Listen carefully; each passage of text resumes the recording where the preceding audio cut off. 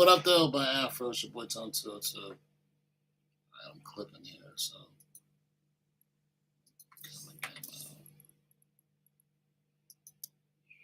How's everybody doing?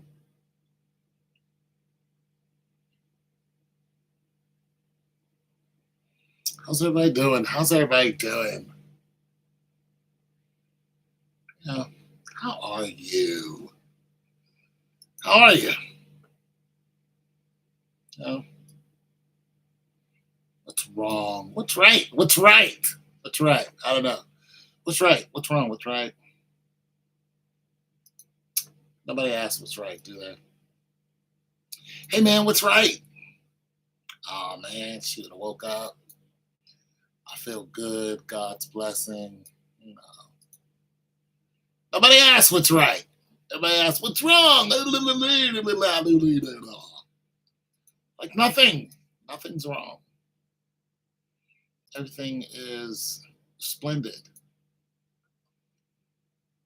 What's right? I don't know. What's right with you? Maybe something is wrong.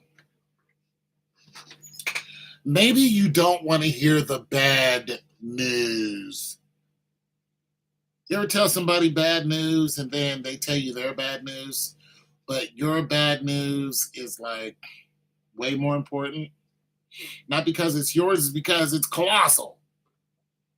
You know what I'm saying? Like yours is a literal train wreck and theirs is like, you know, a toenail or something. But nonetheless, they're like, oh, my issue is those are not your friends. They're not your friends. But what you do in the moment is you listen to them and you go, all right, got that out the way, but you don't tell them any more information. Don't. And when they want you to divulge some info, you go, you know what? Man, I'm really not in the mood to share that information. I'm not going to do that. However, you know, I'll listen for a minute or two and then eventually stop listening to them. They go, oh man, I got some bad news. You go, you know what? I understand that, but before you tell me, I'm going to go, I'm just going to go. All right? All right. And you leave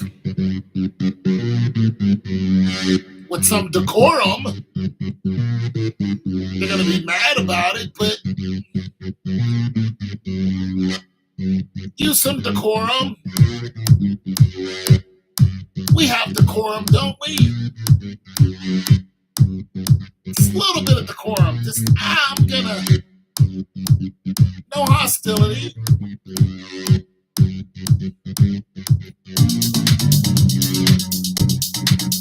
I just don't think I'm going to share with you anymore because you're not a very, it's not equal.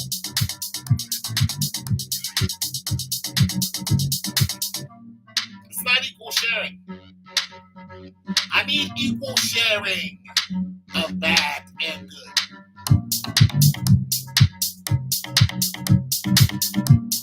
Equal sharing? Can we do that? No? I gotta go. Your mom died? You know what? Yeah, I'm gonna go ahead and go. Your dog got ran over? You know what? I'm gonna go ahead and go.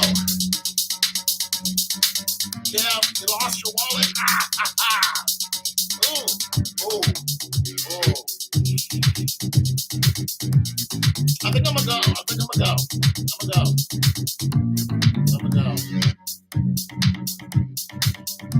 Go ahead and go. Your family members are lost at sea? Oh, no. Ooh.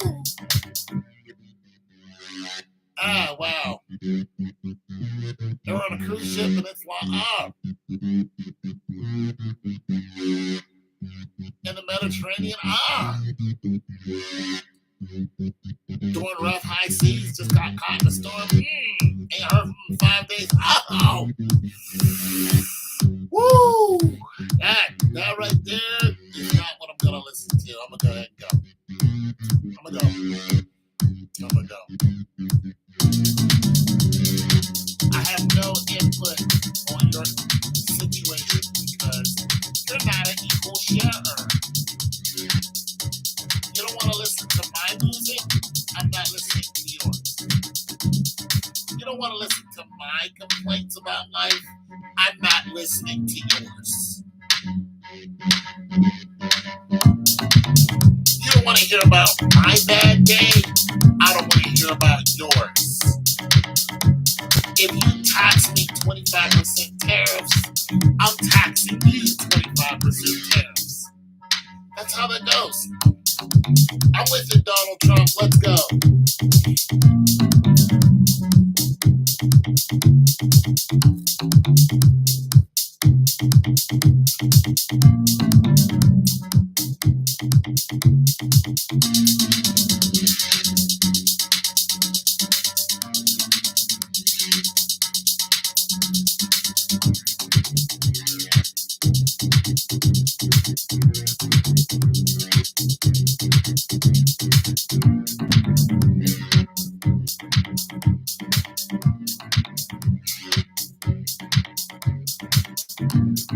A little jamitude. No, nobody wants to jam tonight.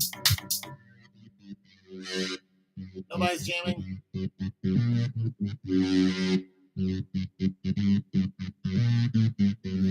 Everyone is busy, uninvolved with my maliciousness. Well, I got something to say to that. I'm going to jam anyhow, so fully on you. Go.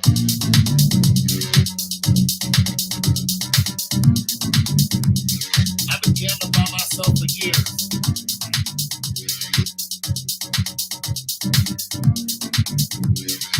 For hours on end. It's what I do. You understand me? I don't need an audience. I just need a beat.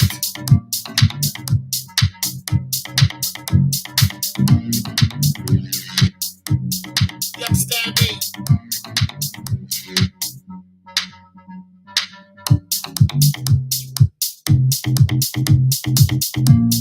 I just need a beat.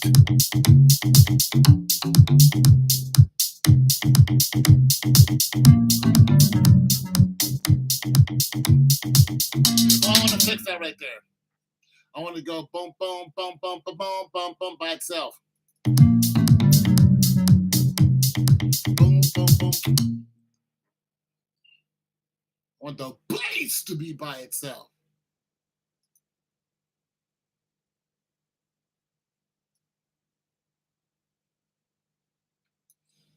My maliciousness.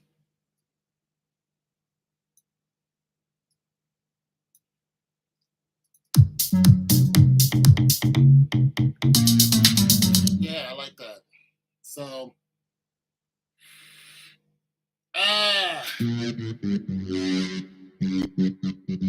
get yourself saved. Bless the Lord thy God.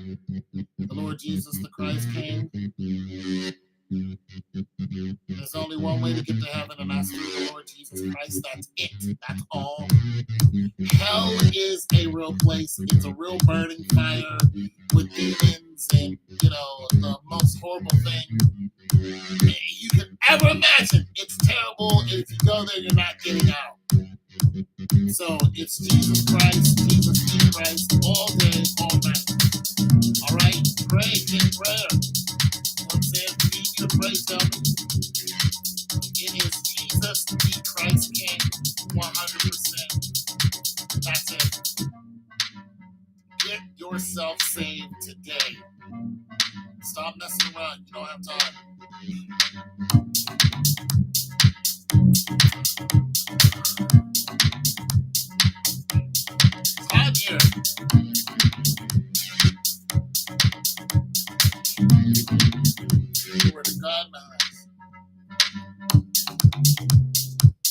Jamitude.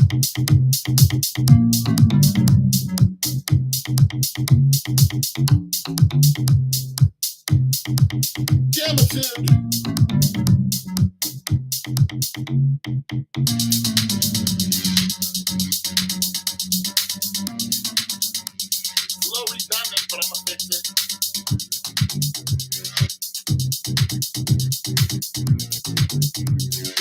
My hair's falling out.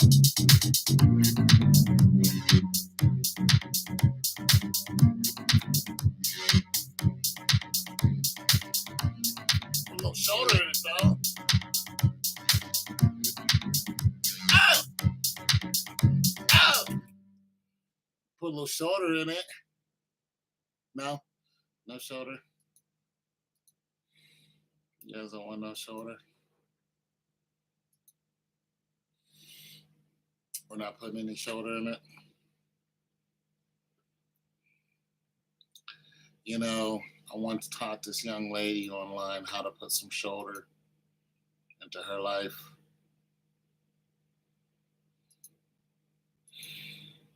And then she took it and she left. And now she doesn't talk to me anymore after I taught her how to shoulder.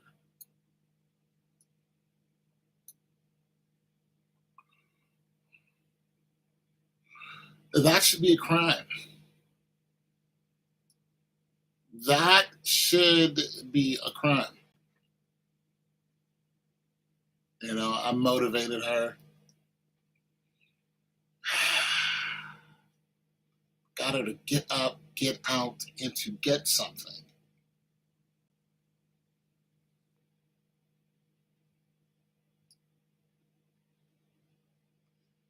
And, you know, somebody else, some other guy's going to benefit off of that.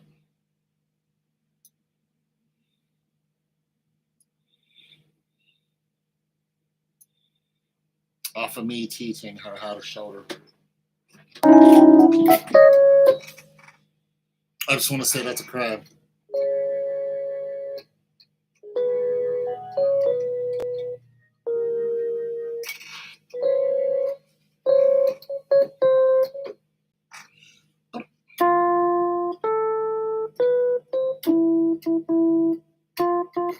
I must have two of them open.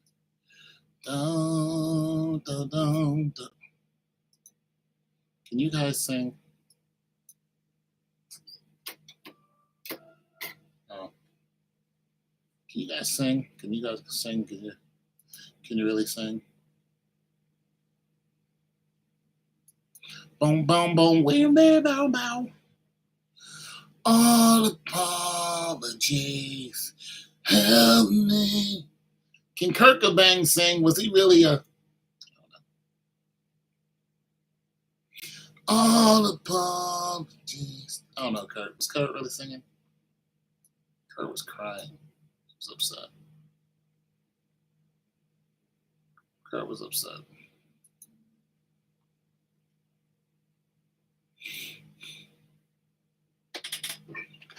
Kurt was upset.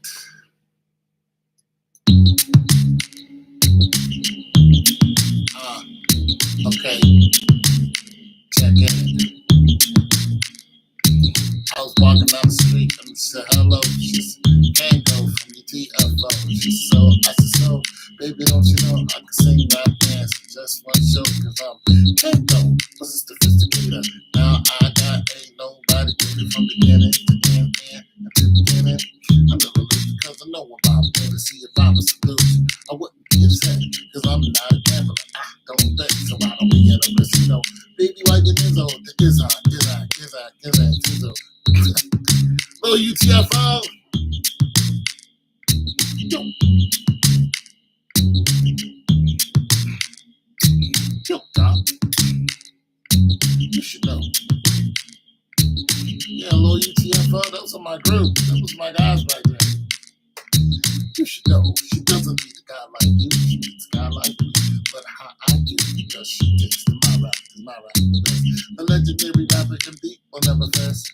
So when I met her, I paid her on mine, but stuck up her hands. How the high was, you know, it's scary. say it's all about greed. I don't even know how he said it anymore. I'm getting old. And did you know, after all that, all I received was a pat on my back. That's what you get. It happened to be in a right. It's Master ICE. I go, man, Roxanne. Roxanne was a song about a real woman named Roxanne. Roxanne, I want to be your man. Roxanne. It was a song about a real Roxanne. And then she finally came out and said, why? She didn't want to date any of the UTFO rappers. And then Roxanne's grandmother came out, Roxanne's uncle, and then a fake Roxanne came out. Roxanne Shante. She was like, ooh, I'm going to capitalize on this. My name's Roxanne. And then the real Roxanne came out. I'm the real Roxanne. Everybody thought it was just a song. We was like, oh, it's just a song. They was like, wait a minute. This is a real woman. Old light-skinned Roxanne. And that was the whole thing. She was light-skinned. It was a race. It was an inter-race war. That's what the whole song was about. It was a bunch of brown-skinned or dark-skinned men, 3 of them, trying to hit on a light-skinned girl. And the light-skinned girl, and what they tried to do was set the light-skinned girl up like she was stuck up because she was light-skinned. And she fired back like, wait a minute, I ain't diss you guys because I was light-skinned. I diss you guys because you weren't interesting. I wasn't interested. That's what happened. I just didn't want you. You know, it had nothing to do with me being light-skinned. So quit acting like I'm stuck up, I'm not. You know, I just didn't want you.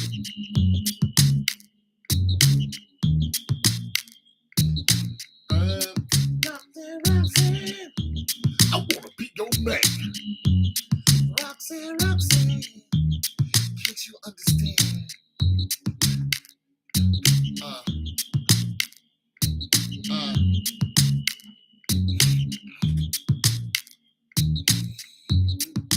3, 2, 1. My name is Everyday. I love to have fun.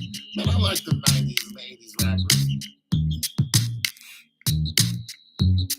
To the rhythm of the beat.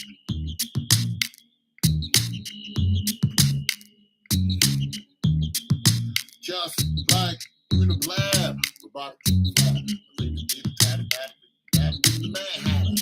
I bet you bladder, I bet you bladder, and take your body into antimatter. Just like a Sliz Lean, my boy Craig Mack. This is what I mean. The lean can put the inside the hand. You won't be around next year, but after today, kick the man flavor in here. Here comes the brand new flavor in here. I'm the new flavor in here. I get new flavor in here. It's the brand new flavor in here. Here comes the brand new flavor in here. The new flavor in here. I got the new flavor in here.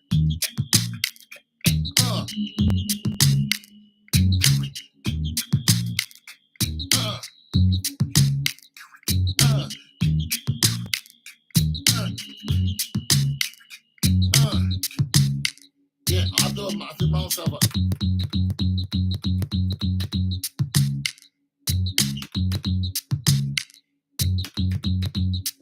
Remix.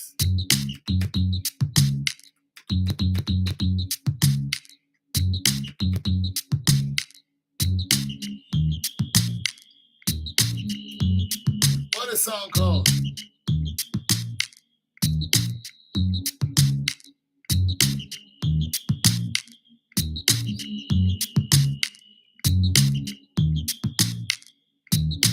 I've been thinking about you.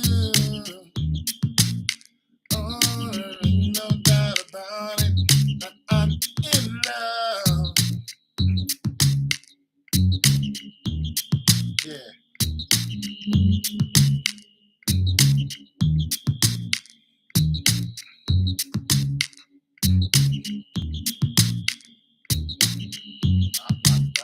Rock it out.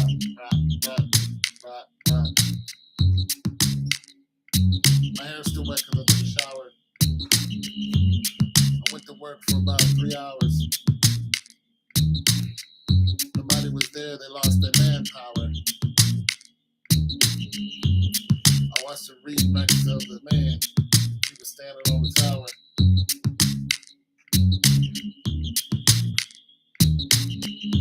Somebody said April shower, bring Mayflowers. I ran from a dog, so they called me a coward. I never ever watched that show called Power. I got old milk in my fridge, it's sour. I used to watch the news with Matt Lauer. I used to watch the news, but it was dour. I used to eat these candies called Mauer. Laters. Florida Gators. Beat Ohio State in the championship. I ain't tripped. Ohio State then hired Nick Saban. Made the whole thing flip. I think it was all a script. Someone took my script and then my honey dip was used to listening to Nipsey Hussle, but they called him Nip. He was a straight shooter from the hip.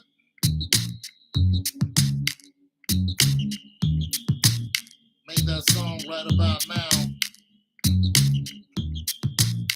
Used to sell clothing, but still in style. Had a badass wife, used to make cats go wild. A big homie's gone, you can rest in peace now.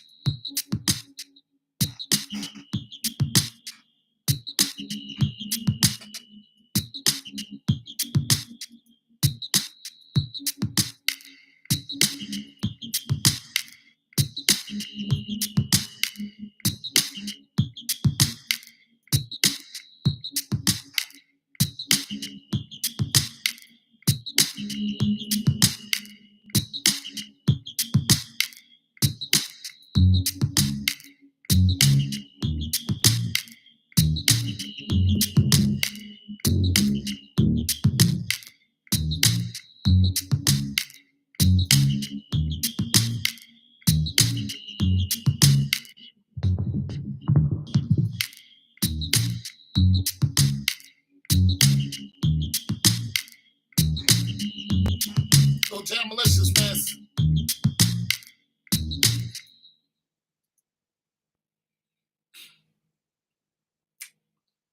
So,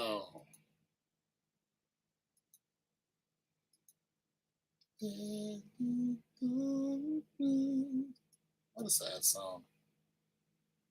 So you've gone away unto a gray sky morning. Other than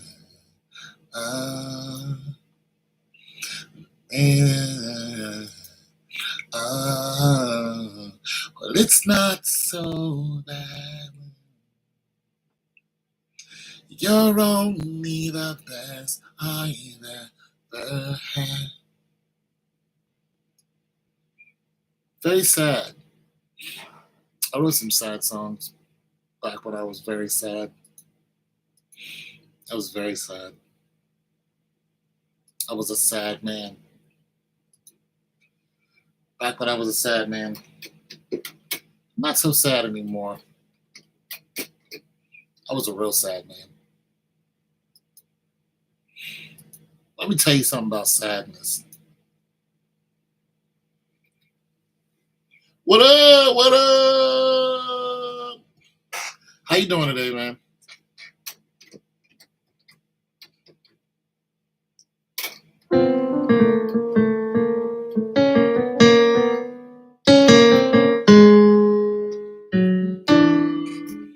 I'll tell you something about being sad. You're sad. Nobody cares. I cares. Nobody cares. I'm sad today. Nobody cares. Nobody cares. I want somebody to care that I'm sad. Nobody cares. Get over it. We got work to do.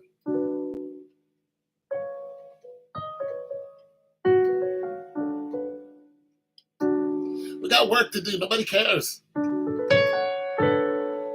you know that sadness is a luxury?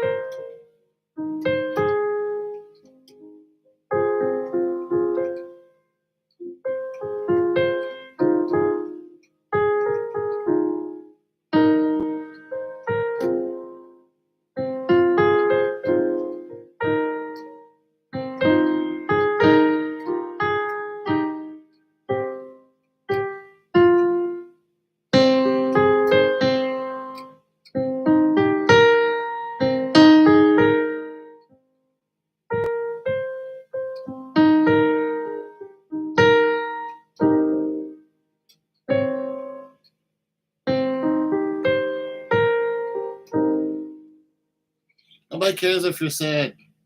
I'm sad today. Nobody cares. Somebody listen to me lament. No, we're not. I want to cry about something. Nobody cares.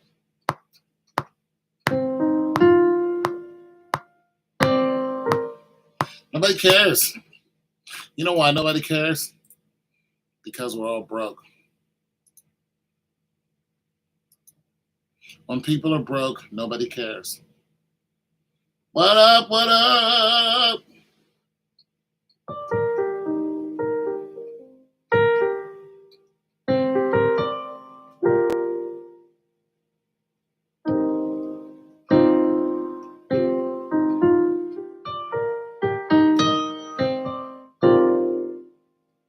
When nobody cares, nobody cares.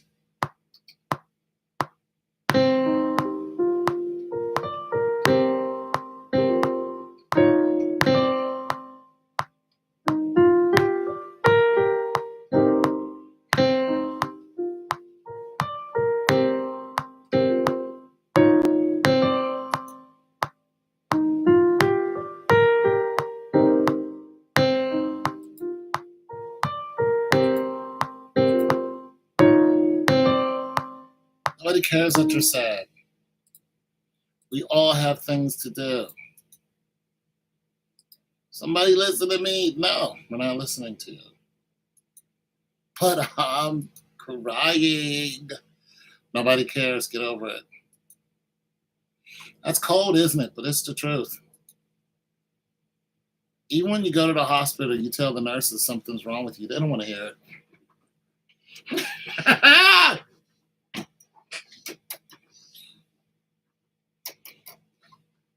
They don't want to hear it.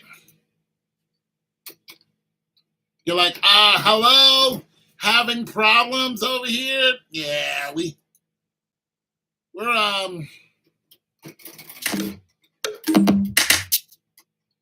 yeah, we don't care. You're like, wait. This is the hospital, right?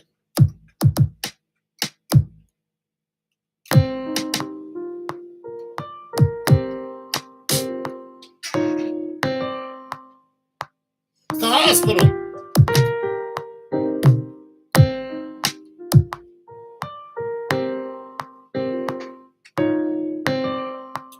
This is the hospital. Aren't you guys supposed to care? No. No, we don't care over here.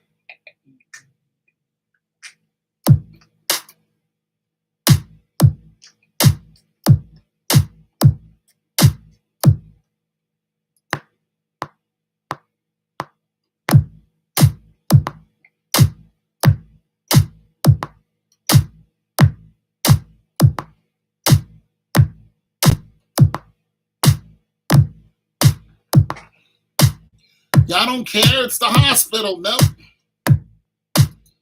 We're not here to care. We're here to bill you.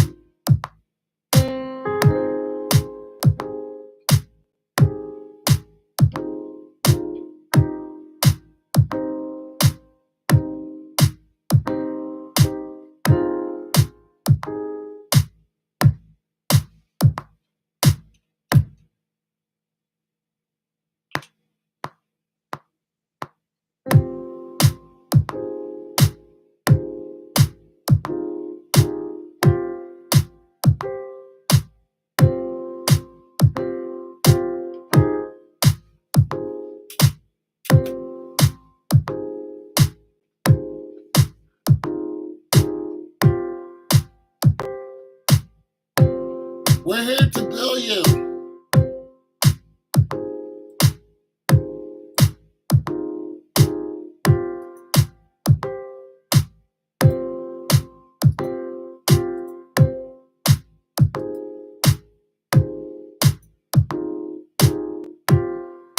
That's what we're here for. How much money do you got? Do you have insurance?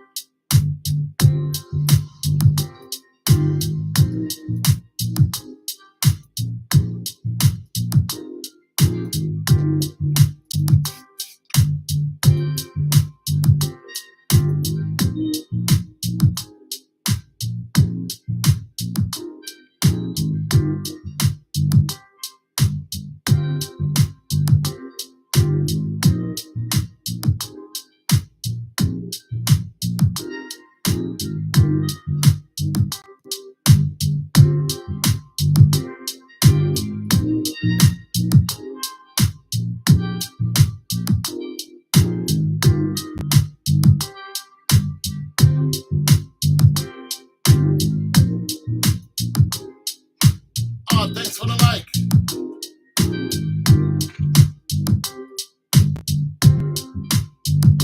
Trying to bring this bass up a little bit.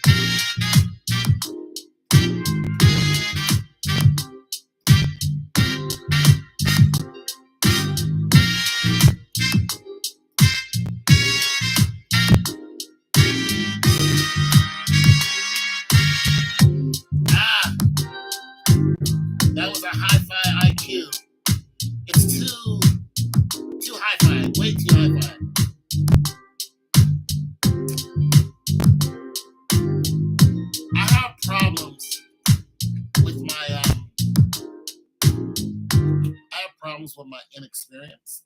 I guess that's everybody's problem, their inexperience. But when it comes to like your base tools on, for those of you who don't know, this is a Mac and this is Logic Pro. So yeah, it's about $200. So that's what I'm using. It's not GarageBand, it's Logic. And Logic is great for me. I mean, it's pretty simple. However, where I run into problems is when I'm trying to find a sound that I heard somewhere else, and I'm trying to incorporate that in the music. And I find that if you don't have an updated system, you're not going to have those sounds. So there's somebody on here saying, hey, I'm a Roland person. I can't download those Roland sounds into this old Mac. This is 2015, so this thing is 10 years old. So I stopped getting the updates a long time ago. I don't have the newer version. I would have to go out and spend $2,000 on a new Mac to get the updates. And then about 4 years later, I won't be able to get any more updates. That's how they keep you buying these expensive tools. So I have some issues with that. And then I try to, just do what I can, but it doesn't sound like I want it to. You know what I mean? So there's a struggle bus for you when it comes to music. So all of the stuff that you hear me do, this is all already on here. I'm not really tweaking the sounds too much. These are just these are just programs that I'm using, and I'm just meshing them together and making beats with it. So there that is. Anyways, I know you guys are not here for the sermon, so but I do thank you for stopping by. I kind of like that the way it is, but I want some like in the background, like horns.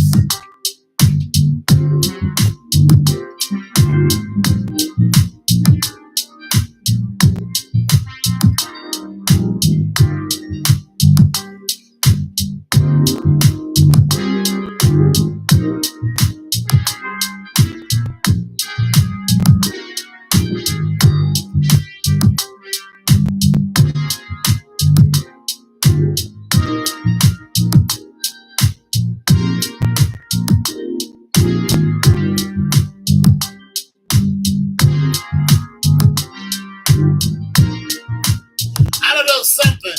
You know what I mean? I want something back there. I don't know. Everybody doing all right though? How your mama doing? Your mama doing all right? Your mama all right? How's your mama refrigerator? Is your mama refrigerator doing good? All right now. Your mama got refrigerator problems. Tell her call me. Refrigerator man. Yeah. I come fix your mama refrigerator. Oh yeah. Yes I will. Yeah.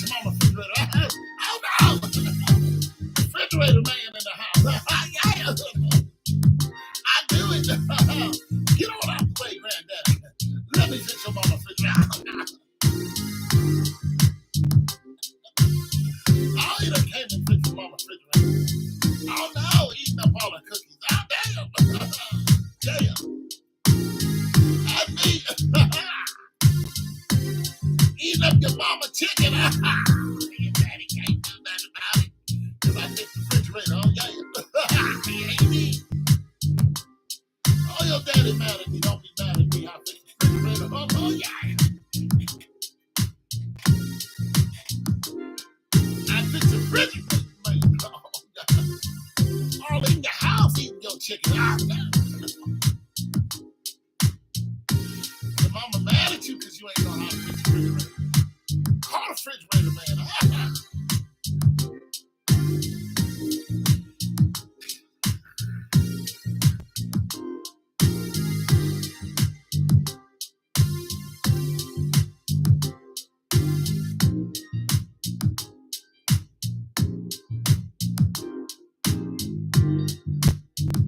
I like this.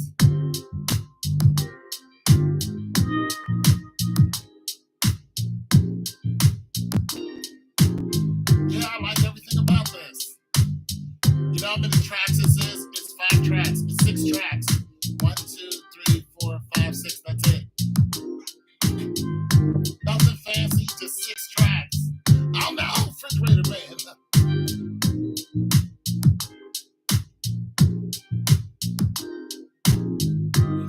Yeah, it's chill, ain't it?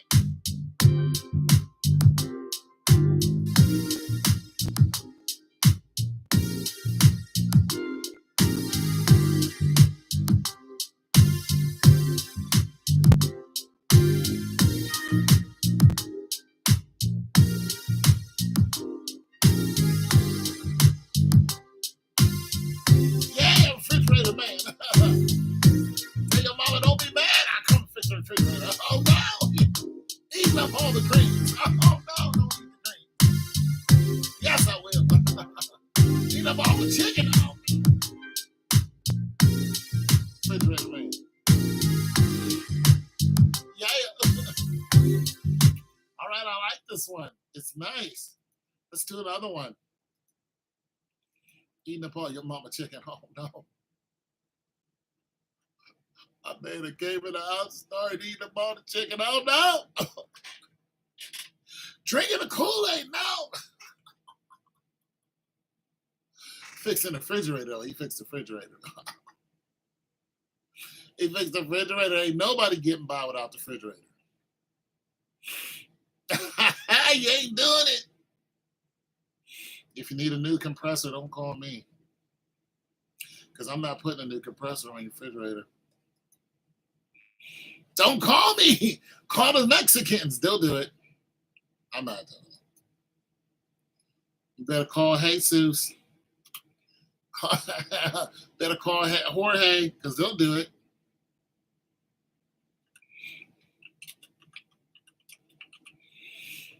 Patone is not changing your compressor.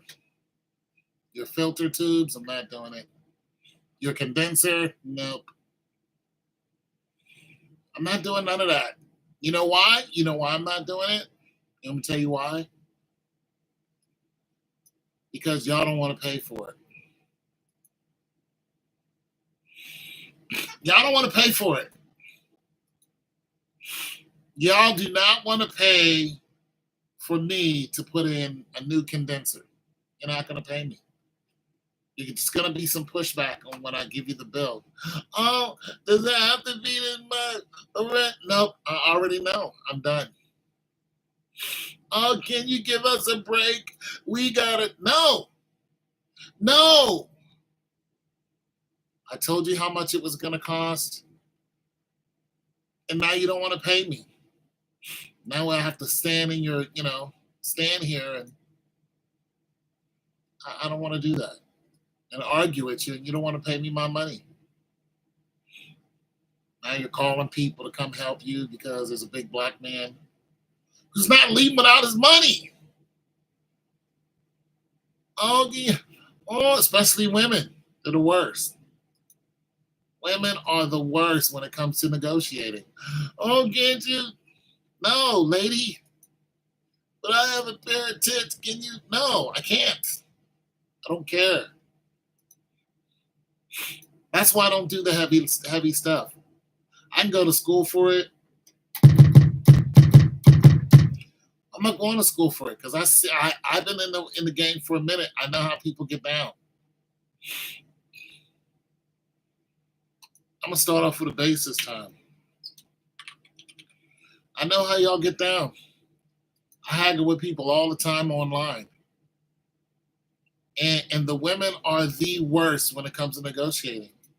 You'll be like, it's 225. They'll be like, plus, 50 for delivery. Can we do just 225? It's like, no, lady, I gotta lift a 300-pound refrigerator up your flight of stairs. And you want me to do all that for free, plus travel to where you're at. You don't want to pay? No, I'm not doing it. Well, you need...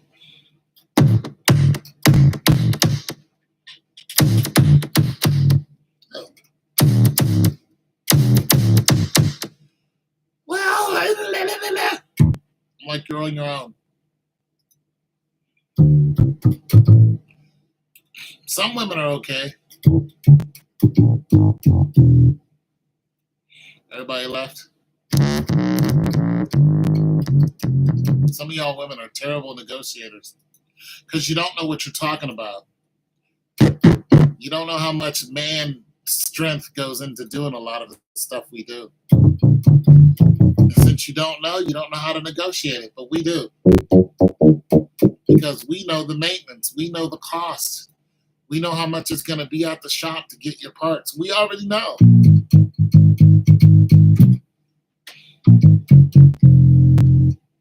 One lady, she was like, "Oh, my my refrigerator's broken." I'm like, all right. She's like, "I want to buy yours." I said, $400. You can buy it. It's a new GE, pretty much.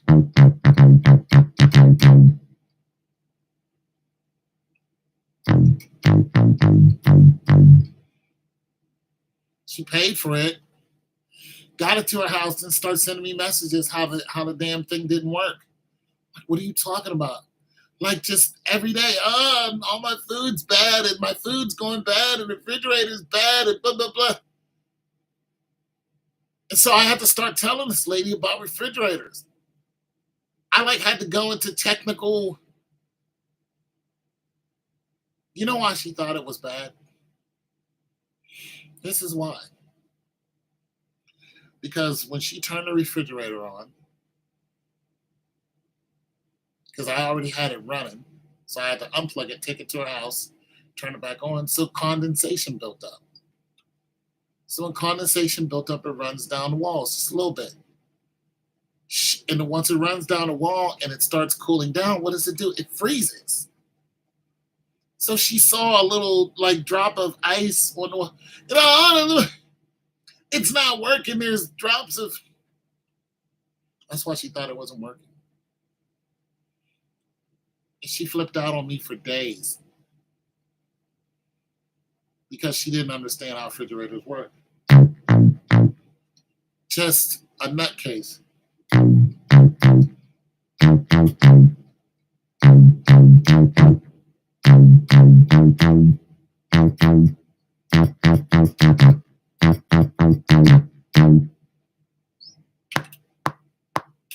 Just a nutcase. Just a complete. All my food's bad. She was trying to swindle me into giving her money back. Then she wanted her old refrigerator back. And she was trying to swindle me out of money eventually. So I'm like, you ladies, some of y'all are terrible at negotiating because you don't know what you're talking about. And it's hard to tell somebody who thinks they know everything something.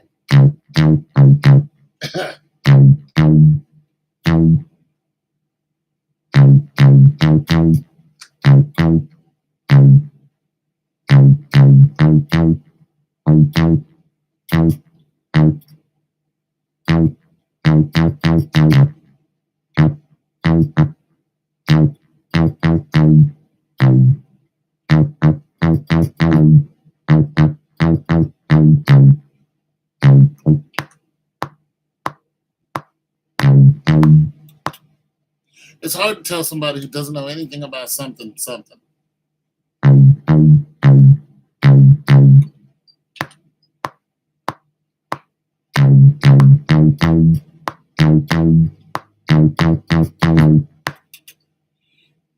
hard to tell. It's just like, lady, you have no idea what you're talking about.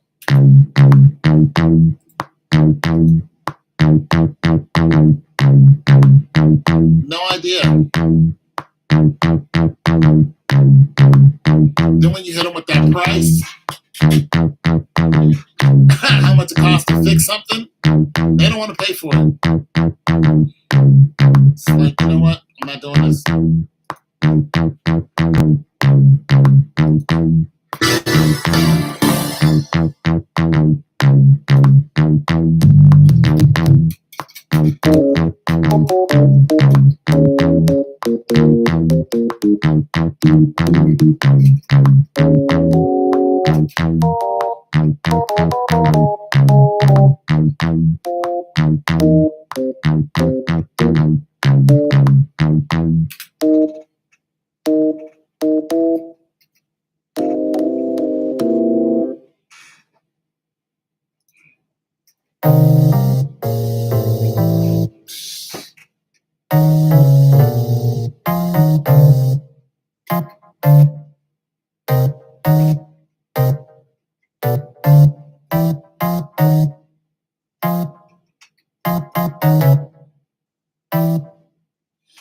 Only thing I don't like about this massive stack is it's too massive. You can't differentiate the notes too well. That just no. This is almost LA.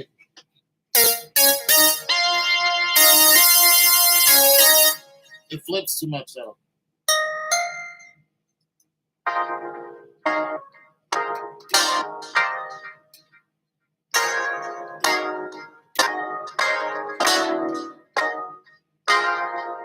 Almost.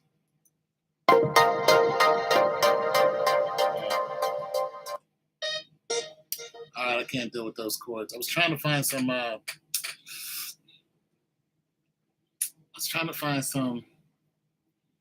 like chords to go into it. Yeah, they don't know what they're talking about. These women, like, lady, you don't know what you're talking about. Every now and then you'll find a woman that knows what she's talking about when it comes to that.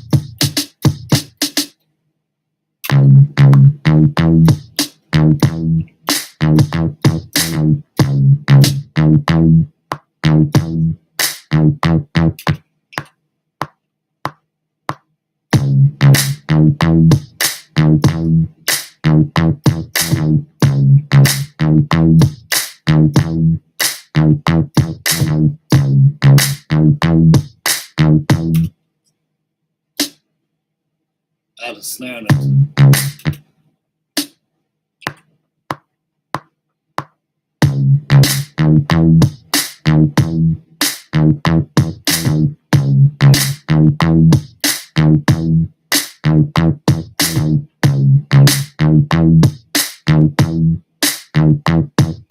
Of course, that.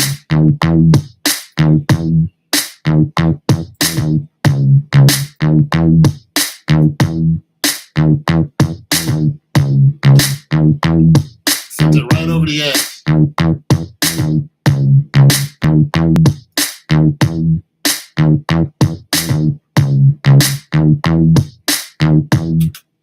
Right over the edge, just clipping. I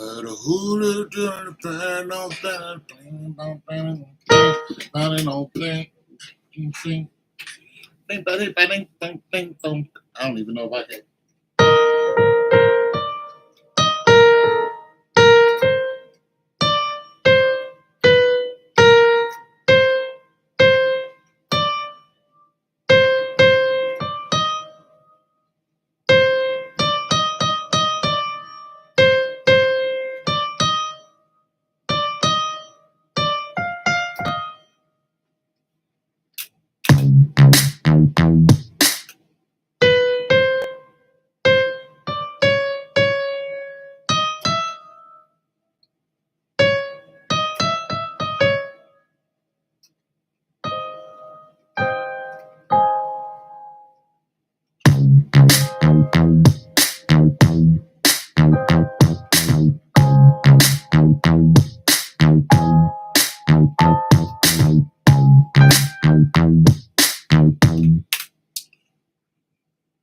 All right, so I'm getting it together. I'm thinking about just some strings, so I'm getting it together. And to whoever's listening, thank you.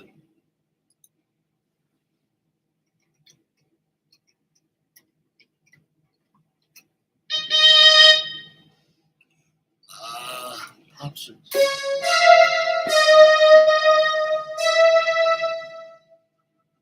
Trying to find it. Probably gonna be a continuous note. Probably gonna sound something like that.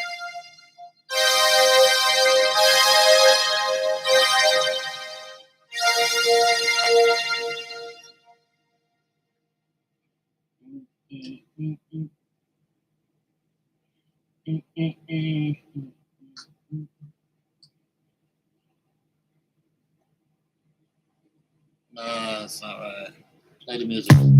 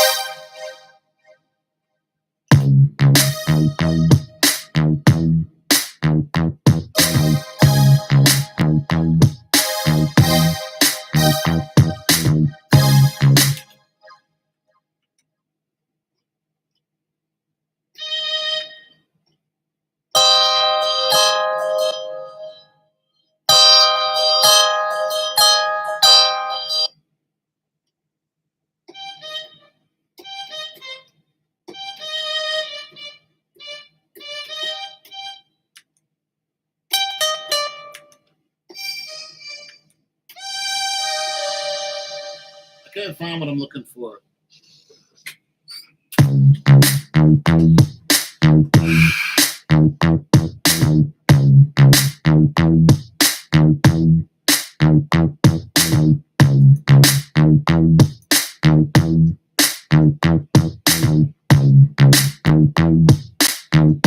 Can't find what I'm looking for.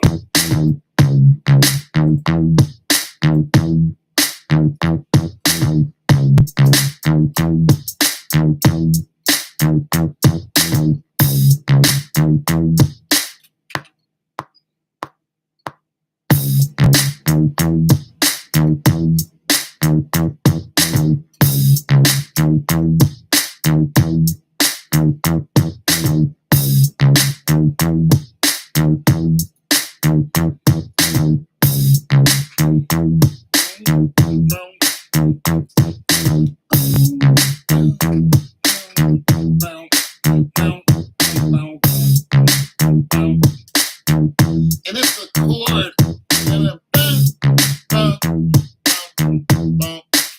all right, let me okay, let me try this. To those of you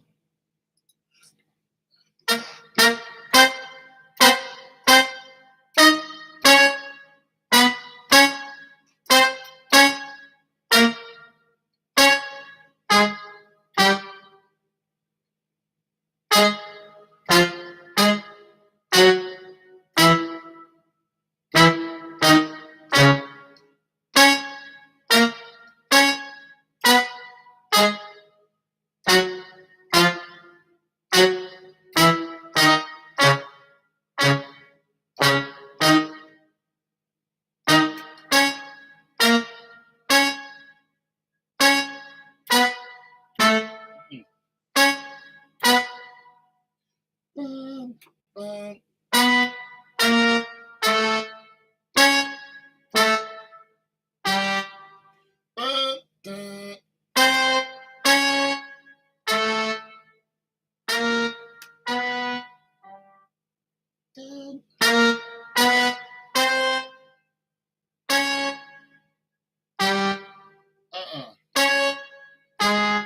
it is.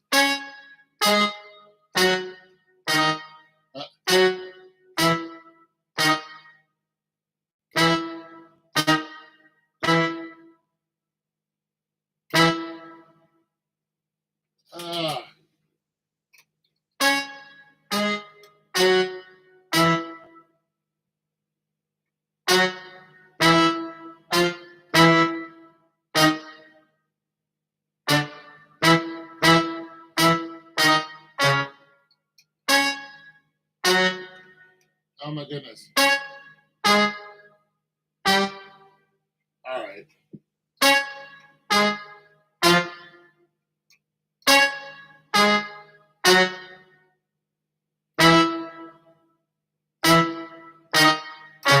There it is.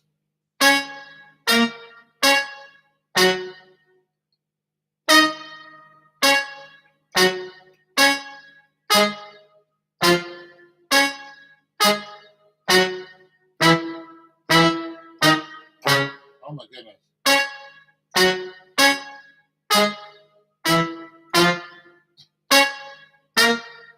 All right, I'm having troubles. I don't know why I can't remember this.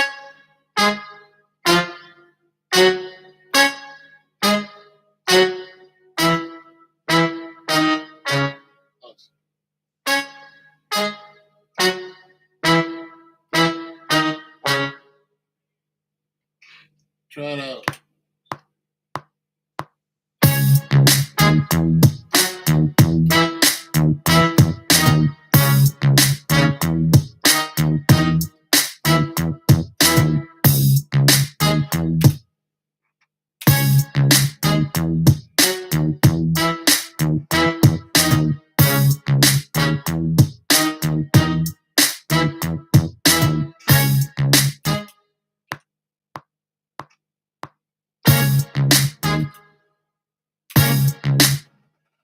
Uh,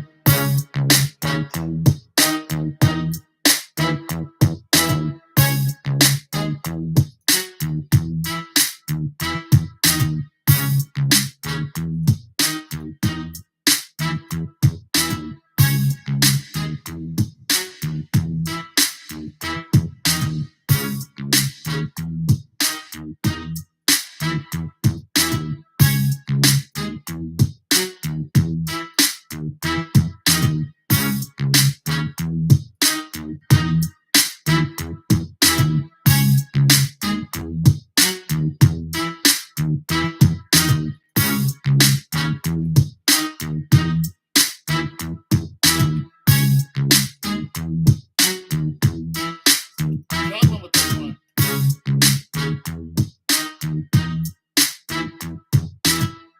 I'm struggling with this one. And I know why I'm struggling because I don't usually make this kind of music. But if you don't try to make some kind of different music, you'll be stuck on the same thing. And I've gotten criticized before. Someone's like, all your music sounds the same, which it doesn't. But when you feel yourself getting into a rut, you're like, I need to do something. So then you try out new stuff and you suck at it. But so what? You suck at it.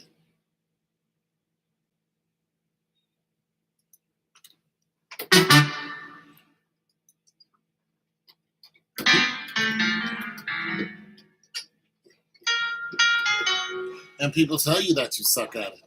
You're like, you suck at that. And they're like, you know what? But I tried.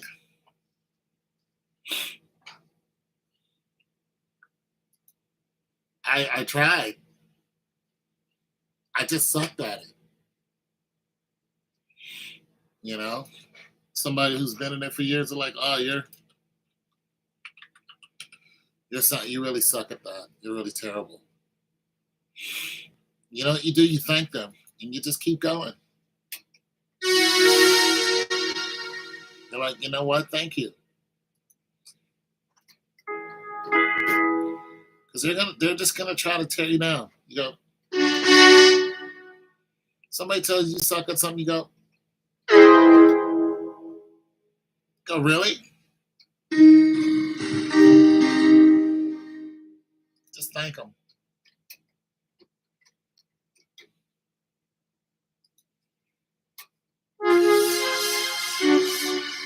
That's an interesting sound.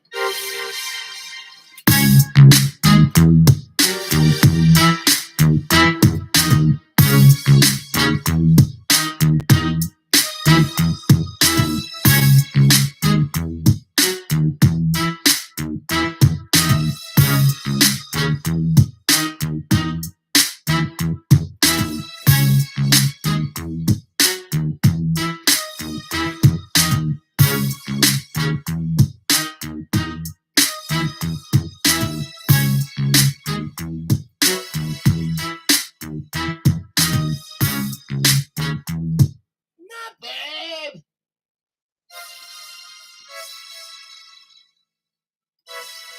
It sounds better as a chord than it does as a note. Here's a note. Here's a chord. But here's a chord that's in key. Oh, is that in key? That's not in key. That's in key.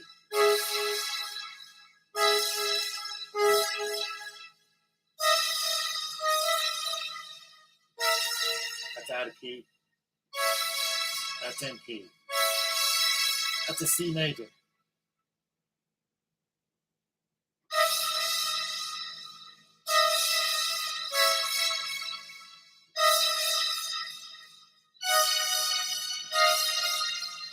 Out of key.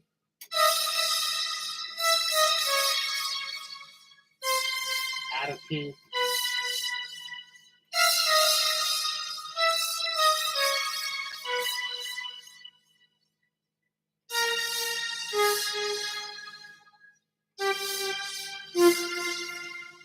So I need to get my key right for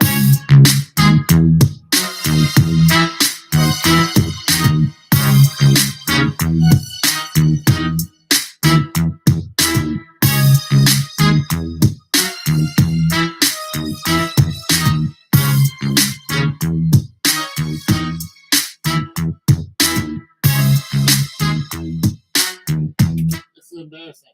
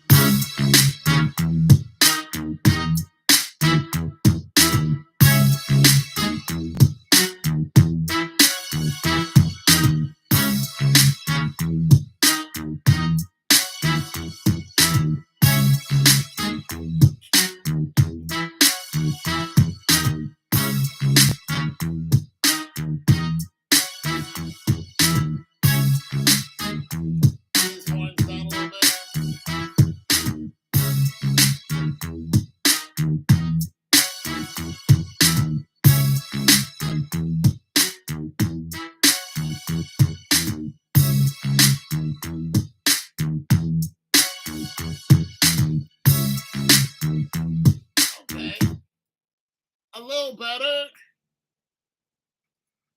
Sorry about this, guys. I'm not used to making like LA style music. It's an acquired taste.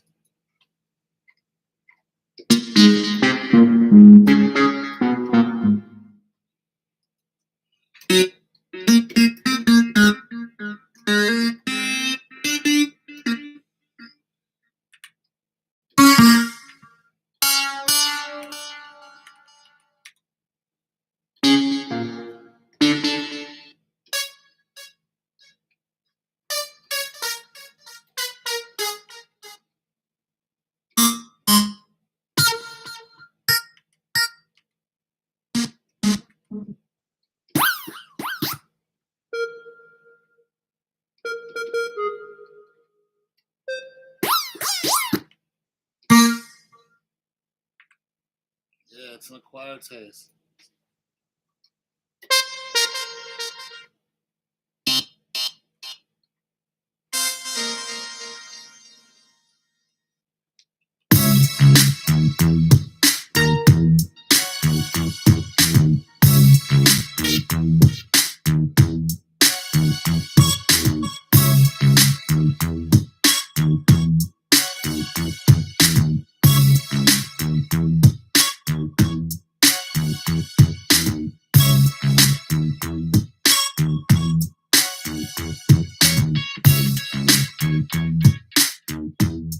The one note though.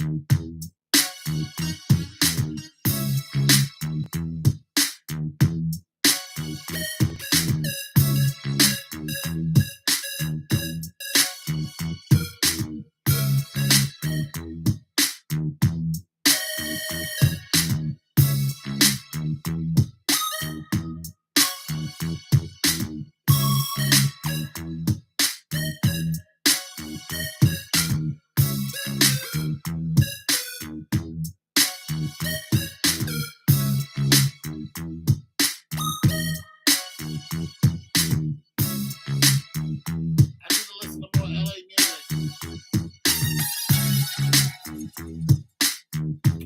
That's it for this one. I need to listen to more LA music. It's not terrible.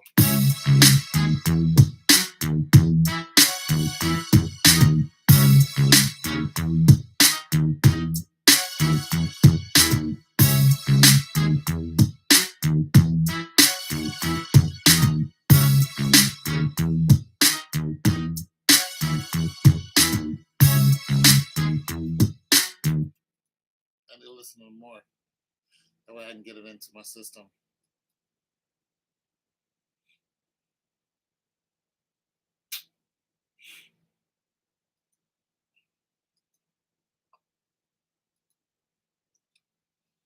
Um,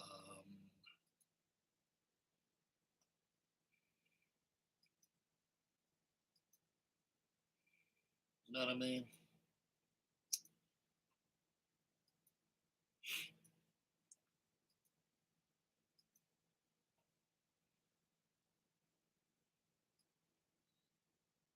Don't forget to say your prayers tonight.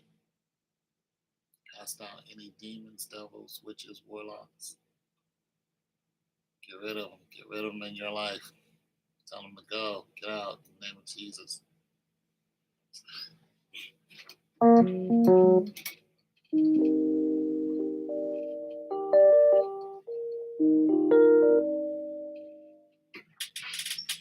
Get out in the name of Jesus. Right.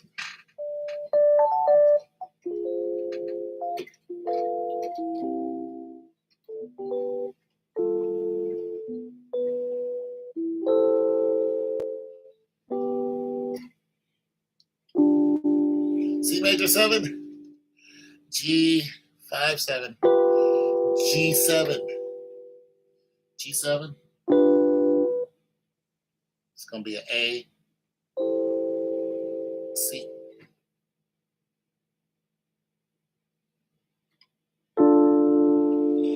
D minor, E, F,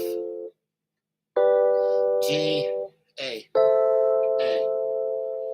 A major 7, A major 7, A major 9, A major 7 and 9. All right.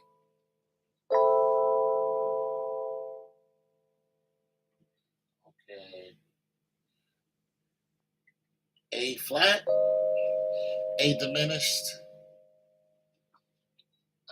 A flat, A minor 6,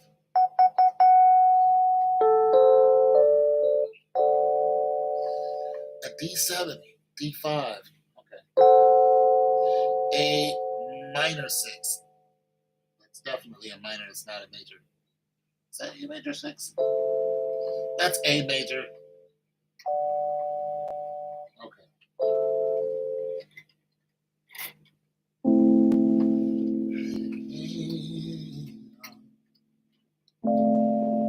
This is 11 and 13.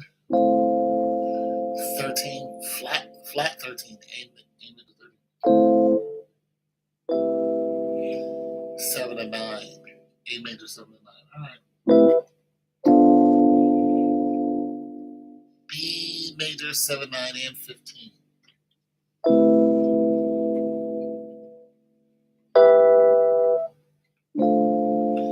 D7.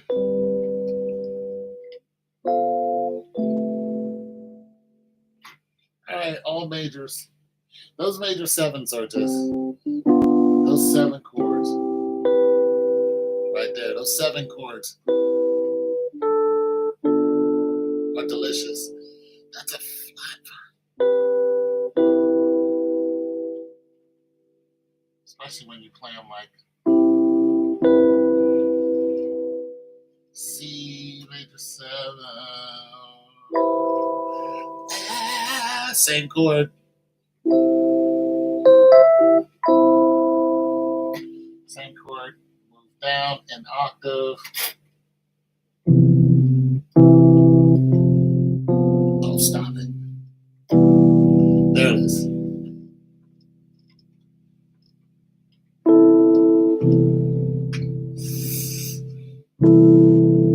Ooh, that's something, ain't it?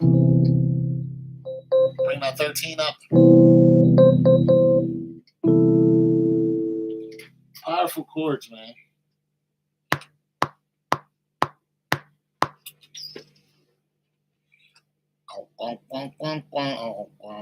Powerful chords.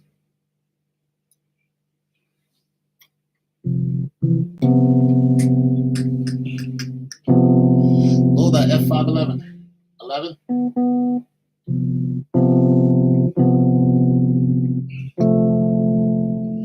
F, that's just an F. 511. F5. I'm going to play it up here like this, though. I'm going to play it up here like. There it is. F611. Doing some different stuff. Bring it back down an octave. Oh yeah.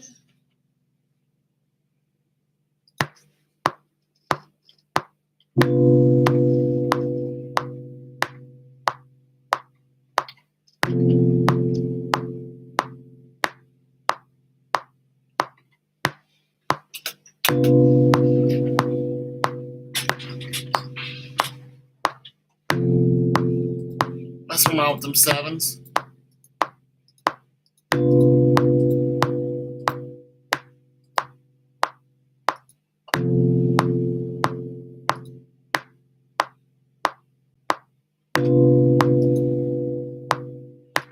Messing around with them sevens.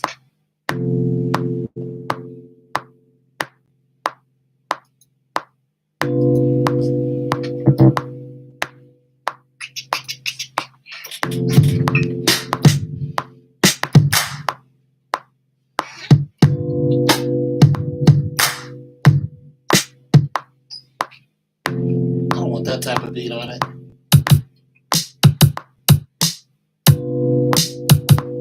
Okay, I'll take that. Little song.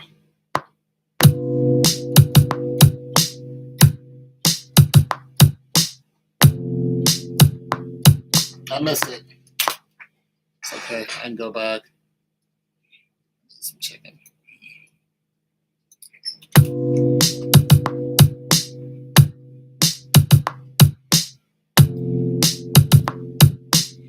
on, damn it.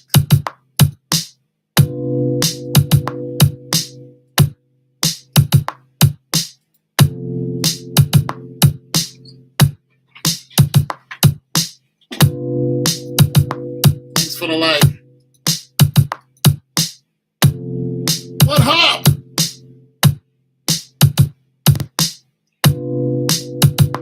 How you doing, man?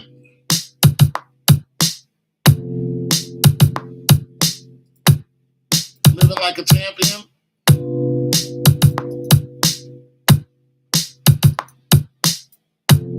Living like a champion? Out here in the struggle?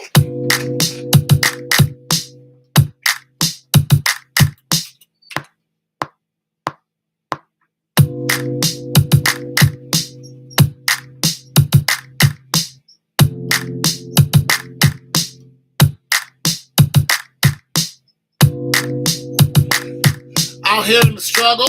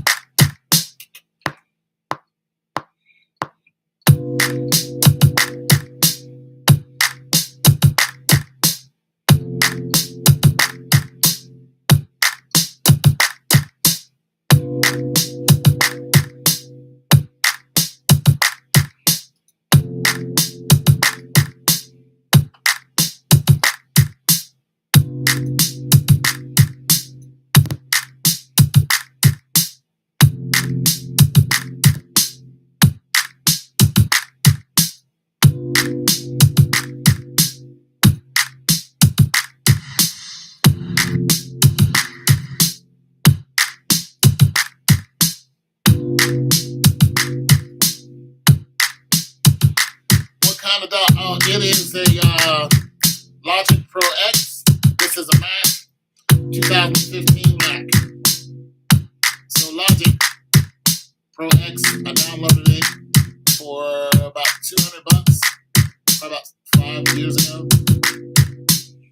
I don't get any new updates or anything. So another thing, I try to download DOS into this, different ones.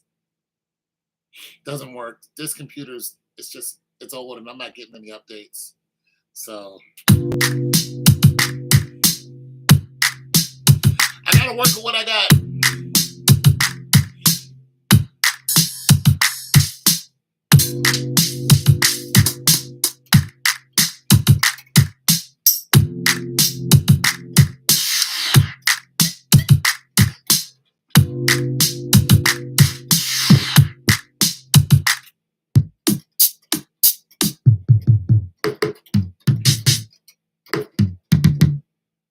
Yeah, and I don't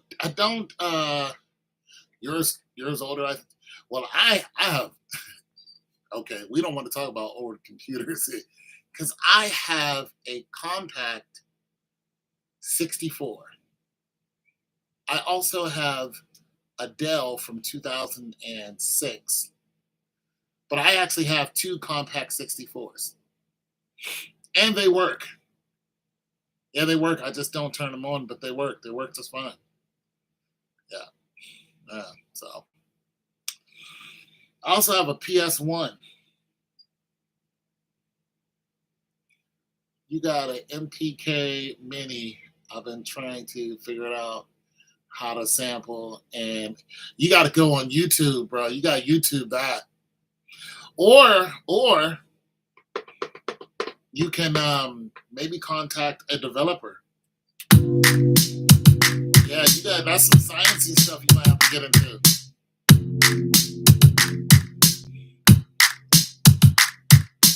You might have to get into some science right there, bro.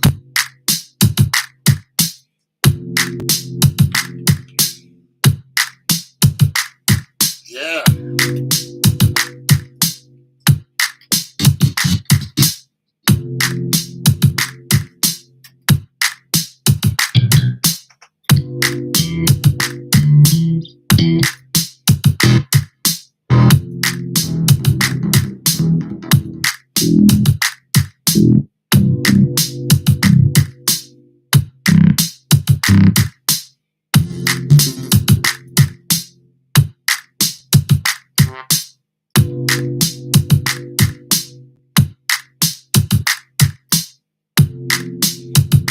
I haven't made any beats yet.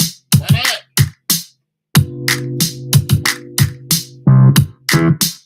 Hook it up to a MIDI and see what it does.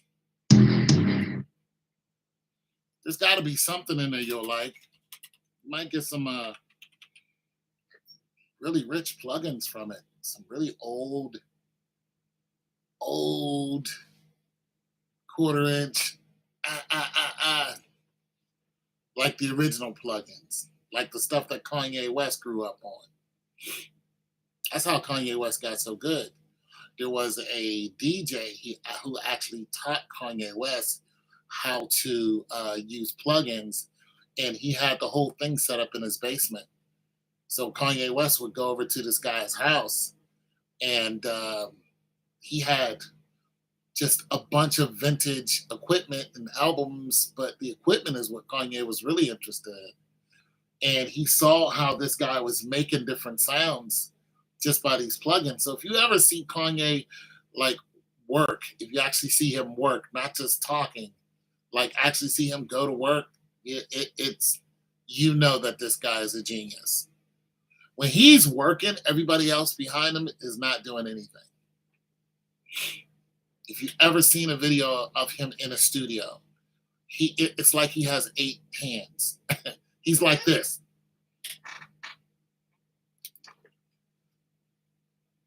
That's what he's doing because he's looking for a certain sound. Yeah. And then and everybody else behind him is quiet, or he'll kick them out. They're all quiet. They're just watching him. He's like, because that's what he grew up on. And while he was doing that to make a living, he was selling kitchen knives door to door.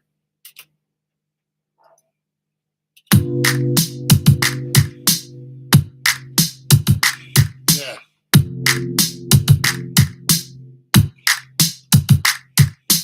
Before his first album came out, he was already talking about his second and third.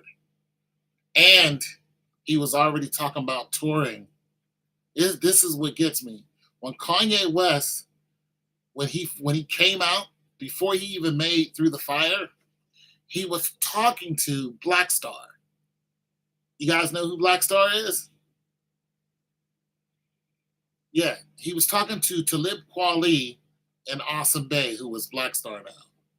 Or we all know him as Mos Def. He was opening up for them. But while they were backstage, he was talking to them about being on tour and having 2 albums out already. And he hasn't even dropped a song. Yeah, that's Kanye West. Yeah, That's Kanye West for you. This guy was already seeing what he was going to do. And they were looking at him like, you haven't even dropped your first album yet. But they did. The thing about Black Star is they never said, you can't do that. And they never said, well, you haven't done like a lot of people would. They just looked at him and they were listening to him. And they were like, and now he's bigger than everyone. He's bigger than everyone. This is how dope he is. This guy made Through the Fire. He used Shaka Khan's voice, but he didn't ask her to use it. He just used it.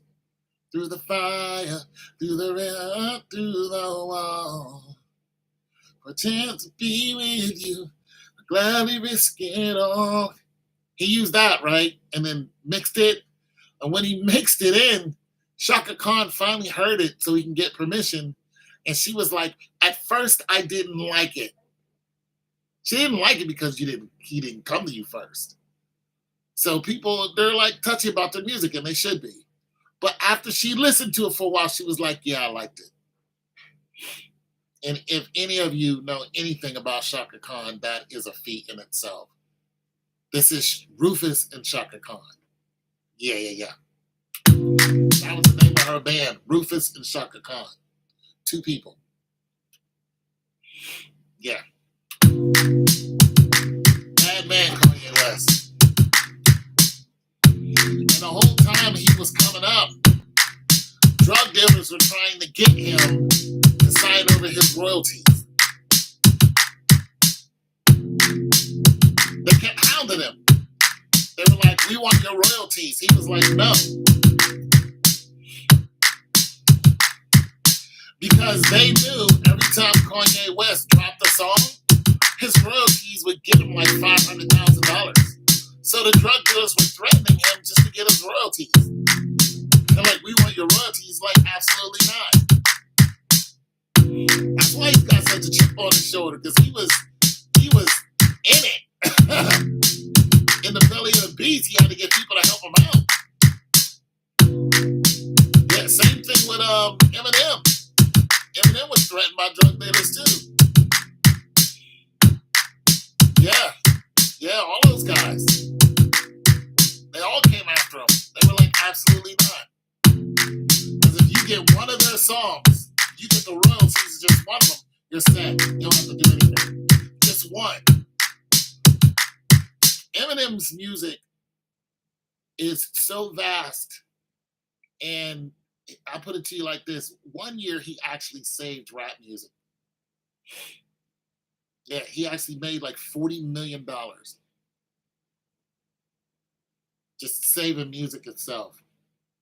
Like, Eminem would do stuff like he would call up artists that he liked. Yes, I do. He would call up an artist that he liked. He'd be sitting in the studio. And Eminem is another thing Eminem does. He only goes to the studio like a job. He goes from 9 to 5 and then he leaves. He doesn't care about anything else.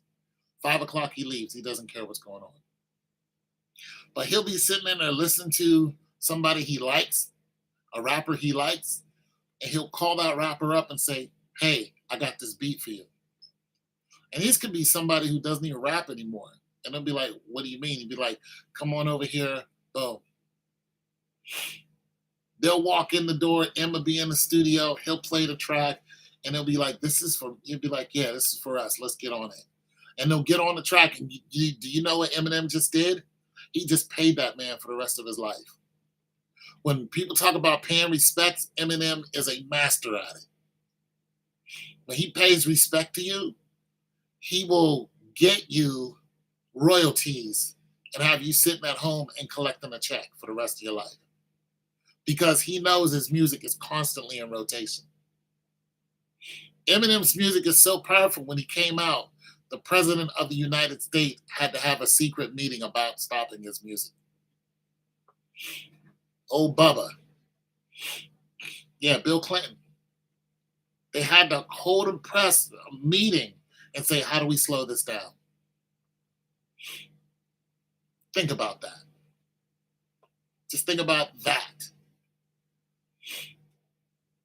Just think about how much money this man makes. Yeah, it's crazy.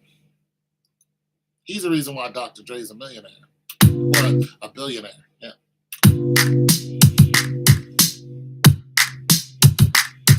You heard a song? What do you mean? I heard a song. Oh, you heard one of my songs. I can play you guys some of my songs if you want to hear them, but it's up to you.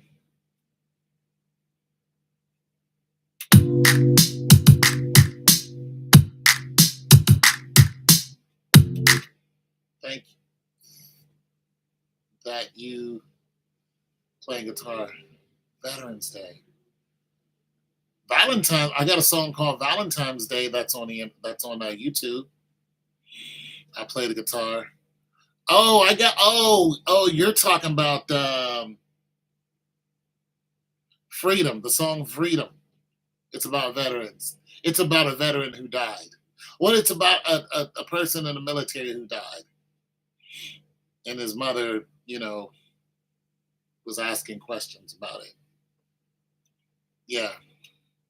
Yeah. All those pictures are real people who were actually in the military that I either served with or I knew that served.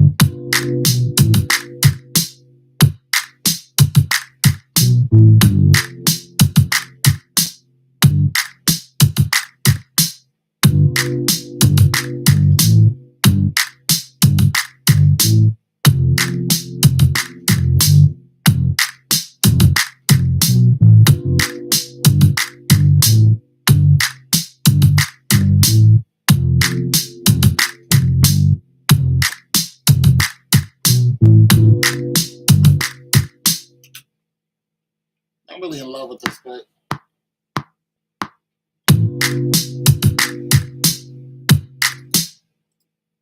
We can collab.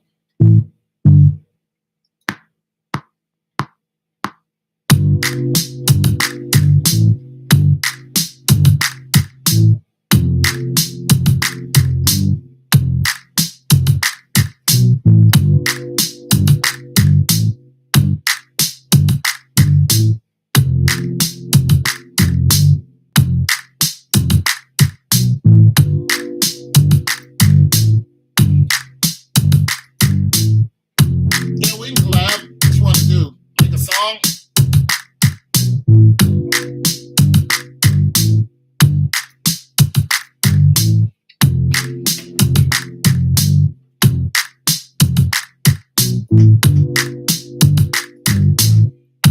the song is on.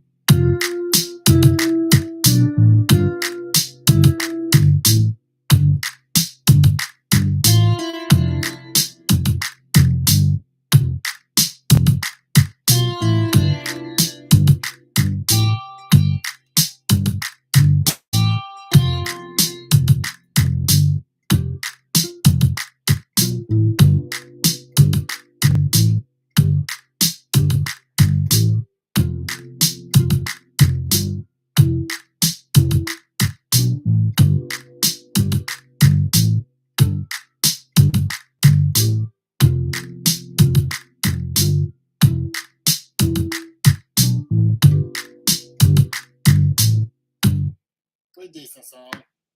Something easy to write to.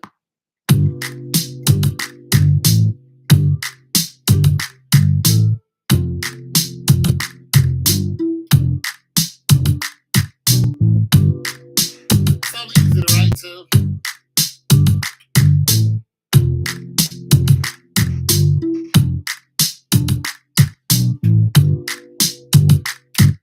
Yeah, something easy to write to. Let's make something new.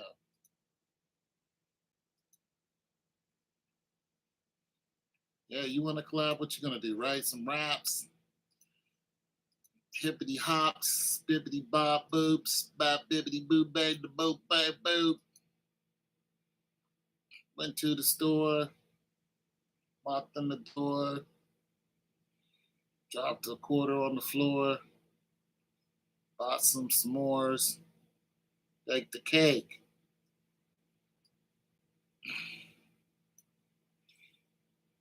Shake and bake. Got a haircut. Now I look like Drake.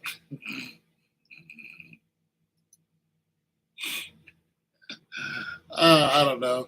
Make up a rap about something. Rapping about rapping.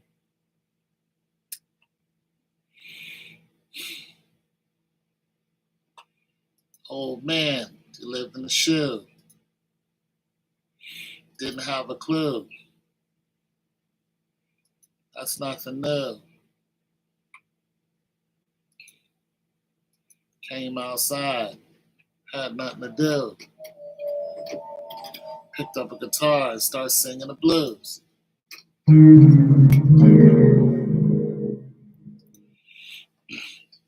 Met him down in Louisiana. I think it was Baton Rouge. Down in the Florence French Quarter. He had a new pair of shoes. Said he had a daughter. Sent her to school.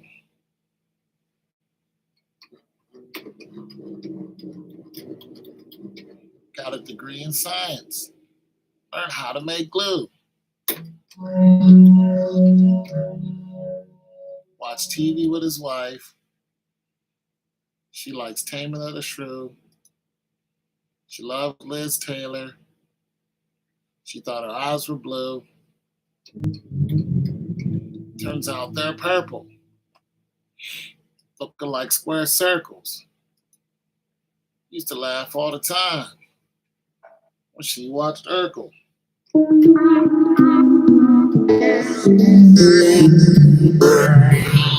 She's a real nice lady. She never hurt you. But she wielded a frying pan. And she ended up hitting a man. They took her to jail. She still gets her mail. She says, ain't too bad in here. But I hate the cells. She'll be out next year. Never cried a tear. She said all she wants is freedom and a can of beer.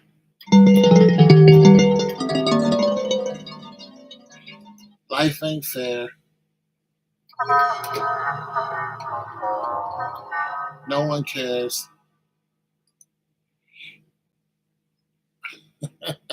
Hey, Toad. I was looking at Roger Troutman documentary. Sad story, Roger Troutman. Dayton family.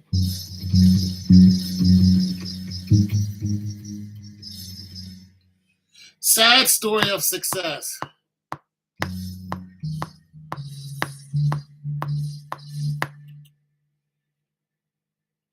Sad, sad story. When you get money, man, your family comes after you.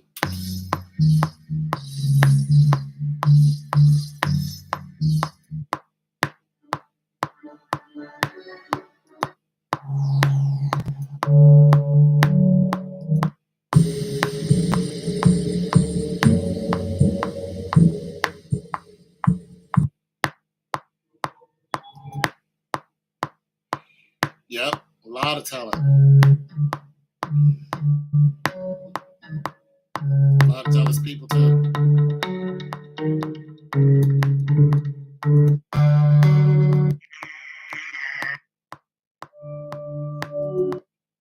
You know, people think it's the Midwest. People like, oh, it's the Midwest. I can go down there and mess around. No, you can't. You can't go nowhere and mess around.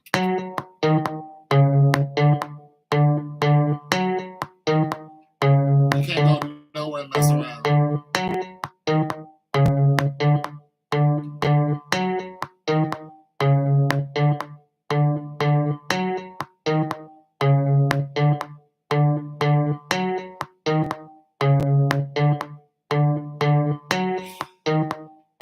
I don't know the details of Roger Troutman. I just know he left the planet early.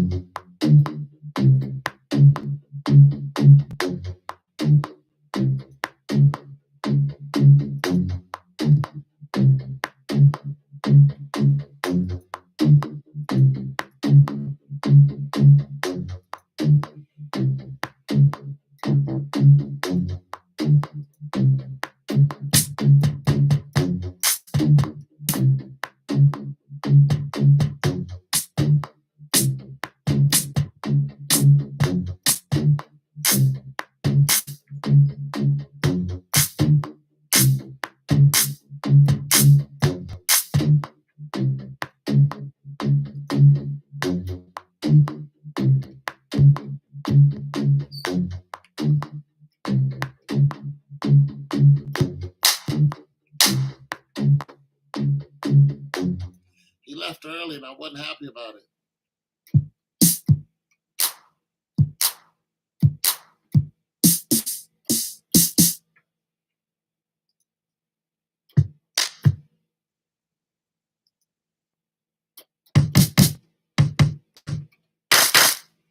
Chano Rodriguez, Daddy? I'm not just.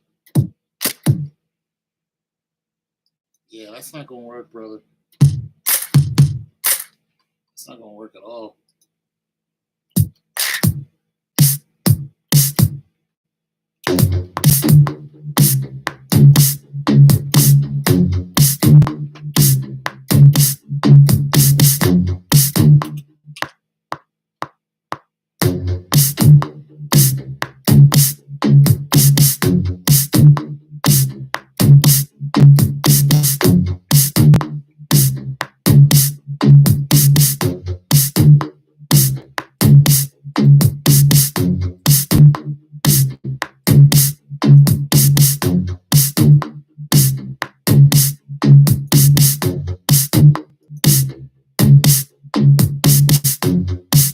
like Funk Man doesn't get the props. Yeah. Well, yeah, Roger started a lot of great stuff, especially with that mouth he had going on. You like Roger Troutman over here? What the f is wrong with this? Gotta do what I say to.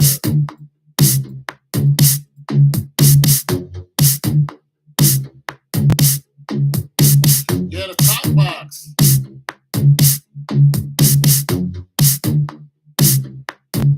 What the hell? Oh, my computer is flipping out.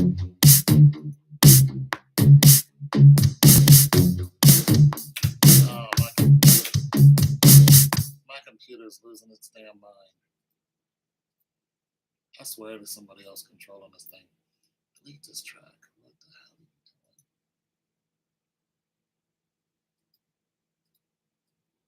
Can't get it to. Alright.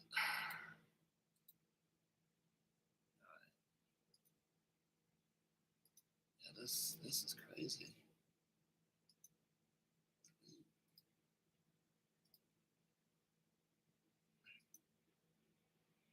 They said it was making him sick, though.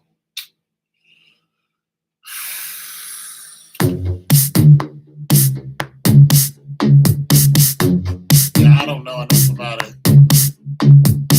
Probably was. It was also making him rich.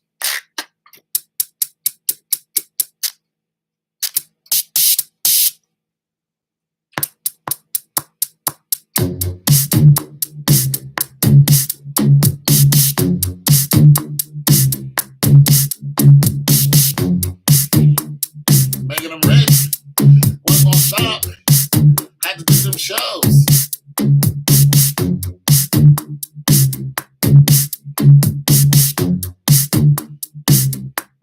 He had to do them shows. He wasn't gonna stop. Yo, Roger, this is killing you, Jack. What's my next show? They all did that. James Brown, all of them. They was all doing stuff that was killing them. They kept doing it. Janis Joplin. Janis Joplin got her voice by drinking hard liquor. That's how she got her voice. If Janis Joplin sounded like Patsy Cline, she would have never made it.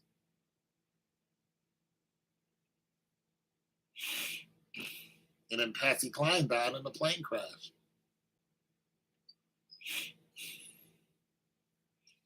Yep. Little Cessna or something. It was a small plane. There was only a few people on board.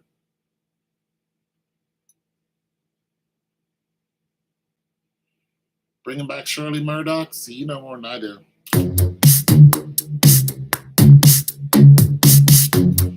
A lot more than I do.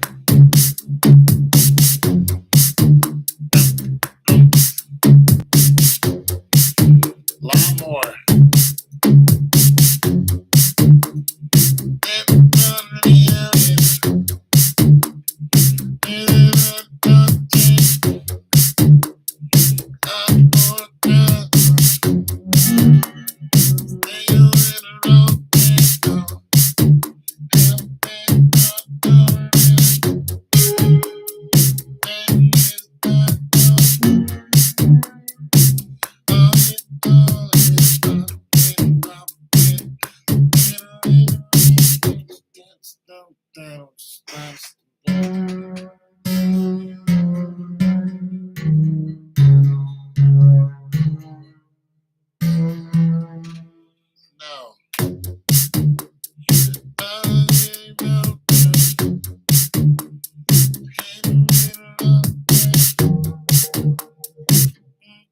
No, this is not gonna work.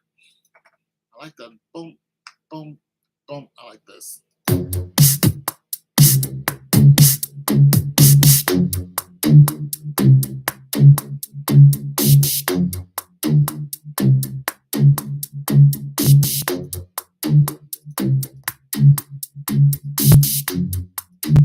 I don't know how well you guys can hear it because it's going through, I think, my microphone. I don't know if you can hear it. I just don't know how good you can hear it.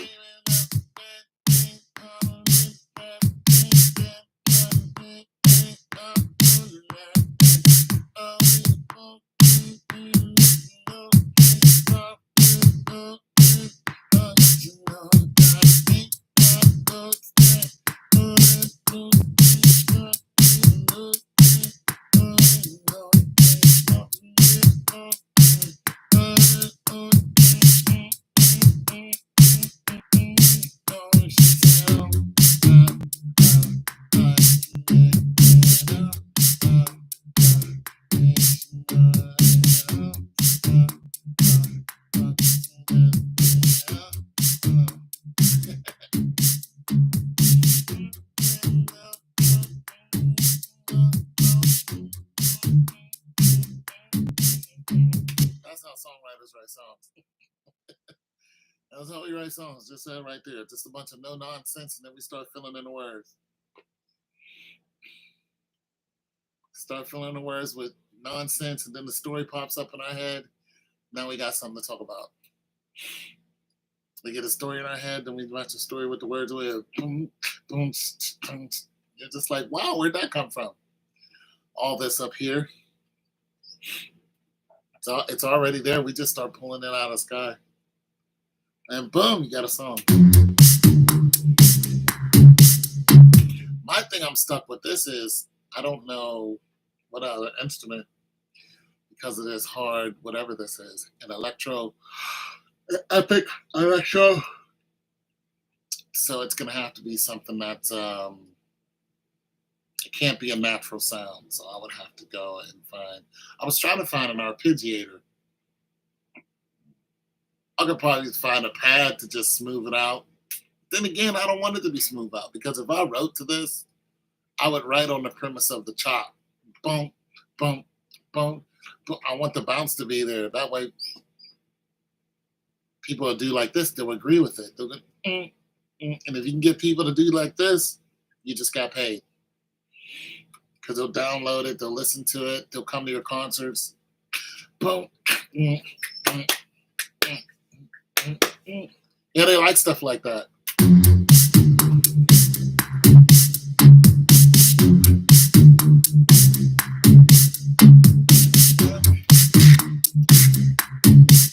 Yeah.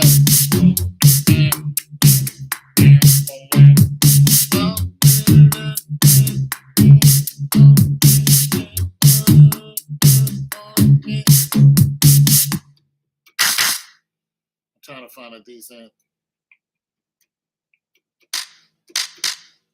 That sucks. Gotta find a decent clap. That's not bad. Now listen to it like this. Take these out.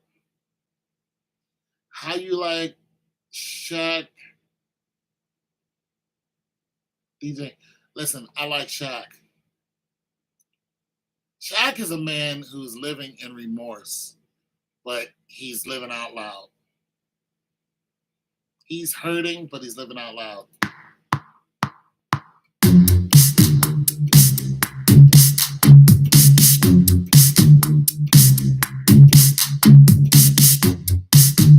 He's living out loud, but he's living in remorse. You know what he has?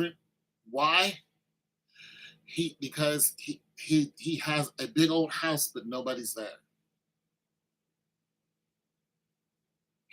He's even said it before. He's like, I have a huge house, but nobody's there. When I come home, nobody's there. He cheated on his wife and she left him. And then she married a preacher. Yeah. All his kids are gone. His wife's gone. He was a Laker. That's what they did. Once his wife found out, she's like, I'm divorcing you and I'm going to take half of what you made. And that's what she did. And she found somebody else to love. And he wishes he never did that. But when you're young, you play for the Lakers, you're 7'1", you're the most dominant player in the game. Everybody knows your name. You're mad famous. You got your own shoe. Yeah. Yes, she probably was. But the fact is, there's nobody at his house when he comes home. He wishes he could have done it better. There's a lot of people like that. Jack Nicholson is 85 years old. He's walking around the house at a $5 million mansion by himself. She was messing with the trainer. Probably a lot of those Stepford wives do that. They love messing with trainers. A lot of those wives they're just crazy. Yeah, they risk it all. A lot of them do. A lot of them. They don't care. Yeah, she took him for $300 million. Plus, she got 4 houses that equal $10 million each. Yeah, she took Iman Shumpert. She took him. She took him good. And I don't know why they got divorced. I don't get too much into it. But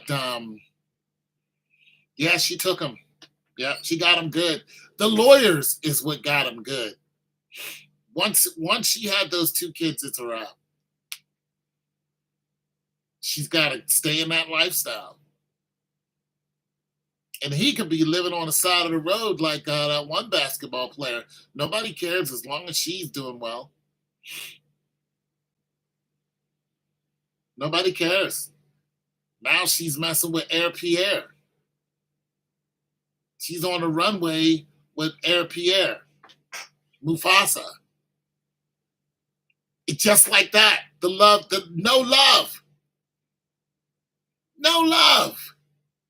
She's gone. She took almost all your money, ain't made a layup in her life. And now she's walking on the runway with a movie star. You can't convince me it's worth it. You can't convince me marriage is worth it. You cannot convince me marriage is worth it.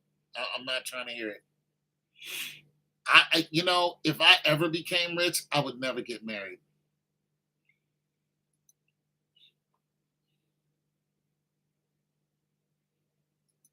And I wouldn't, If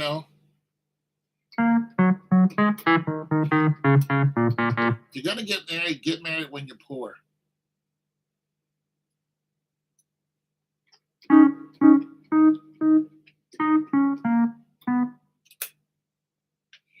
Get married when you're poor, and you're poor.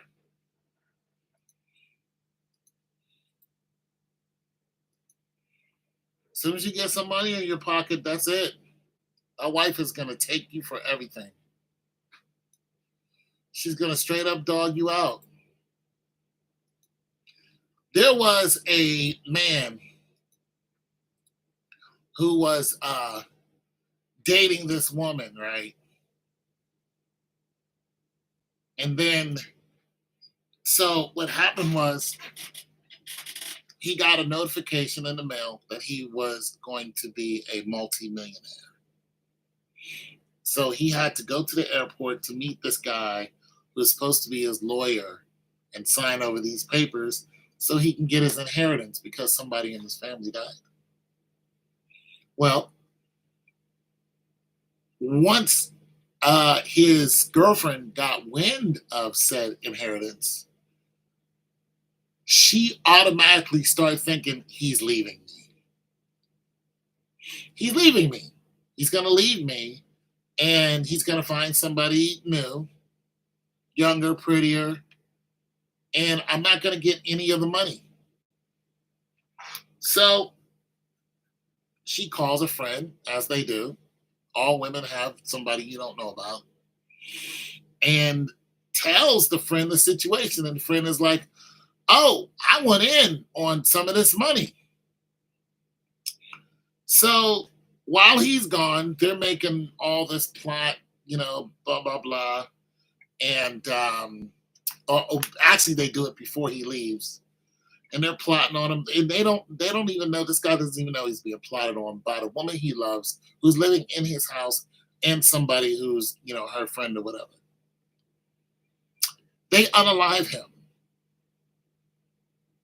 They unalive him, and it turns out the lawyer was not a lawyer, and the whole thing was a Nigerian scheme. He never inherited anything, and they unalived him for no reason.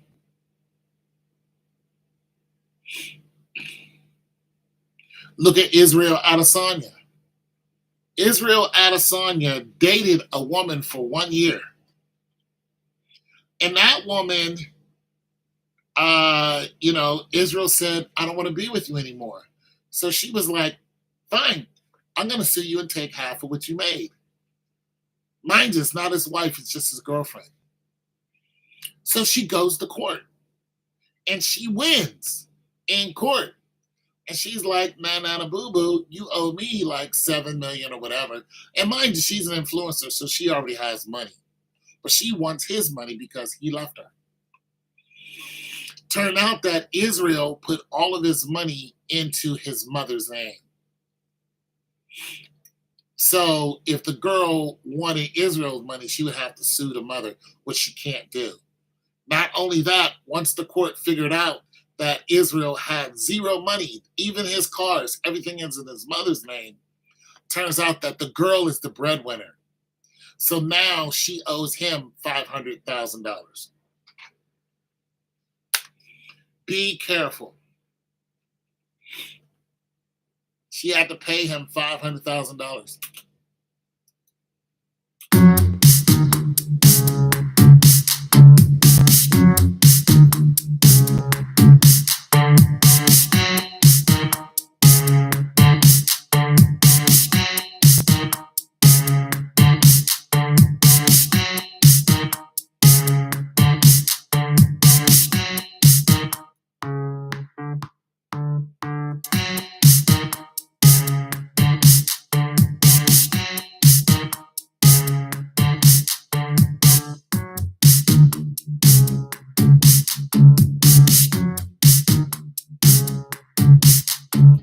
Be careful.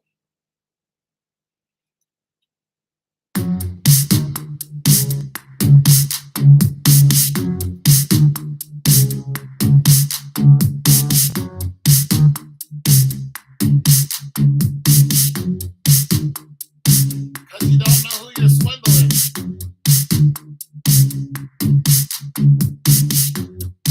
You don't know who you're swindling.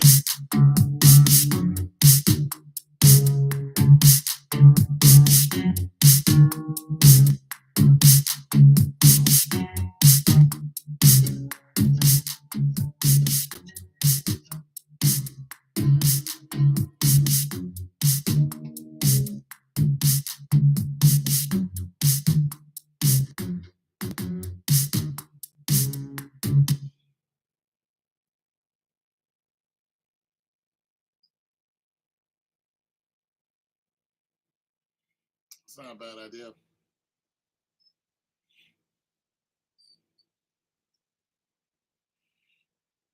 I got a lot of stories, don't I?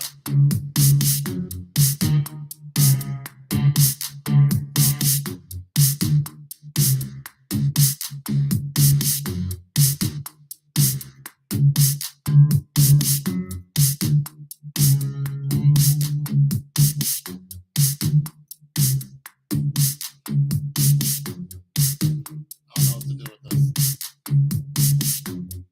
I can make a song out of it, though. But yeah.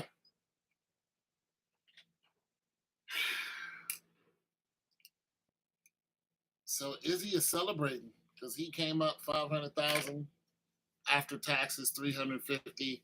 After his lawyer takes what 20-30%, he might get maybe 120 grand out of that.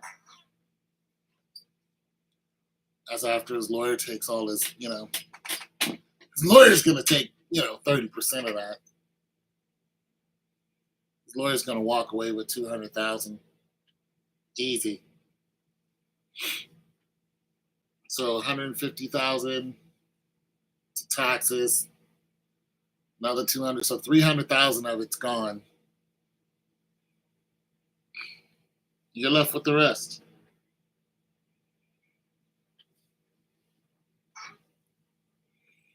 You're left with the rest.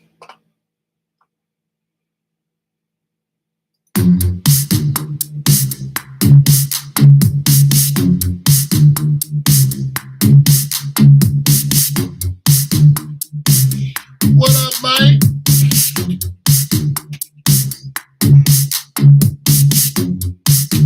Hey, are you the young man that runs track? I think you answered a math question that I posted. Yeah, you answered a math question I posted. And the way I posted it was some of the math was cut off. And you said 25.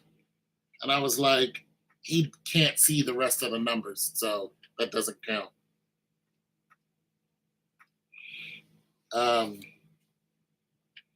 But the number that you can't see was 8 squared. So it was 8 squared plus 5 squared plus, I'm sorry, 8 squared plus 5 squared times 3 divided by 5 minus 2 squared. So that's the question. I'll write it out. So what I did was I wrote it and then I took a picture of it. Then I, did a video of it and it didn't come out right.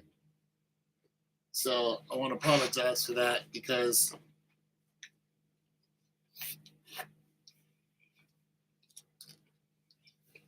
what's that mean? Oh yeah, PEMDAS, yeah. So I don't know how good you guys can see that, but that's it right there at the top. 8 squared plus 5 squared times 3 divided by 5 minus 2 squared. And I actually gave you the answer right there, but once you start doing the work of this is really what's important. Like you said, PEMDAS. That's really the important part of this. I had to do it a couple times because I was doing stuff wrong, but yeah. And then I went on to look at some harder questions that some guys were doing. They were doing some real tough questions. I had no idea what the answer was. They're doing stuff like parentheses. They're doing stuff like in parentheses, x minus 3 cubed equals 16. And then when I listened to the answer, the answer is 16 times x minus 3 plus 4. Then they dumb that down to x minus 3 to the 4th power equals 4. Then it's x minus 3 to the 4th power plus 4. So it's, equal or, plus or minus. Then it's x minus 3, 4 minus 4 equals 2 plus or minus 2 to the 2nd power. So they're doing stuff that I don't know how to do. And they've even, the guys who post some of these math questions, the one guy, he's like a Nigerian. Really smart dude, obviously a math whiz. But even he's running into people who are smarter than him. And they're all trying to figure out these really, really complicated math questions. Yeah, they were trying to figure out cubed on top of cubed on top of cubed. They're trying to figure out the square root on top of square root on top of square root.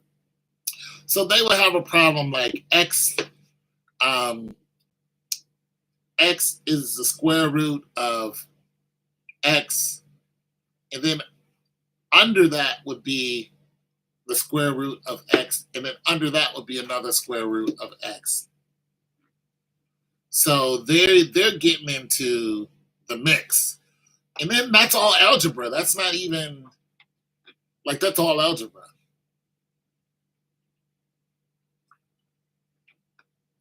So the stuff that I'm putting out there is probably, I don't know, 10th grade algebra or something like that, maybe. I haven't even done the division or the large brackets within the bracket. I haven't done where you have to cross multiply, or problems that where you have something like 4x. Okay, so you would have something like this.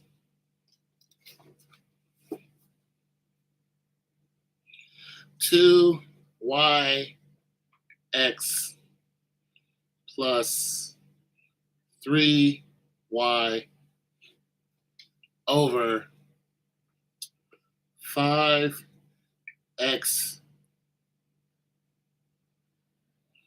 minus y. So this problem right here.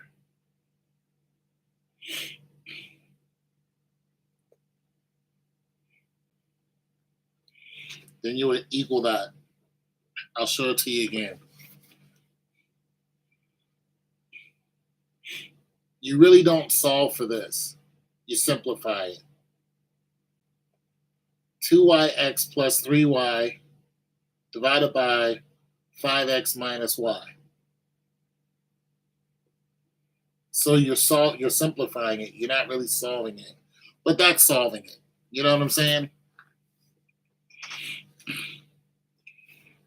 So basically, you're going to take, well, you're going to solve for it. So you got 2yx, and you're going to get rid of anything that's related. So you got 2yx, so you got an x on top. So I should have made that x to the second power, but so you cross out your x, cross out your x, still got your 5.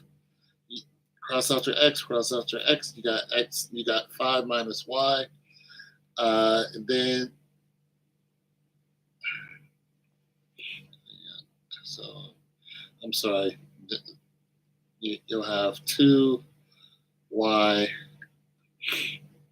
over, cross out your x, so you'll have 2y plus 3y, and then on the bottom of that you'll have 5, you got rid of your x, minus your y. In your next step you'll get rid of so your y's, well, you got 2y plus 3y, so you can add those together, which is going to give you 5y. Then I think there's 5y to the second power. I think that's what it is. Hold on. No, it's not. Well, yes, it is. It's the same thing. Y. Yeah, so it'd be 5y to the second power. And over that, you would come down and drop down, and you would have minus y. And then I think your last step, you would take a y away from the 5 on top and away from the bottom. So the answer would be 5y instead of 5 to the second power. And yeah, so it would look like that.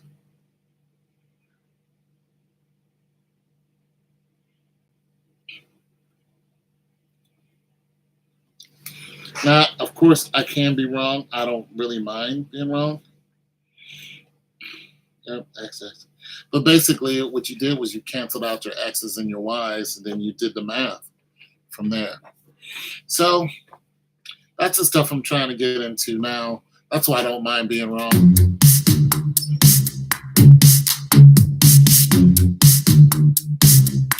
I don't mind being wrong because I'm learning that, relearning that stuff.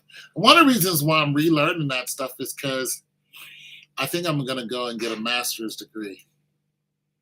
That's what's on my mind right now. And I know a master's degree is at least 30,000. And I just want one. I just want a master's degree. So I am thinking about that. Yeah, you can always keep learning. So I spend copious amounts of time on TikTok and YouTube, but usually TikTok, learning from different teachers who are teaching algebra, a lot of algebraic equations, but some of them are teaching other stuff, sine, cosine, tang, log. I don't know how to log, tang, anything yet, but I listen to it anyway because those guys who are, who are teaching it, the ones that I can understand, the ones who are teaching it are what they'll do. Everybody's got their own way of teaching. So the one Nigerian guy, what he does is he'll post a question. And he'll just sit there. And then he'll look at the comments like everybody else does. And then he'll have somebody come up and solve it. So the person who thinks they know, he'll be like, okay, what is it? And then they'll go through all the equations that they wrote down, and then he'll say yes or no. Like he already has the answer in his head. But what's really interesting about him is he has the functions in his head. He already has the answer, but he has how he got the answer in his head. And I'm most impressed by that. It's like you can always go, it's 2, but how did you get there? So he knows all of the ways to get to that answer. And sometimes he'll go, I want all of the answers, meaning there's more than one. You know what I'm saying? And I'm fascinated by that when I listen to him do that. I'm like, that's awesome that you're because you have to go through so many equations to get to this answer. The guy has it all the way up in his head.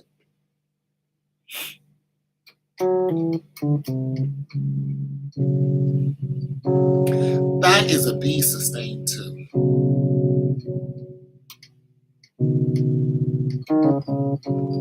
Yeah, so I'm enjoying listening to these guys do math, but I can't keep up with them. Yeah, it's impressive because he's doing all the functions in his head already. And then one kid got up and answered a question, right? And it was a really tough question. I think I wrote it down. And he answered it, and the guy's listening to him, and then he goes, "You did everything right except the last part. You had everything right." Then a girl comes up and she says, "This is what he did wrong."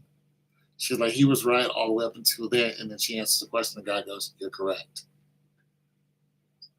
So it's really interesting to watch these people do these functions. You know what I'm saying?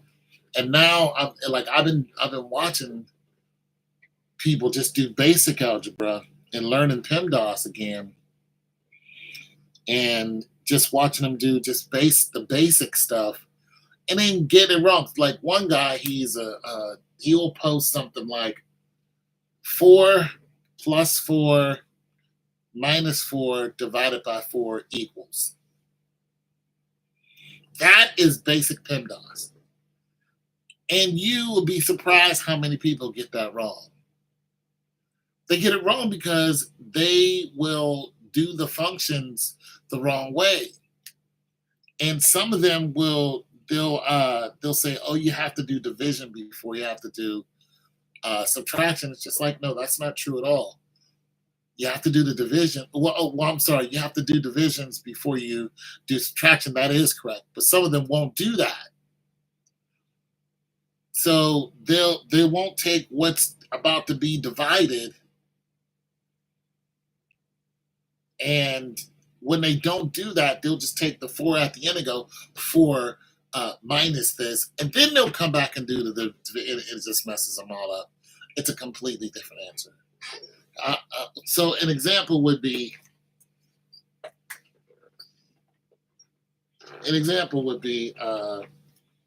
let me write out a problem here. Okay, so 16 minus 10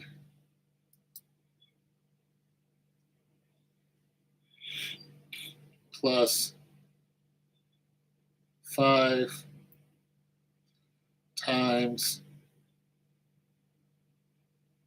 1 equals.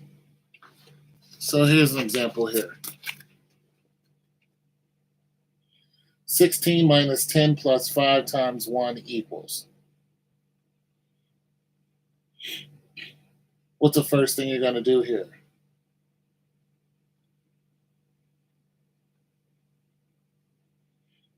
First thing you're going to do is you're going to drop that 5 down. You get rid of that 1. The answer is 5. Then you're going to go from right to left. But they don't do that. They'll just go from right to left, and then they'll get the answer wrong. So you'll drop down 5 because you got rid of the 1. 5 times 1 is 5.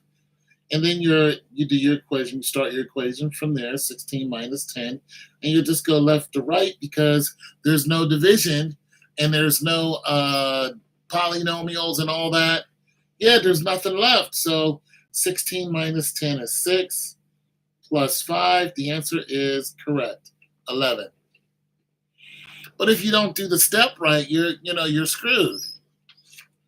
And then once you start adding in powers to the third power, fourth power, and all this other stuff, you're really screwed. Because you have to get rid of the powers first.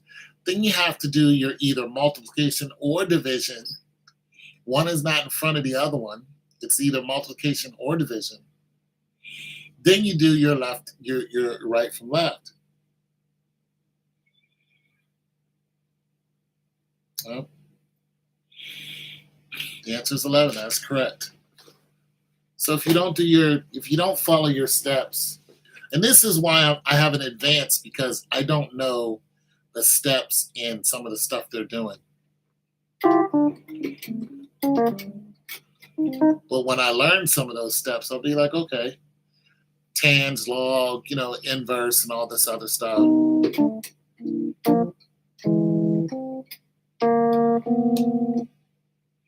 Yep. And I enjoy watching people do math.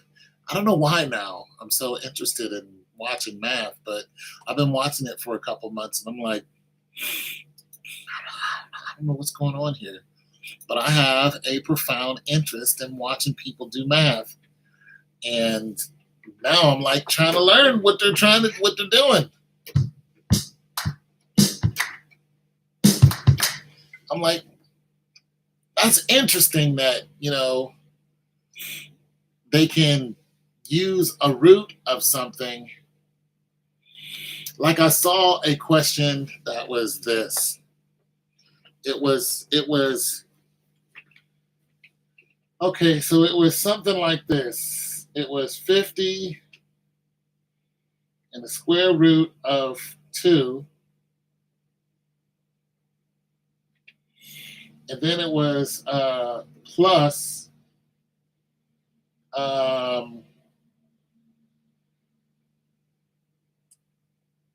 something like 64 in the square root of 2, something like that.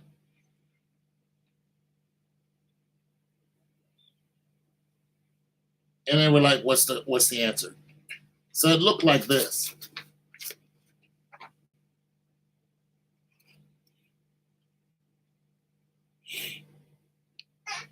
And it was like equals what? Well, the way they got there was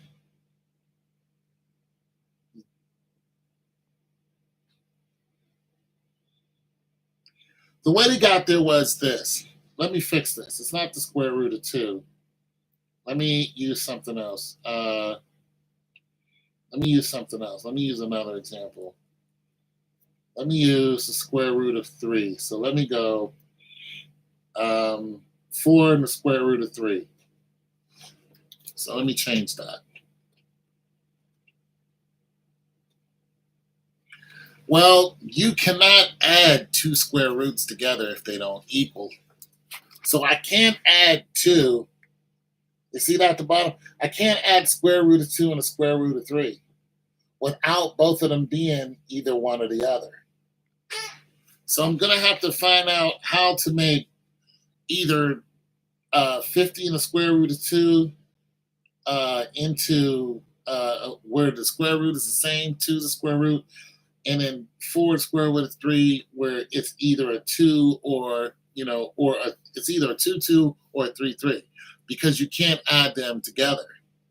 So basically, and I know this isn't the exact question they had, but if you're following me. So they took the square root of 2, and I forgot how they did this.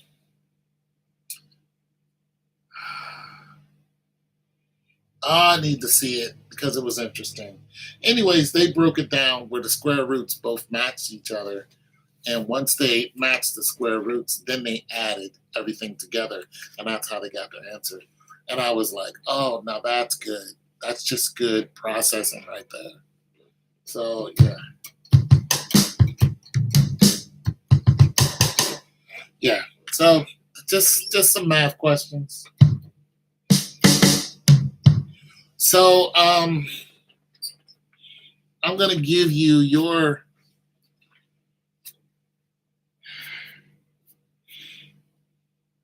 So I'm going to give you another question. It's probably not going to be that hard, but I want to see if you get this with, yeah, I'm just going to see if you get it. Um,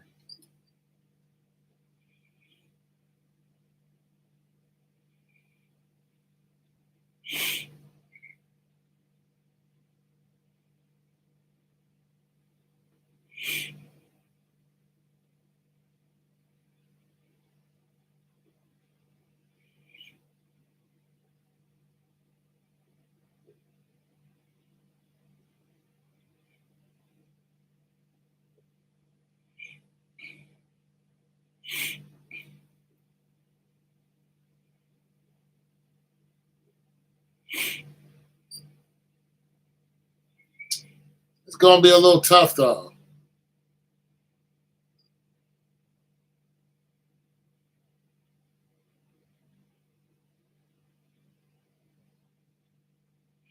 I need to, where's my calculator at? All right.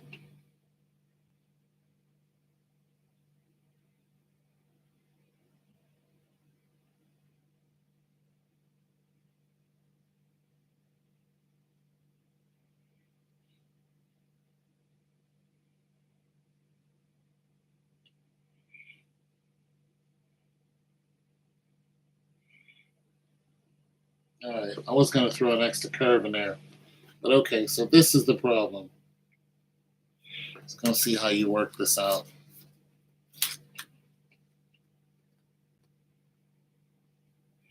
12 plus 9 squared minus 4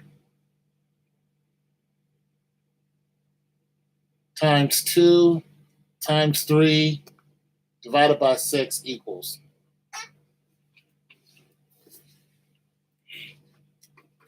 Let's go see what you come up with and how you figured it out.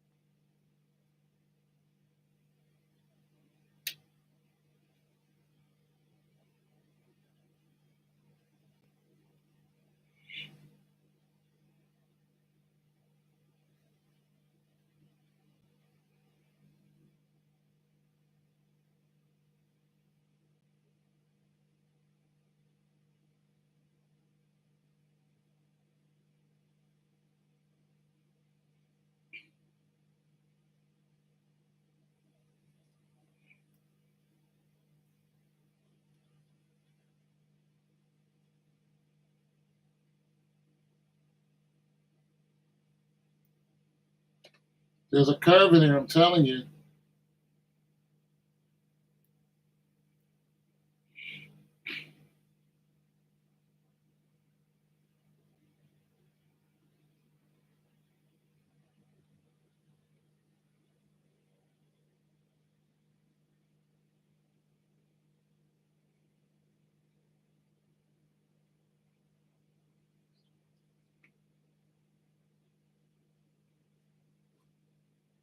Okay, hold on.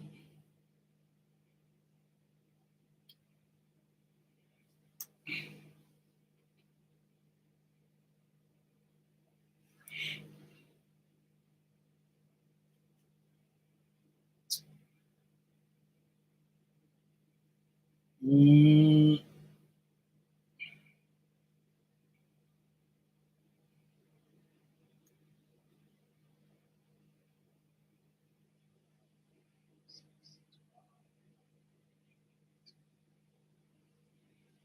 oh, I messed up because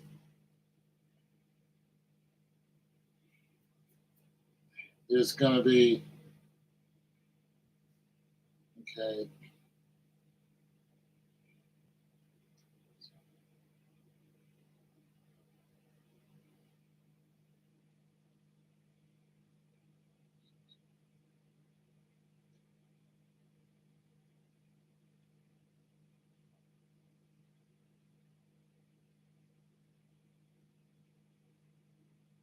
Wait a minute, damn it.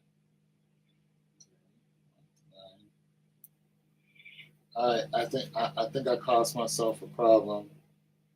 Minus. Okay, so I caused my own self a problem because I said 12.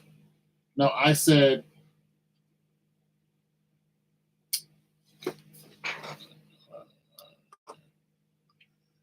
frozen love.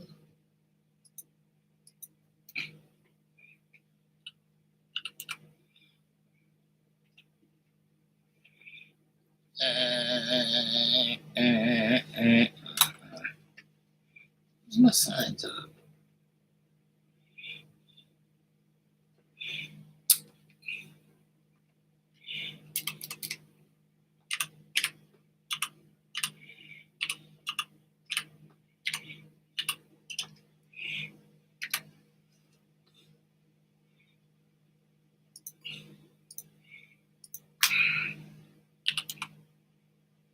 Damn it.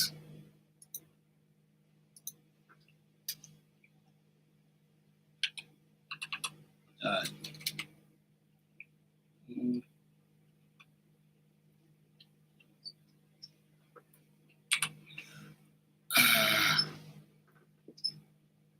Where's my division? I think this is division. This division. Oh, see, this sucks. I need a regular calculator because, yeah, this sucks. Where's my division? Oh, I'll just.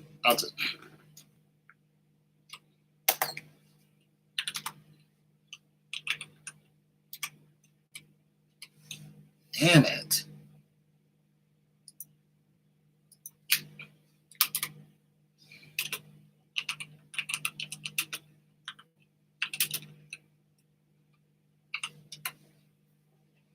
Yeah, so I messed up because in my calculations, once you break it down, um, you're going to run into 12 plus 81 minus 20 divided by 6. 20 divided by 6 is 3.33333. If you did the PEMDAS right. So I don't know how you got what you got, but once you start breaking this down, you're going to run into 20. Where I should have set it up where it would have been 24. So it would have been 12 plus 9 to the second power minus, let me see where I get my 24 from. Uh, 2 times 3 is 6. So then I went 4 times 5 is 20. Let's see where I got 5 from. Hold on. I messed up somewhere. Oh, I messed up. See, I don't mind messing up in a minute. Okay, divided by, okay, 2 times 3. I don't know why I saw that as a plus. My dumbass. Okay, you might be right. Hold on a second. 2 times 3 is 6. Oh, look at me. Hold on, you might be right, young man. Let me see. All right, 18 plus 81 minus 4 times 6 divided by 6 equals 12 plus 81. And then we're going to do our PEMDAS, so it's going to be 4 times. Nope, that's correct. Yeah, that's correct. 4 times. Okay, it's 24. Oh, okay, it's 24 divided by 6. Next step, 12 plus 81 minus 24. So we're going to do 24 divided by 6. And that is 4. Boom. Okay, then we drop down. 12 plus 81 is 93 minus. Look at you! Look at you! Look at you, boy! You get a gold star. Look at you! Look at you, sir. 12 plus 81 minus. It is 93 minus 4 is indeed 89. You go, sir. Yeah. You go, sir. I'm like, hold on. How did I mess up my own problem? You got to understand, I'm just pulling this problem out of my head. You know what I mean? So I just made it up. I didn't look out a book or anything. So yes, but you are correct, sir. The answer is 89. I like it. I like that for you, man. That's why I want to catch you out. I'm like, this young man is like, you guys are doing this because you're in school. Like, I'm not in school, so I haven't done this in years. But yeah, you were correct. You are correct. The answer is 89. Okay. But nonetheless, so the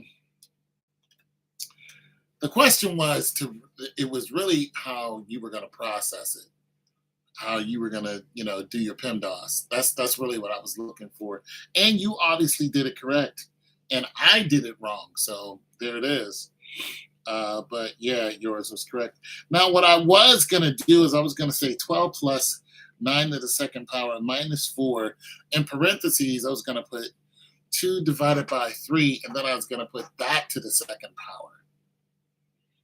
So I was going to put 2 divided by 3, and the that was going to be to the second power, which would have made the 3 a 9, and would have made the it would have made the 3 a 9, and it would have made the 2 a 4, and then the answer would have been significantly different because once you got rid of your brackets, it would have been 9 and 4, and then you would have, of course, had 9 times 4, and which is what, 36 or something like that. Yeah, 32, 36, I think. Yeah, 27, 36. Yeah, it would have been 36 once it dropped down. Then it would have been 36 divided by 6, right? And our next step, 36 divided by 6 is 6. And then we would have had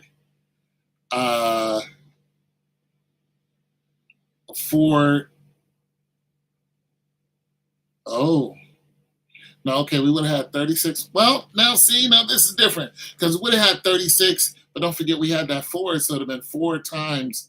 Okay, so either 4 times 36 or 4 divided by 36. Me, I would have chose 4 divided by 36, and you probably would have got the same answer. So I would have said 4 divided by 36, so I didn't have a super large number. And I'd have went 4 divided by 36 which is, I don't know what that is. Yeah, let me look it up.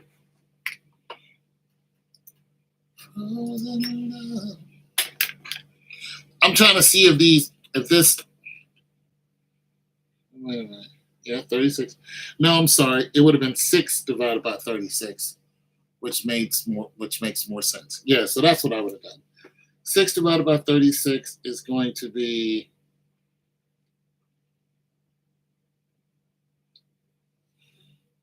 yeah, that's it. I'm trying to figure out.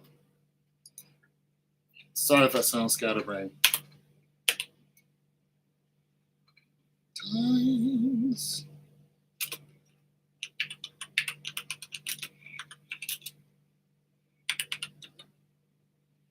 Yeah, okay, so I couldn't do it.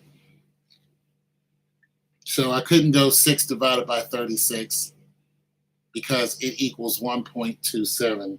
So that's out. So I would have had to go 4 times. See, when you write problems, you're like, you're just writing them. You're going to run into, I forgot what they call this. So 36 times 4, I would have had to go that direction. Get a super large number, which is 144. Then I would have took 144 divided by 6.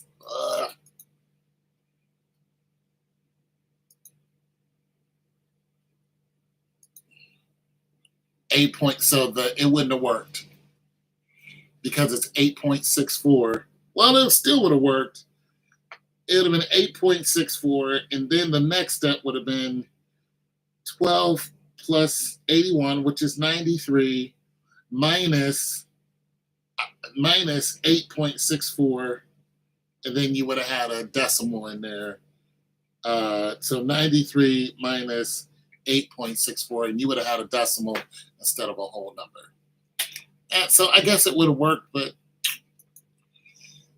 I don't know. You don't see that too much.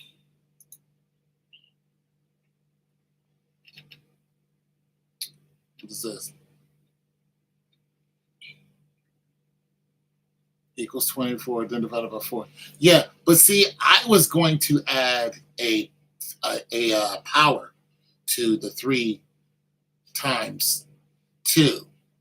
So it would have been 4, then it would have been in the brackets 2 times 3, then it would have been a bracket, and outside of that bracket, I was going to make that to the power. So the whole equation in the bracket would have been to the second power. You see what I mean? And if you did that, you would have came out with point this, point that.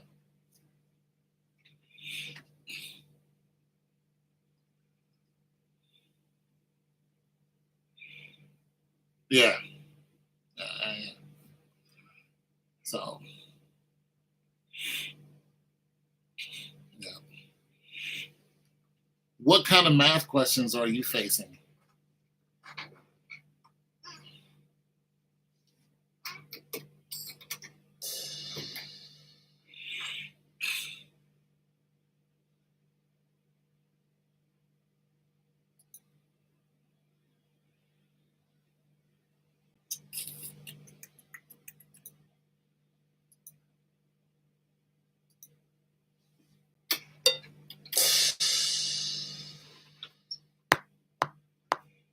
Do it to me one more time.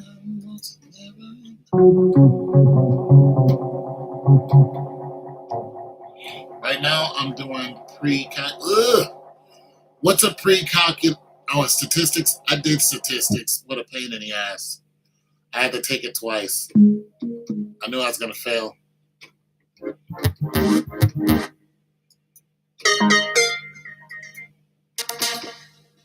First time I took it, I failed it miserably, but I knew I was gonna fail.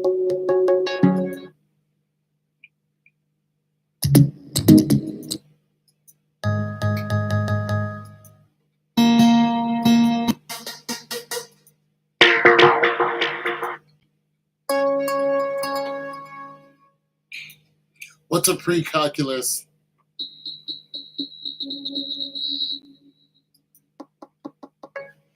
Yeah, what's a pre-calculus?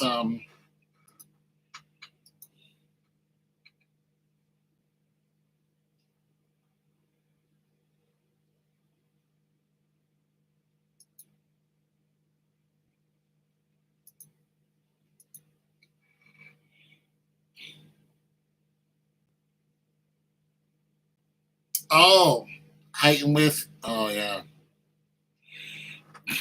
What's that? A squared plus B squared? Isn't that figuring out right triangles and stuff like?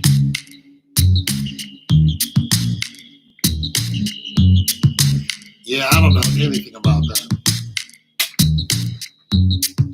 Yeah, A squared plus B squared. Yeah, figuring out a circle.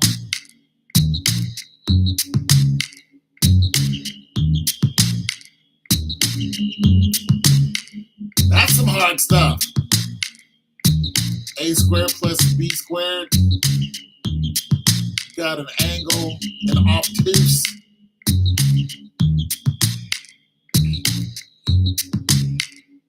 And A equals A equals 3. B equals 8. So you got 64. A squared, B squared, B equals 8. Yeah, because you got 64 feet or inches, and you got A squared is sitting up here with 3 squared, which is 9. So you got 9 and 64. So yeah, it's gonna look like this. It's gonna look like this. This and up. It's gonna be 9 inches and then 64 inches. You know, equals C squared. So you know here, if it's sitting like this, then this angle add together is gonna be like 64 and 9, 73. So it's 73 inches. A squared plus B squared equals C squared, 73 inches. So that's the kind of stuff you're doing?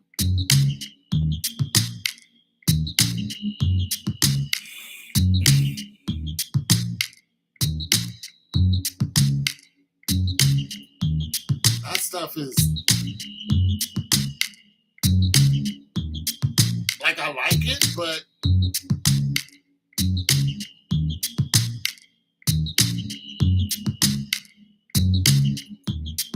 it's tough. It's tough, man. Especially for me, somebody who sits around and imagines stuff all day, listens to voices. It's hard to, settle in to get, you know what I'm saying? It's hard for me to concentrate because I got all this fantasy stuff in my head. All these visions and stuff that I write down sometimes I'm like, But, I wrote a fantasy book a long time ago. So I'm one of those people whose mind is just always out there somewhere. I wrote a book called The Sorrow King. It's on Amazon, but Amazon hiked the price up to like $70, so nobody bought it. It's like nobody's buying a $70 book, Amazon. Why did you do that? So nobody's ever read my little book.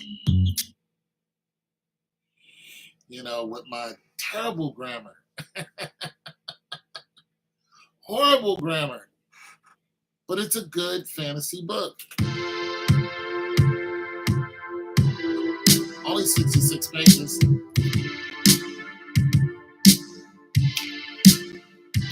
Living on so strange. Even when the thunder's in rain, no one ever hears you complain. How do you do? You told me okay. Why is it you're always okay? Why are you happy? I wanna be happy like you. Why are you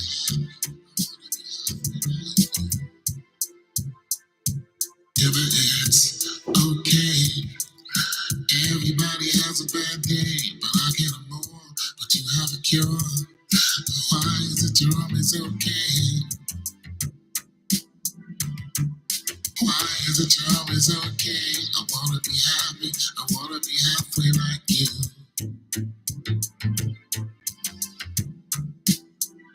I wanna be halfway like you. How do you do when the rain won't stop? What do you do when the pain won't stop? I wanna know, where do you go to feel happy again? Am I supposed to go to bed this way? When I wake up the very next day, nothing changes. It's the same thing all over again. Am I young, so brave? Why are you always walking in the rain? Saying to yourself, the sun's gonna come out today. That's what you do when the rain won't stop. That's what you do when the pain won't stop. That's how you do when you feel it'll start all over again. Sit in the rain till the very last drop, singing away all the pain that you got. If it's okay with you, can I ask again? I wanna be strange. Am I young?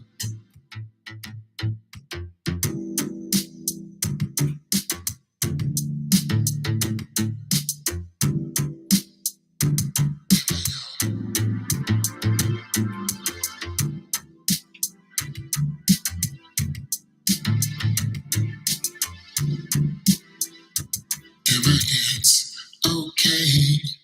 Now I know why you act this way.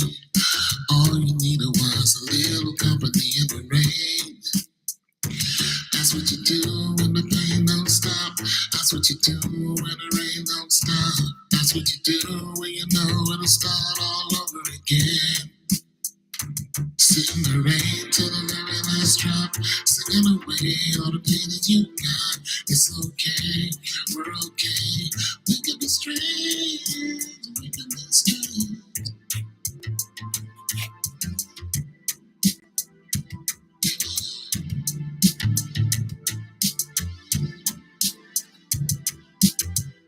So strange.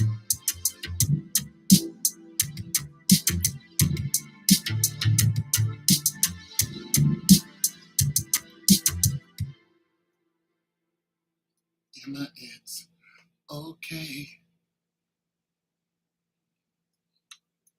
That's some more stuff I'll be writing. A squared plus B squared. Parallelogram.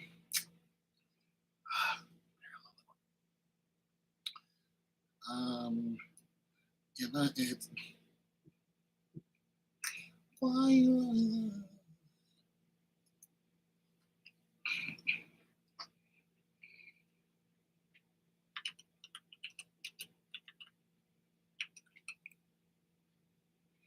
Why you this way?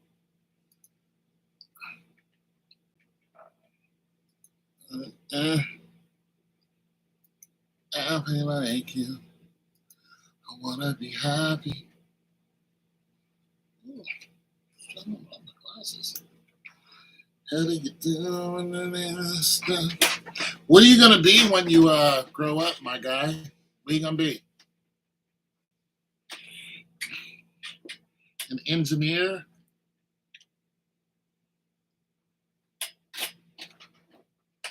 What do you want to be? A doctor? A lawyer? Lawyer? I want to be a lawyer. I want to be a lawyer. I want to practice law. Engineer? Teacher? What are you gonna be, my guy? A teacher. Yeah. That's what's up. We need teachers. We need.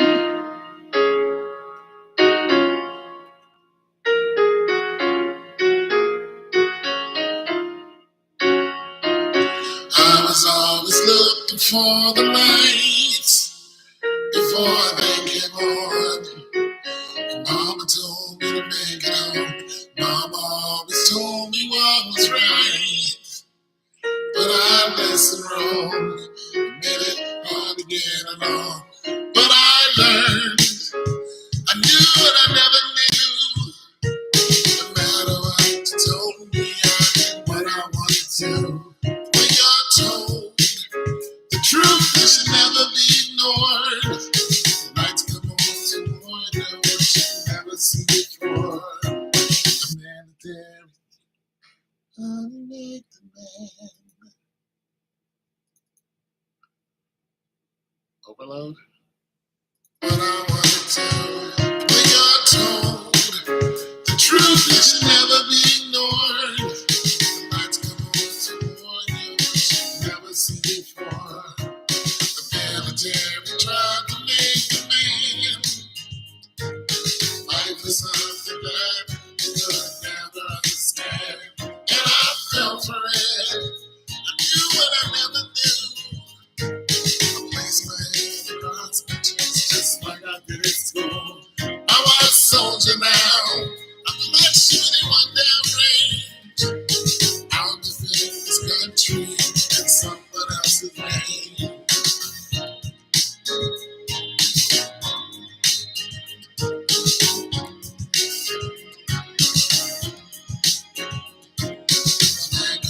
I tried to get along, trying to follow all the rules, but I knew that something wrong. I'm a soldier now. I swear they went down range.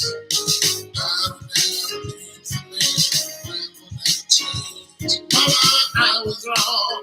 You knew what I never knew. If you play in the dark, it starts to play with you. And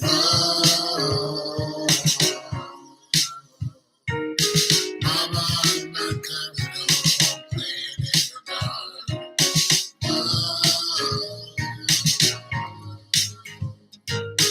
Mama, I'm not coming home playing in the dark.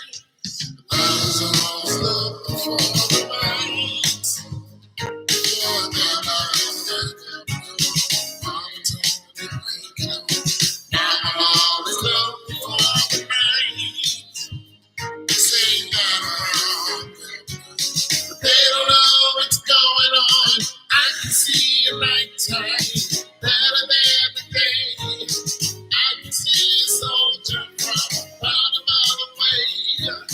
I can hear the dog tag when I'm standing in the rain. I still see the light. Mama, you was right. I can see at nighttime better than the day. I can see a soldier from the bottom of the way. I can hear the dog tag when I'm standing in the rain. I still see the light.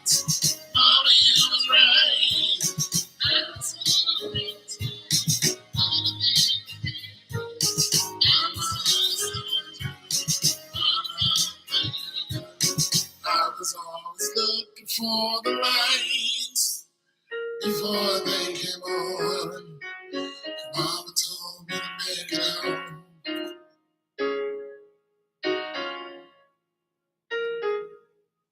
Oh, song. They don't know what's going on. Yeah, become a teacher, man. We like teachers over here. I always think of teaching art. Nah, I don't teach art. Not unless you teach art and math as one. Leave art to the artsies. Teach math, man. That math is. I'll tell you what. If I was better at math, my life would have been better. I'm gonna tell you why. Because the harder jobs, you have to have some good math in there. You know what I'm saying? Even when it comes to being some type of technician, you gotta have some good math aptitudes. You gotta have a good math aptitude. And you don't know that when you're a kid. You're like, I'm never gonna use this.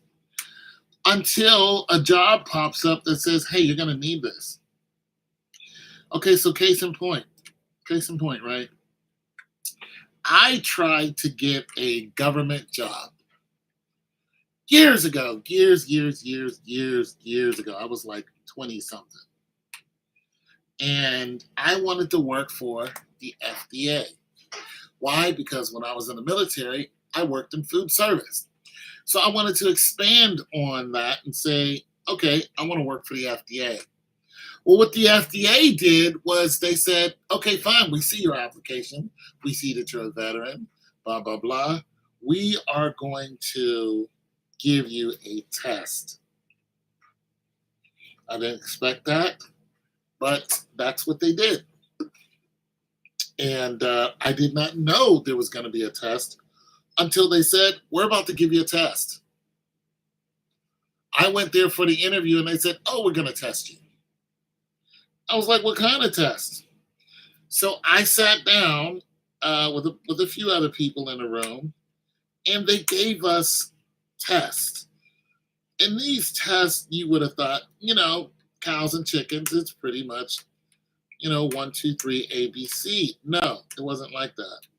It wasn't like that at all. It wasn't as simple, but it was math. It was math. Percentages and all this other stuff, word problems, and logic that goes into, the raising of animals and then the distribution of, how that animal pretty much gets to your dinner plate. So I wanted to be an inspector. I still do. But I wanted to be a food inspector, but I wanted to work for the FDA. Well, once they saw that I didn't have great, aptitude for math, and it was over. It was up quickly. They looked at that test and they were just like, absolutely not. So, when you're in high school, you're going, oh, I'm never going to use this. That is not true. That is not true at all. The question is, when am I going to use it?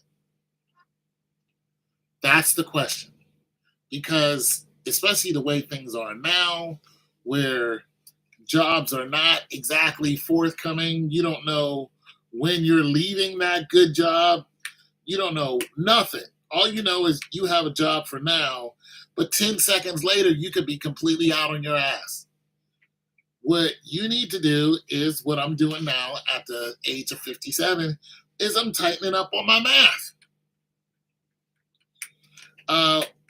And you should be doing that all your life. Don't ever I'm 57. I'm supposed to be looking at retirement. No. There are people who are my age and older who are still out here huffing it. They're working.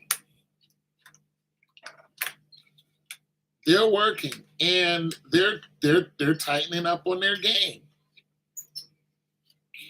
You got more people who are non-traditional students returning back to school to learn a trade. And when you do that, you better believe you're going to be looking at some numbers. So as long as you live, don't you ever think, well, I'm never going to use these math problems. Because the day that you need them, you need to be prepared. And I was ill prepared. Once I got out of high school, I pretty much didn't do any math until I jumped back into college. But there was a law of time between there. And then when I jumped back into college, I ran into statistics. I ran into college algebra. You know what I'm saying? And they kicked my monkey ass. Microeconomics. I got a headache going to microeconomics class. I walked out. Every time I walked in that class, I got a headache because those numbers were kicking my ass. I had a headache listening to that man talk about microeconomics. The only classes where I didn't catch headaches and it was like, yeah, I really want to be here, are the ones that involved history, health, some type of, dealing with cells or genetics, some type of biology. Those classes I really liked. Humanities, I got into that real good. Even psychology wasn't that bad. But when it came to the numbers, it just I would just check out. I would literally be like, I'm not going to that class. So that's why it took me so long to graduate, because I had to skate around these classes and try to schedule myself out of them. And then eventually I was like, I have to take them. And of course, I failed some of them. But once I got into my once I got into statistics, I was like, okay, here's what I did to get through statistics, because I had to take it twice.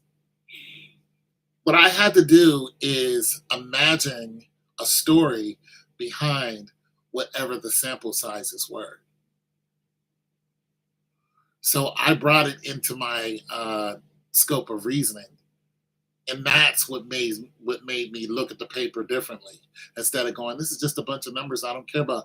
I don't care about mean, medium, and mode. I don't really care until I start looking at mean, medium, and mode and going, okay, well, these are just people, or these are just animals, or these are, I brought it into something and I imagined it to be something that I could understand, and that's how I got through it. So as a teacher, I'm telling you, you're gonna find people who are like me, who you're like, oh, you're struggling, you don't know this stuff. No, that person is struggling because their their left hemisphere is not picking up what you know what I'm saying? And they just don't operate like that. They operate off of like music and stuff like that, and artsy stuff like that, that really doesn't concentrate on math. But if you say, hey, take this equation and make music out of it, that way it's bridging the gap, because they'll look at it and go,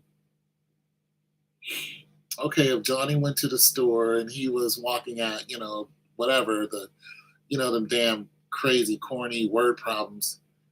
But if he starts imagining Johnny, instead of Johnny just being a name, he starts actually imagining this person. It gives them something to grasp onto, and some way to help them learn, instead of them being kicked out of class because you think they're slow. They're not slow. Missy Elliott has a doctorate's degree. She has an honorary doctorate's degree for music. Missy Elliott used to get headaches just like me whenever she went to class. She couldn't do it. It would give her headaches. Same thing happened to me. Now, I thought it was just a story until it happened to me.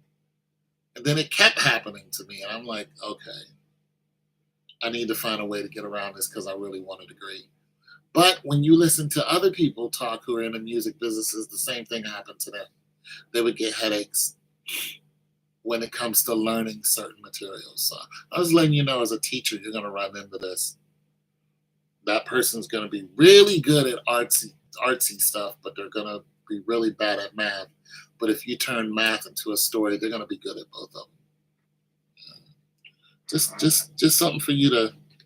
When I'm dead and gone, you're going to be hanging on to that. What I just told you, you're going to go, I remember this guy on YouTube said this. And when you're dealing with one of your students, you're going to go, hey, can you make a story out of this? And once they do that, that kid's going to brighten up. He's going to look at you and they're going to go, absolutely. And once you make a story out of the plus and minus signs, it's going to be off to the races. Yeah. So yeah, that was one of my struggles. But yeah, stay sharp on your math, because like I said, I'm 57 and I still have to go to work. I still have to do something. I have to do something. And I don't know what your parents are doing, but either they're retired, they could be laid off, but they're doing something. They're going to have to do something. They're going to have to go back to work because 401ks ain't making it no more. And, I don't know what your mom and dad does. It's not my business. I don't want to know. But I would bet a dime to a dollar your parents are probably around my age or maybe a little younger. And they're worried. They may not tell you that because you're their child, but they are worried. They're worried.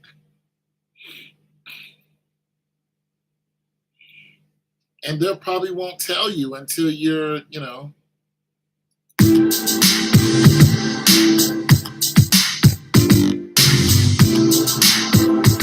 not going to know that information until you're out of the house, you got kids, you got your own wife,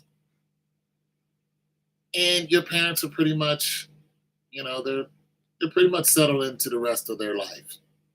They know pretty much which way it's going. Why? Because their money is telling them which way it's going to go. And then they might tell you something. Hey, when you were growing up, we hit a snare. We just didn't tell you because it's not really for you to concern yourself because you can't do nothing about it. And it's either your dad, he lost his job, or mom, she lost her job. Something. It's happening all over America suddenly because people are waking up, getting emails, and they're out of work. What do you do? Is the big question. Everybody is like, oh, this is how I'm dealing with it. Some people are crumbling. Some people are losing their life. Other people are falling into secondary incomes. Some people are, maxing out credit cards. Other people are borrowing money to the hilt. Some people already had a second income that was pretty decent because they were like, what if that job fires me? What if I'm going down to K&W? Been working at K&W for 30 years and they go, Right before retirement, K&W, you know what, Jeff? Jeff, let me talk to you. You're a senior manager, floor manager. 29 years, one more year, you're about to retire 401k. They go, Jeff, can I call you Jeff? Come here, let me talk to you. So, your pension? Yeah. Yeah, there's nothing in it because we took all the money out of it because we were trying to, I don't know, we did this thing with the bank and we borrowed a bunch of money. We borrowed against what we had and we told them that we're going to pay them back because we just knew, 2020 that we were going to get a bailout. We did not get that bailout from the government. And so, in light of that, we owe the bank a colossal amount of money. So what we did was we took everyone's 401k and we started paying the bank back, and yours was part of that. By the way, you're fired. You think I just made that up? No, this actually happened. Actually happened. The company was called Yellow. It was a trucking company. That's what they did. They borrowed money against what they had, against their debt. And they thought they were going to have a good year and bring everything back in a full swing, but they borrowed the money from the 401ks. So everyone there, goose egg for 401k, that they worked for 20, 30 years. It really happened. And what are you going to do? Sue them? Good luck. They don't have any money. They're upside down on everything. Remember those trucks? Those yellow trucks had yellow on the side of them? Have you seen any of them lately?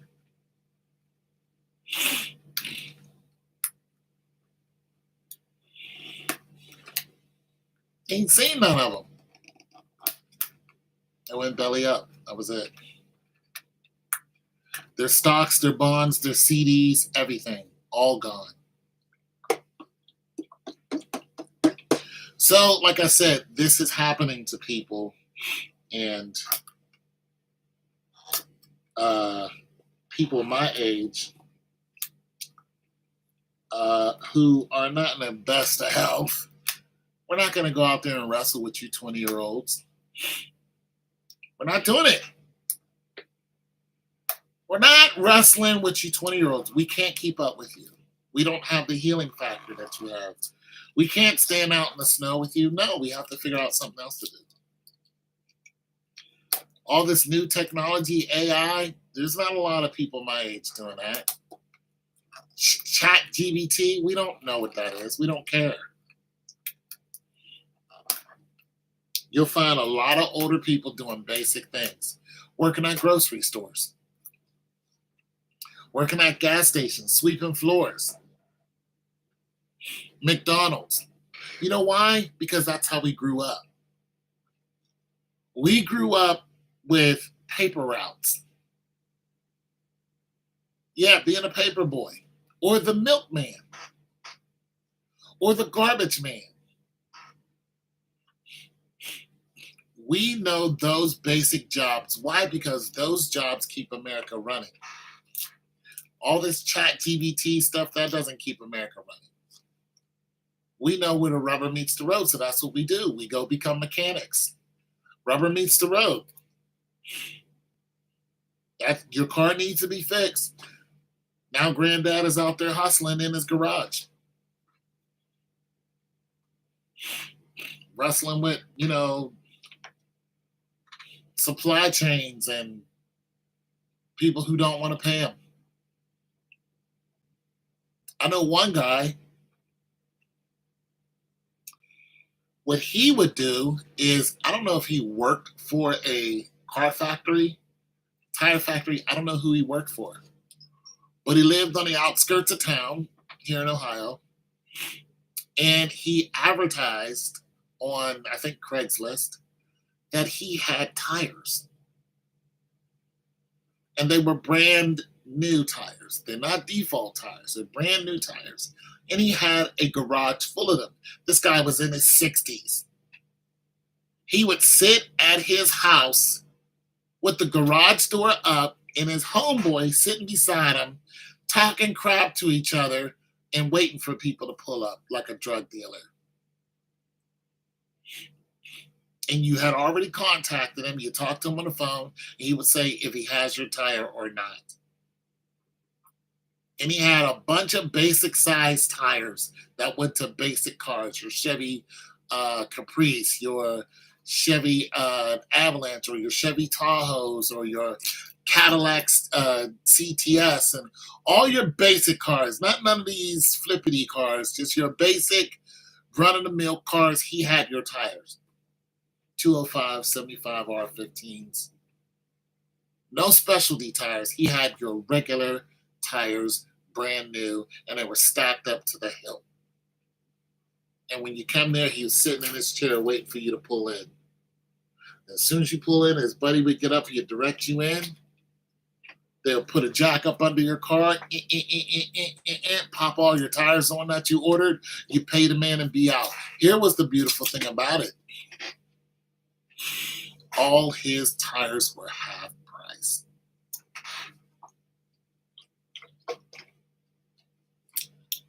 That's what we are.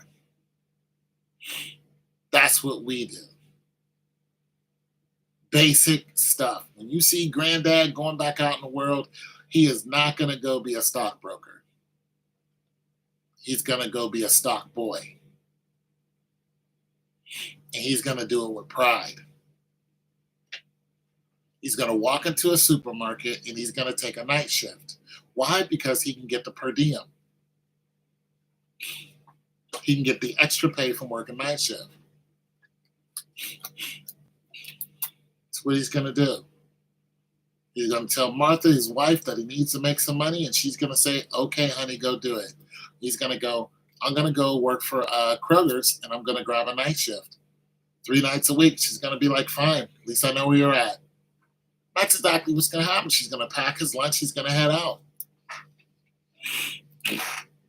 He's going to make what, $10, $12 an hour plus his nightly per diem. So to bump him up to about maybe 15.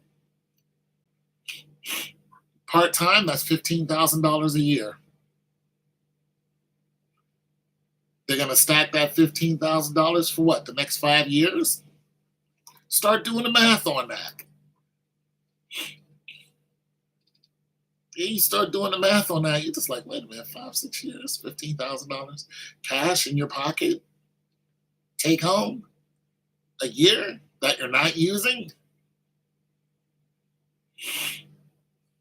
Yeah, that's what we do. All the stuff that the young kids don't want to do, we'll go out and do it.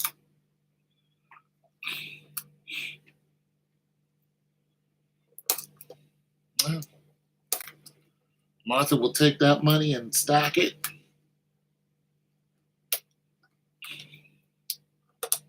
Hubby will go at it for a good strong 10 years till he hits like 70, 80 years old. By the time it's all done, it'll be 10 years of stacking that money. 10 years.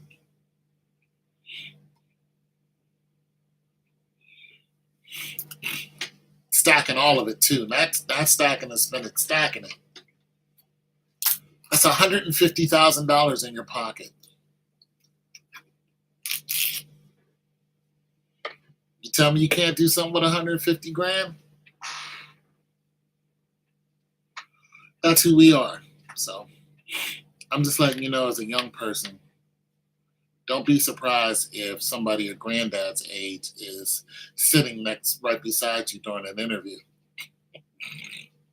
What are you here for? Same thing you're here for.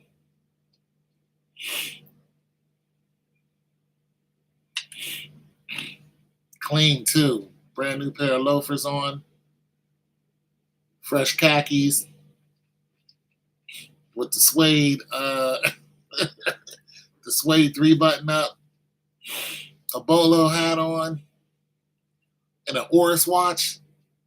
I'm telling you, you're in trouble. You're in trouble. You're in trouble. And don't let them have a bow tie on. You can forget it. You're not going to get that job. They're going to hire them. I'm just telling you what to watch out for when you get out here in this world.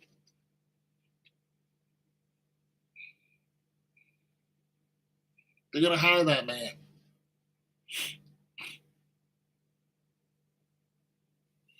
He's going to be clean as a bill of health. He's going to come in there and be the janitor.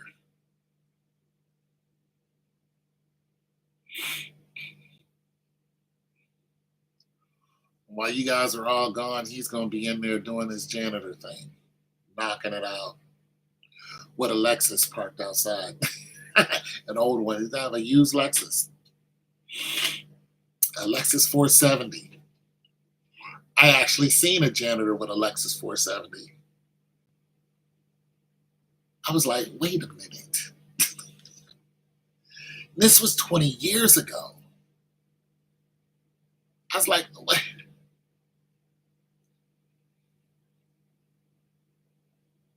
That's the janitor out there in the middle of the night. 470. Wagon. Clean.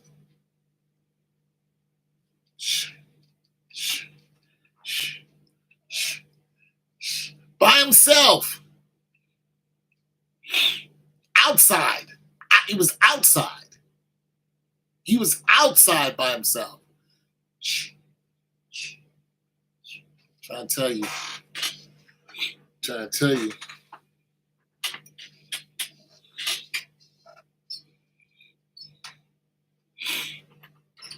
I'm trying to tell you.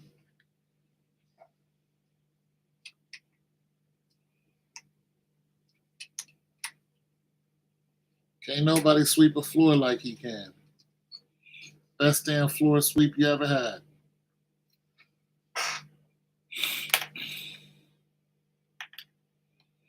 ask your dad how to sweep a floor. Just ask him. Hey, Dad, how do you sweep a marble floor? He'll probably say with a broom. Or he might go into detail about the grain of the marble. Just like asking your mom, how do you clean a refrigerator? I bet you never asked your mother, how do you clean the refrigerator? Just ask her tomorrow. Mom, how do you clean the refrigerator? Just ask her. And just see what she says. She's going to look at you and she's going to be like, well, I use a rag. And then I spray this on it. And then I'll wipe it down. But when she says that, watch her hands. And then look at the refrigerator that you got. And if it's a stainless steel refrigerator, look at the grain. It's either going to go up and down or it's going to go side to side. And if your mom's hand went along with the grain, she mastered it. If her hand goes up and down like this, look at the grain. I bet you 10 to 1 the grain of the refrigerator goes up and down. It's the basics. Older people know the basics. We know the straight up where the rubber meets the road. We know the basics. All the rest of the floofy stuff we leave to y'all. But you see a lot of those people, a lot of young people losing their jobs. And they're going, well, I don't know what to do. I'm telling you what to do. You go back to the basics. You go do basic stuff. And they don't want to do it because they're pride. They don't want to do it. They're like, I'm not working at McDonald's. McDonald's got more stores than anybody in the whole nation, but you won't go there. You rather be kicked out on your ass instead of saying, hi, how can I help you today? I would be,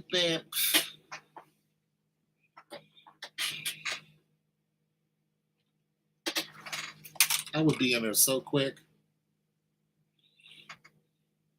with a smile on my face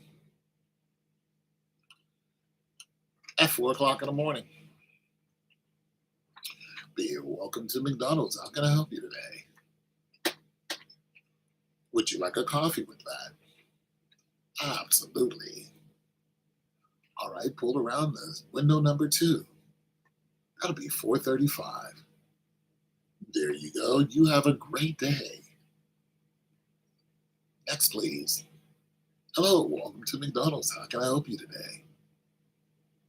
Trying to tell you, every day with a smile on my face. Working the hell out of that window.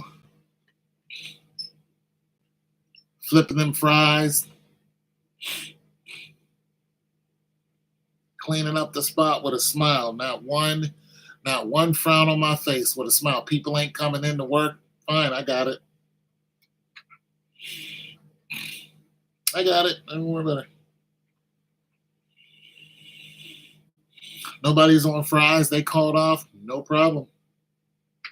I'm going to work the window and the fries and the burgers, but somebody's going to have to be at the front because I can't do that. But everything in the back, I got it. Wrap up the McMuffins.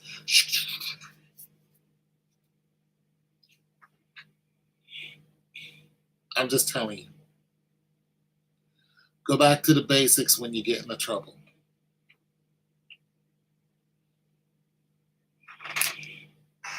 And you're going to get into trouble. 1 of your jobs, 2 of your jobs, 10 of your jobs is not going to work out for you. Your car is going to break down.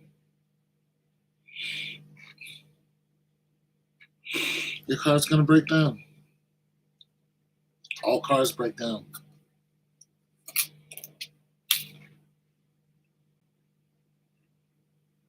Your boss doesn't love you. Your parents love you. Your boss doesn't. Never love a job. Never. Never, ever in your life. Oh, I love my job. Never.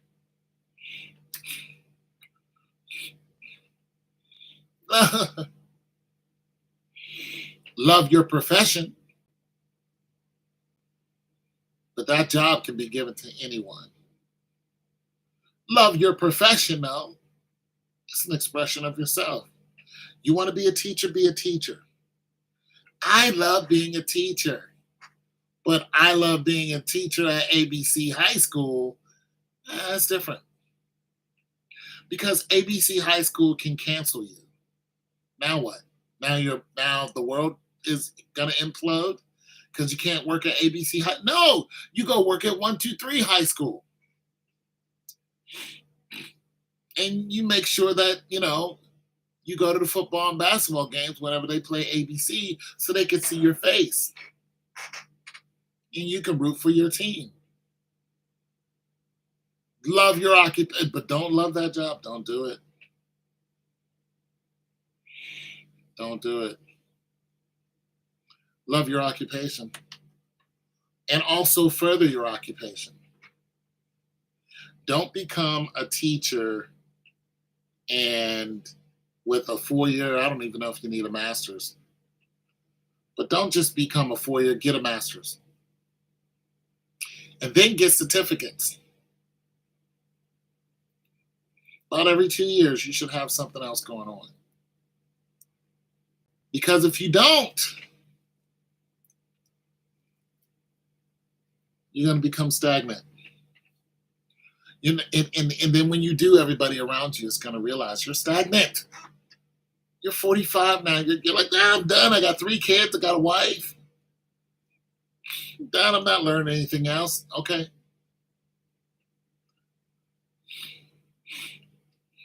All right. Don't learn nothing else. Don't learn anything else. I got a great job, got a pension. How many thousands of government workers thought just like you? Now Washington, D.C. is the housing crisis. People have all moved out of their houses. They got rid of their houses. They left Washington. You know what happened the last time there was a mass exodus like this from a major city? Detroit. When the white people, the suburbanites, when they left Detroit suburban. That's what kept Detroit going.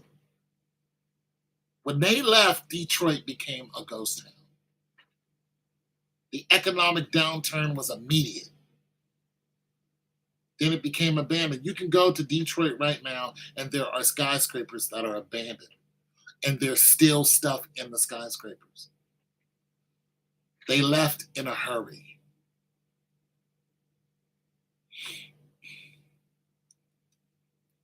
That's what happened.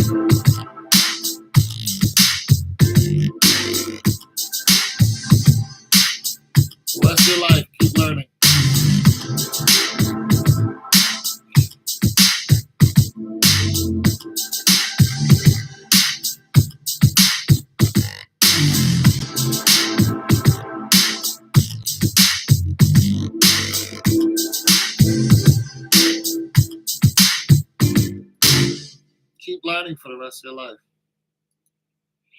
I used to date a teacher, a couple of them actually. A couple of them. I used to date a couple of teachers. And one of them, she was like, I have a master's degree. She had one when I met her. And this before I even had a degree. I was like, wow, you have a master's degree. She's like, yeah, I'm a teacher. I have a master's degree. I teach high school students.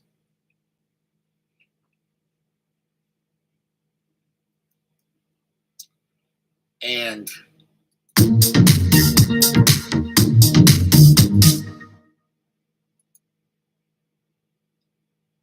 the thing about her is she said, I am not smart.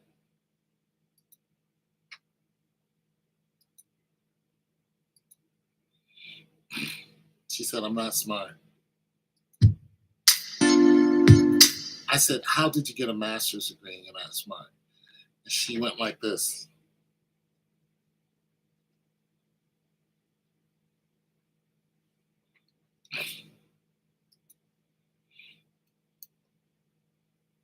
She was good at studying.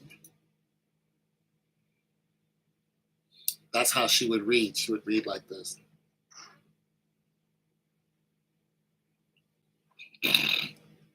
I've never seen anybody do that. How'd you do that? That's what she did. She was an excellent reader. She was very didactic. But she says, I'm not smart. This is a black woman saying this.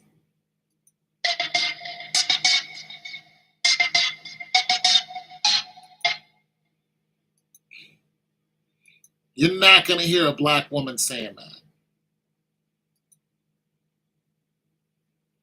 It's a black woman saying this.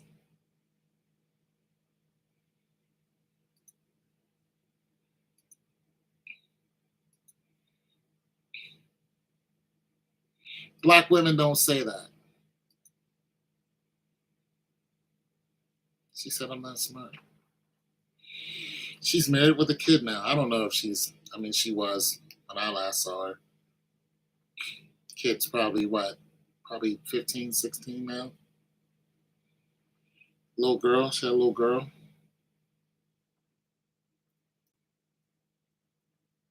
And the other teacher, she had a bachelor's degree.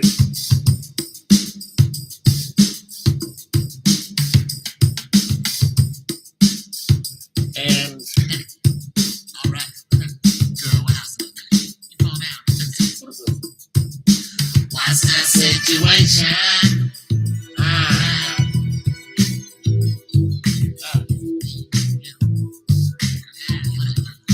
What's the situation?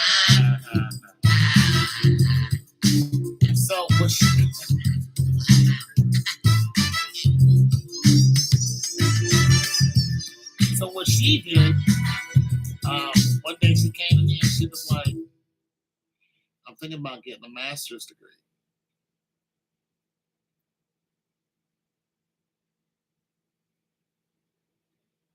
Yeah, I tried to.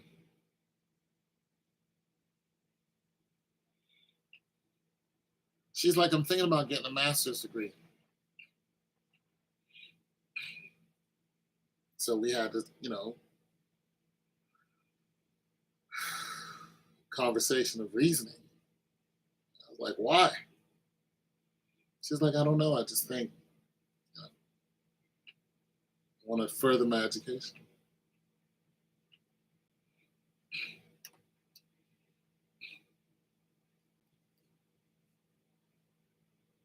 I was like, what's stopping you? It's pretty much nothing.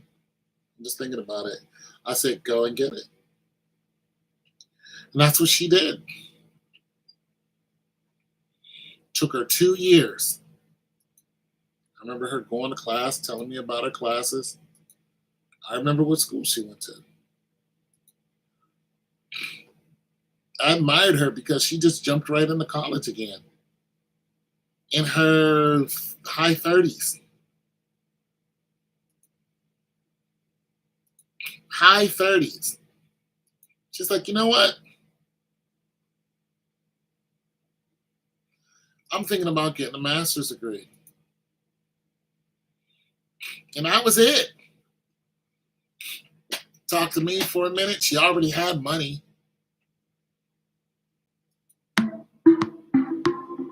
She worked for a decent school, so they were going to help her pay for it. She had nothing stopping her. She was like, I'm going to go further my education. And that was it.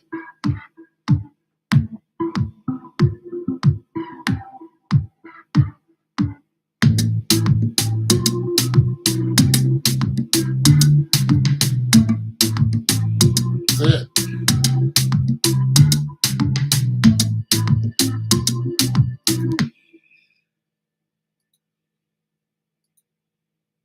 Furthered her education. Once they saw that she went and got a master's degree, you have a master's now?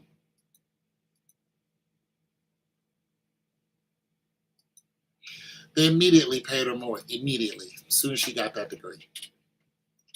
Immediately. They hiked up her salary. Immediately. Whoosh, whoosh. They didn't even play. And I'm going to tell you why. Because, for one, she would spend copious amounts of time at the school. She loved it.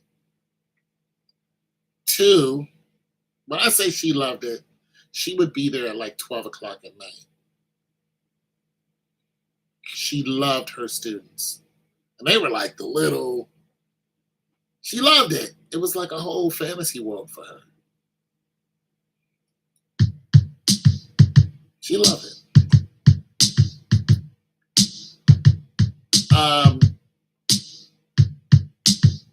For two, she worked at a school that is mostly, it's white. It's a white school. There's not a lot of black teachers.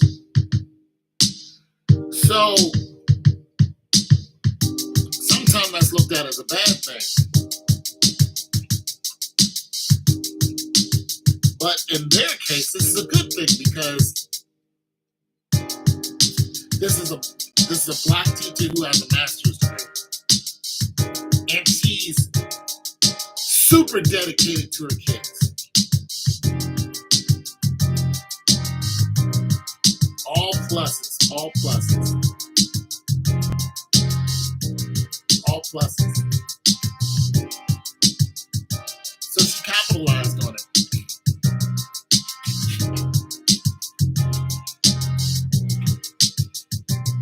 Started making even a bunch more money. Just by herself, 60, 70, 80,000.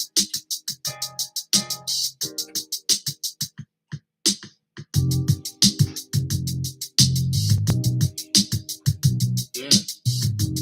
I know another young lady, she's not a teacher, but she has a bachelor's degree,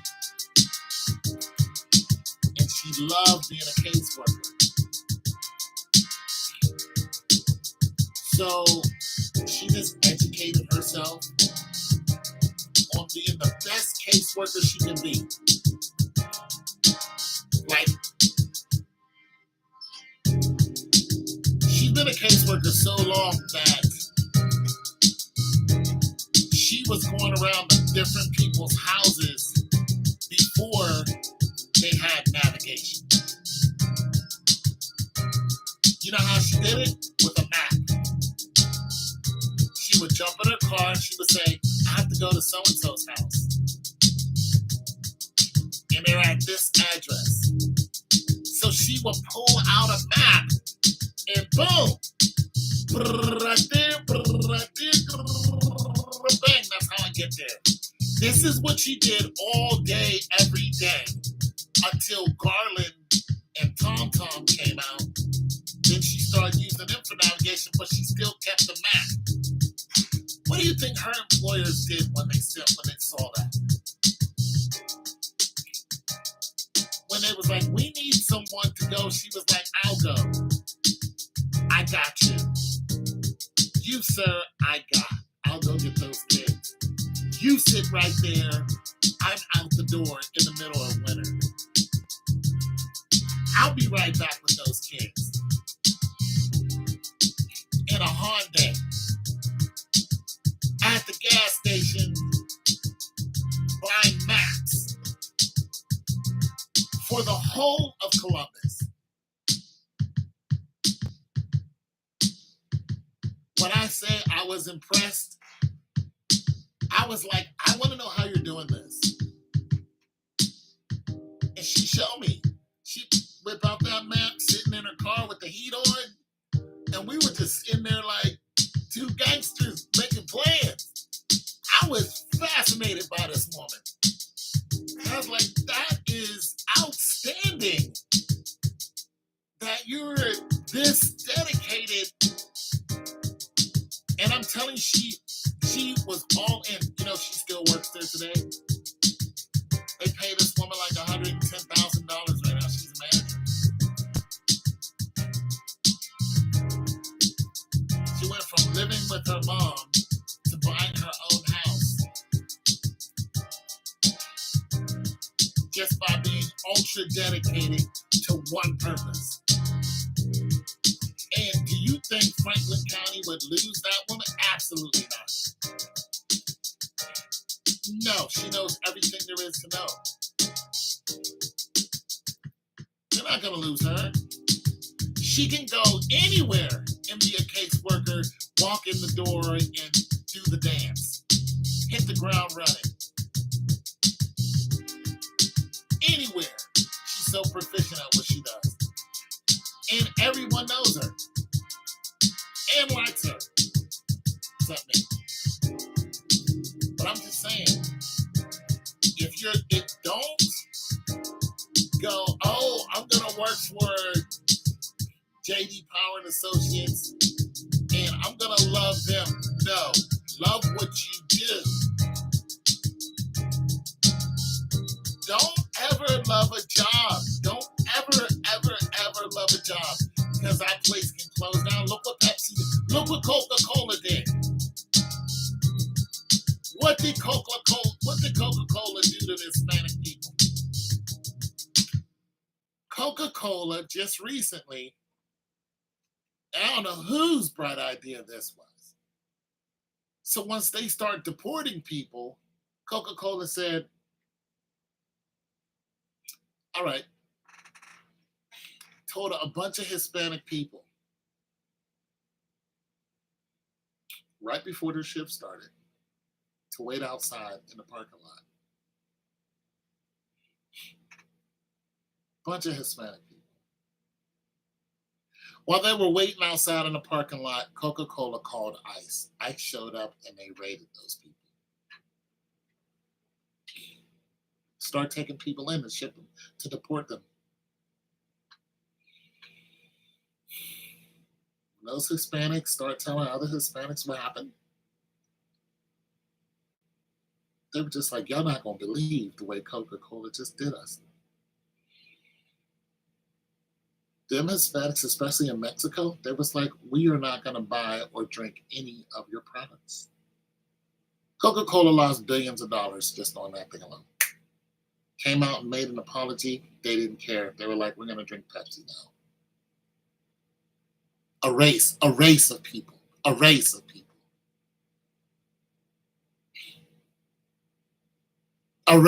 people decided not to use your product. A race. A whole race. A whole race of people decided we're not going to use your product. You want to talk about an economic downturn. You want to talk about a falling stock. A race of people. Not a town, not a handful, a whole race moved as one unit and said, that's it for this product. We're finished. And they didn't do it loudly. They didn't hit the streets. They didn't do it on the news. You didn't hear nothing about it. But as soon as they saw what happened to their brethren, that was it. A whole race of people. That was it. Stock fell immediately. Immediately. You don't do people dirty. And Pepsi stock went up.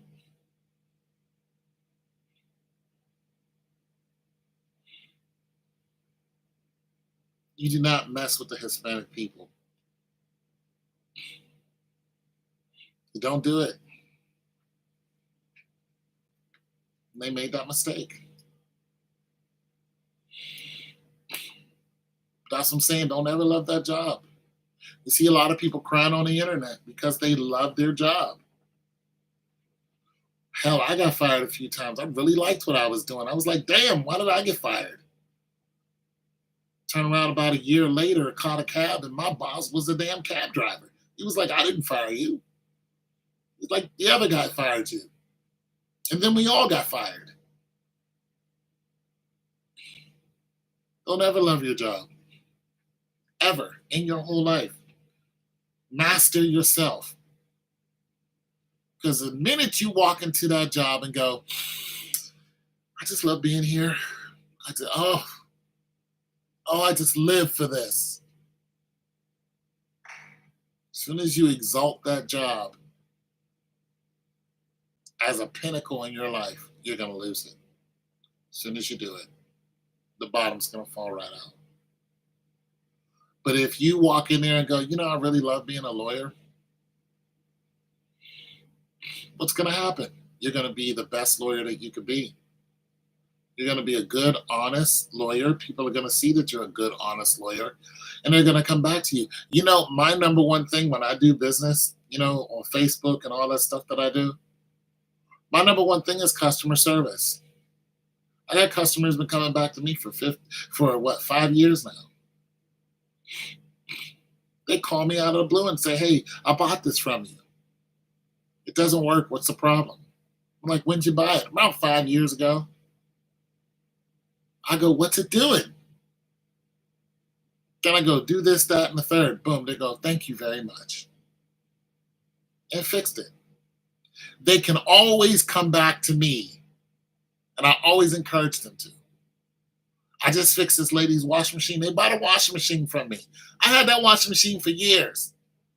I was using it, worked fine. As soon as it gets to their house, it wants to malfunction. Turns out it wasn't my fault. When you close your washing machine and then you turn it on, it kicks in, and then you hear that switch, and then it starts going. That's a lid switch. Well, that lid switch sits right where the lid is. So if you close that lid too hard, bang, you're going to loosen up that lid switch, boom, it's going to pop out. You're going to need another one.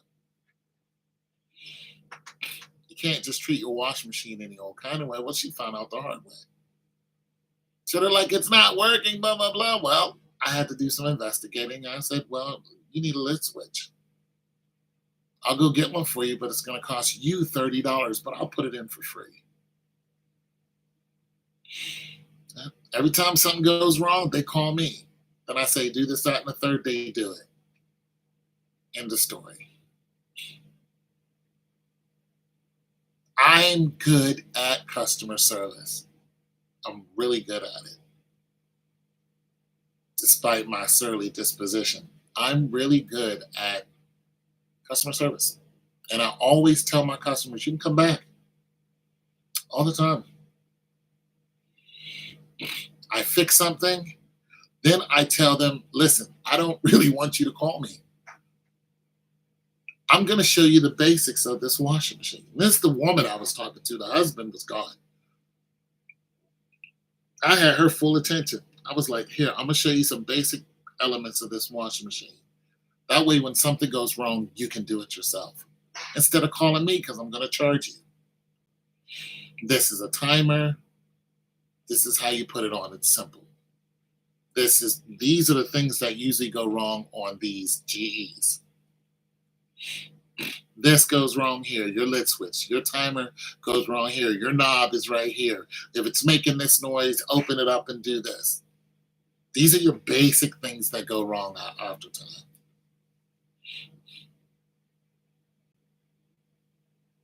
customer service. Become the best, whatever you're going to be.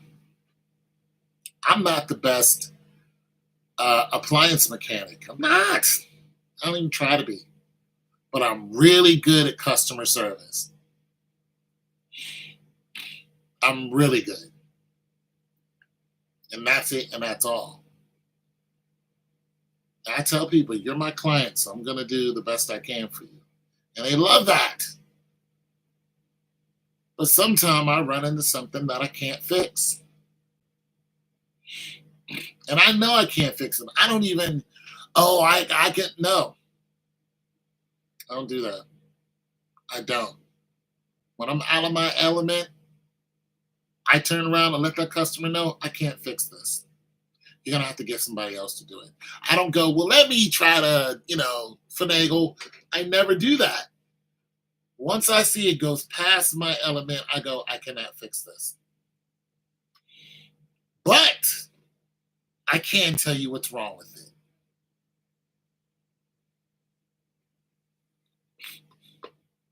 A lot of times, the things that are wrong with people's appliance isn't the appliance at all. It's their house. I just got a refrigerator from a guy. I paid $10 for that Whirlpool. Guy lived in a trailer with his wife and kid. I get there, he plugs it in, the damn thing fires up for 2 seconds, it cuts right off. Take it back out, plug it back in, cuts right off. And I go, I don't know, I've never seen this before. I don't know what.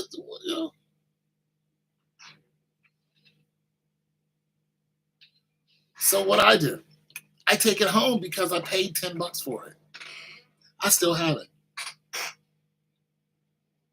No, man, I'm tired. Thank you for peace. Take it easy. God bless. So much for talking with me. I appreciate it. Yeah.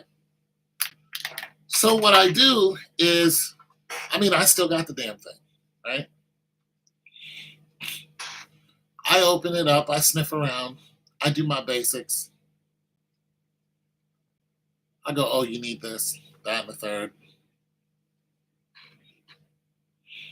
I plug it in. And I let it run for days. That's the way I do all my refrigerators. I just let them run. And I see if that refrigerator is going to actually cool down. If it's going to do what they said it wasn't going to do. You know that refrigerator cooled down even though it didn't have a fan in it?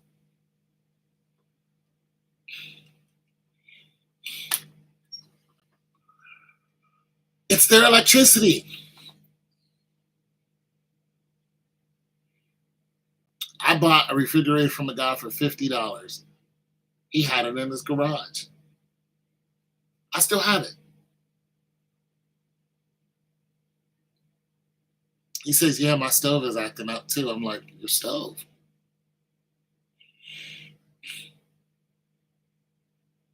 He's like, yeah, let me show you. We got a real nice stove. I'm like, what's it doing? He says the tops will come on, but it won't bake. I'm like, is this a gas stove, electric? Gas stove. What do you think is happening? He has an electrical problem in his house. That's what's happening. So I told him, I'm going to take your refrigerator home. I'm going to plug it in. But if your refrigerator works, you have a problem with your electricity. Then he said, yeah, some guy did come over here and work on my electric. It happens all the time. One lady tried to sue me because she thought I sold her a bad refrigerator. She's like, we can go to court. I was like, let's go to court. Your brother messed with your refrigerator and now your wattage is 114. You bought a refrigerator that needs 120. So what did your refrigerator do? It started malfunctioning. Then you started to get water damage on the computer, and that's when it all went to pot. Start beeping and all that. Why? Because it's cooling down and it's leaking. Because you don't have enough power to keep it at 120. Can't do it. I see it all the time, every year. People's houses are not rigged the right way, electronically. And then their appliances fail, and then I get them, and an appliance works just fine, and then I just sell the appliance. But me being a good customer service guy, I usually go back into the Facebook text and say, hey, your electricity's bad. So don't love a job, but love what you do. I love what I do. I love it. I love what I do. I love fixing appliances. I get a sense of, I did that. I feel good. Not to mention, I just learned something new.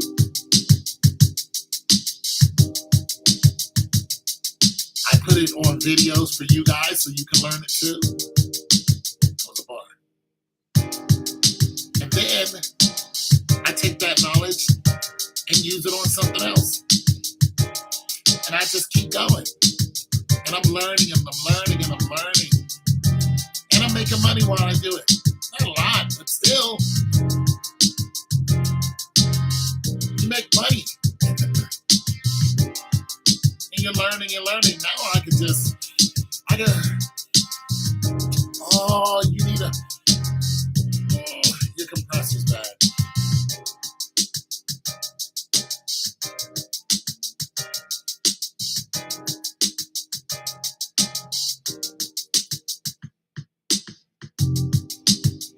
Yeah, I get it.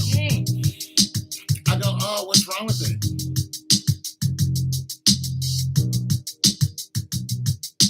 They're like, yeah, I got a refrigerator. Yeah, it's not cooling. I'm like, really? What's wrong with it? It's just not cooling. There's ice. I'm like, where's the ice at? It's in the freezer. I'm like, ooh. And I get all the scenarios where ice would be in the freezer. And then I start telling them what to do. Sometimes I diagnose, and I'm not even needing it. I'm on the internet. I just go, take your food, move it away from the back, see if the ice will melt. Unplug the refrigerator, wait 5 minutes, plug the refrigerator back in, see if it resets. See if it resets on its own.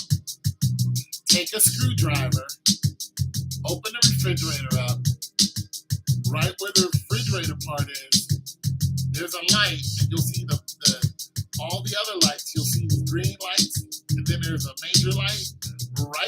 Right under where those green lights are, you can stick a screwdriver in there, and there's a bolt in there. Put it in there and turn it once until you hear a click. Did you hear the click? Yes. Did the refrigerator come back on? Yes. You need a new timer. You know how much that timer costs? $12. Get one from Amazon the next day. $12. You know how long it takes you to put that timer in? 30 minutes. If that. 30 minutes. People will throw that refrigerator away.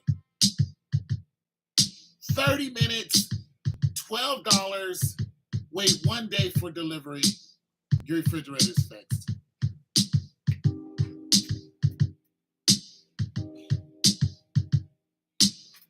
It's fixed.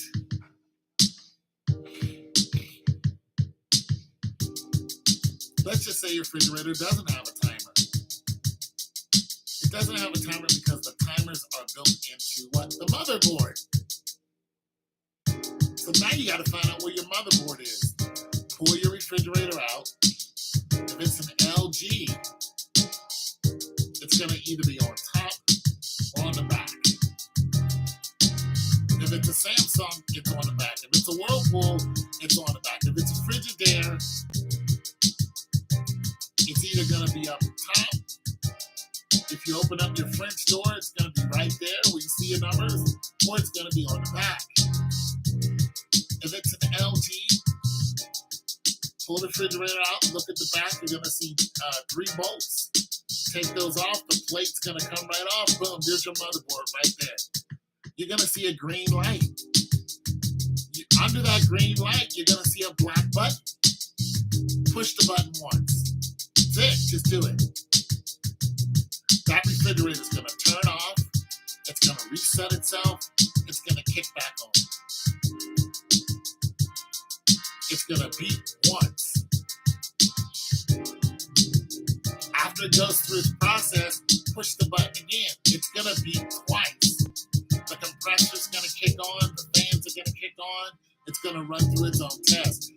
After that's done, push it one more time. It's going to be 3 times. It's going to go through the whole process over again. Boom, your refrigerator's fixed.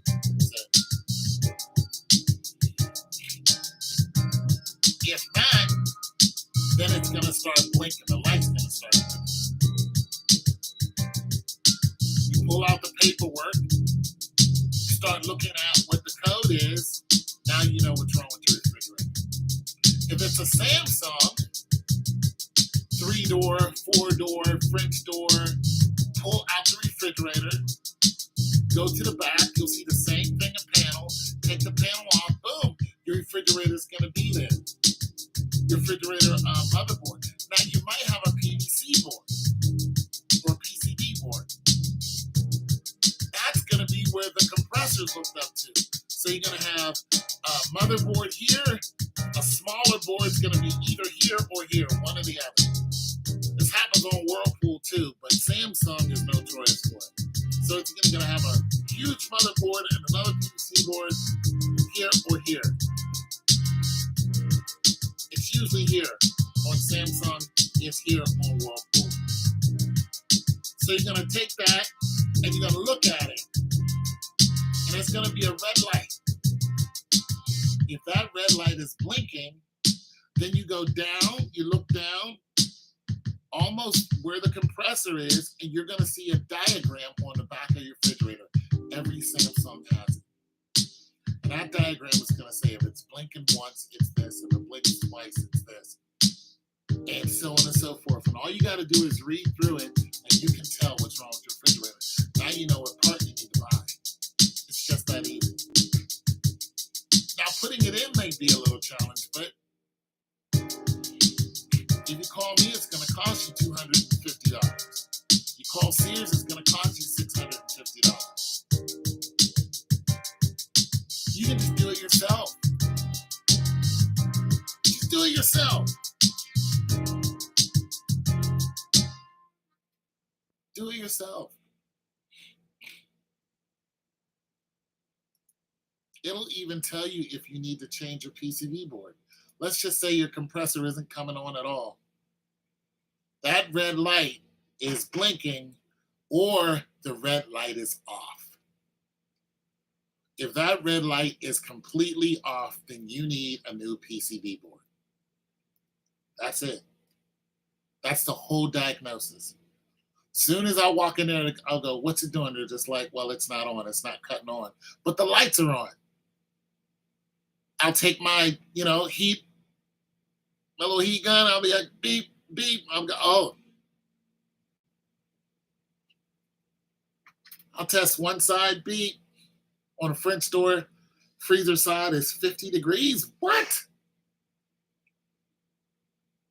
The fridge side is, 55? Oh, this has been off for a minute. Open it up, pull the damn thing out by the handles. It's on wheels. Pull it right out. Go to the back. Take the panel. 1, 2, 3 bolts come right off. Look at it. It's going to start talking to me. I'm either going to see a flashing light or I'm not. If I don't see a flashing light, I already know your compressor's not on. Why is your compressor not on now? That's a different question. What turned the compressor off? I don't know. So the first thing I'm going to do is look at your compressor, and I'm going to find this.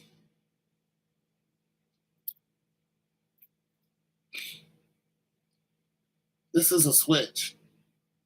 Turns your compressor on and off. So I'm going to take it and I'm going to look at it. Then I'm going to pick it up and I'm going to go, And I'm going to see if it rattles. Then I'm going to take this, which is hooked to this.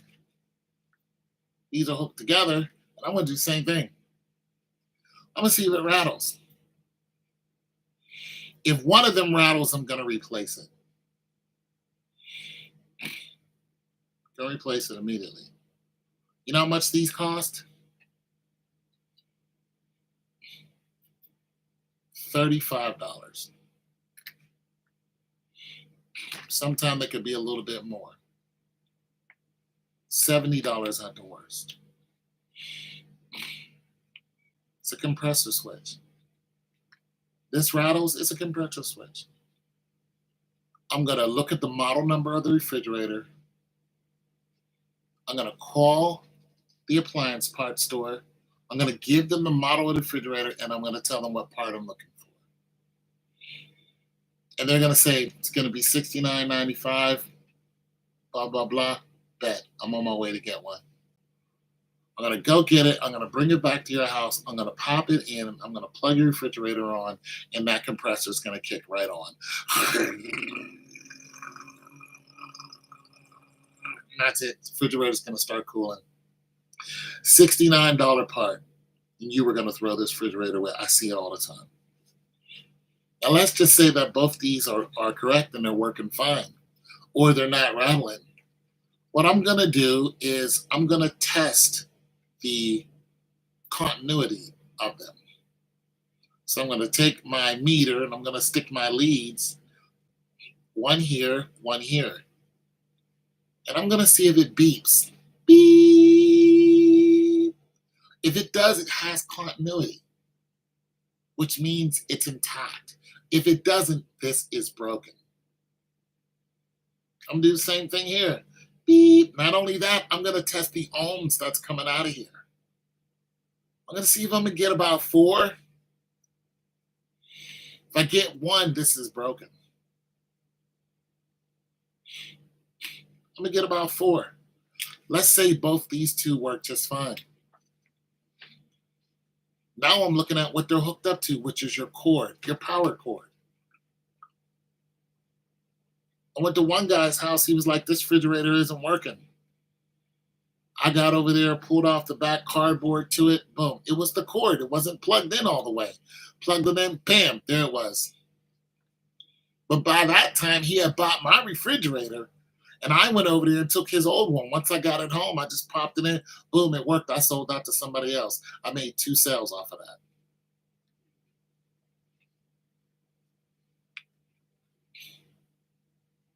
But if both of these are working, I'm going to look at your power cord. I'm going to make sure it's plugged in all the way. Then I'm going to test your power cord. I'm going to plug it in. I'm going to see if you're getting 120 volts. If you're getting 120 volts, now I'm really curious. Then I'm going to test your compressor. I'm like, okay, we got ourselves a little situation here. I'm going to take one lead. I'm going to hook it to the compressor, and I'm going to test for continuity. I'm going to see if your compressor is grounded. So I'm going to take one lead, and I'm going to hook it to your run common or your start. Then I'm going to take the other one and hook it to the body of it, and I'm going to tap around to see if I get a beep. If I get a beep and it goes beep, the compressor's grounded. It's no good. And then I'll tell you, I can't fix this. You need a new compressor. I don't put in compressors. Call Jorge, he'll do it. But if not, and the compressor's not grounded, now we got ourselves a situation. So all our parts are working down here. Your fan is on, your fan comes on. Your condenser is at room temperature.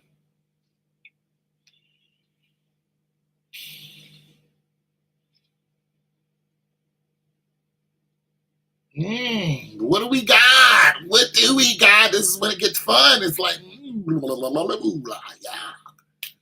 We got a working fan. The fan works. We got working power cords. Yeah, but the compressor's not coming on. What do we have here? So what we do is we look at the power cord.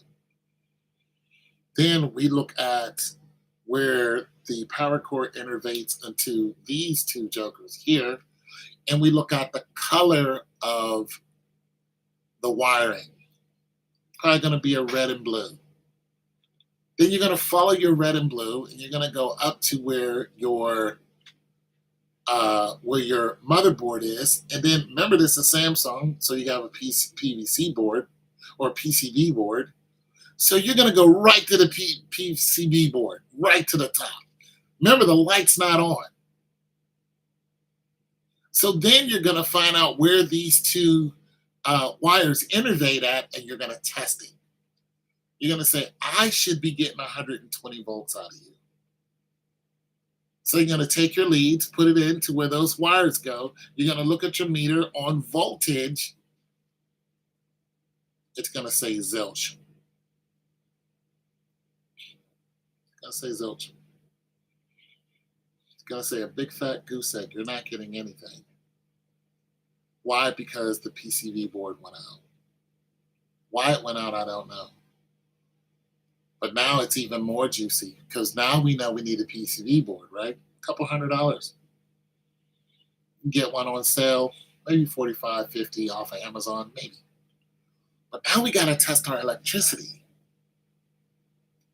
Now we got to go straight to the wall.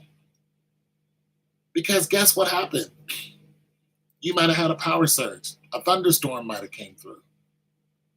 So that's what we do. We go, boom, put it on voltage. We're looking for 120 volts, right? Come to find out, you only got 116 volts coming out of here.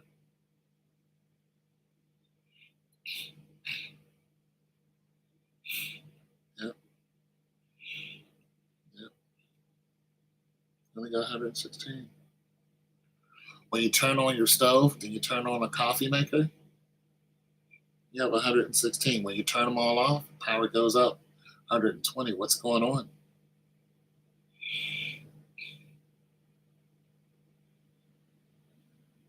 You have an electric stove. That electric stove takes how many watts? Go and say it with me. 220. That electric stove is sitting on the same grid as your refrigerator. Once you turn on the electric stove, the coffee maker, whatever else you got plugged into, all those are sucking on power. The oscillating power of your refrigerator cannot get the power it needs because it constantly cuts off and on. Eventually, it starts to fail. Your PCB board struggles, boom, there it is. Knocked it right out. Now you need a new PCB board because your electricity is not that great.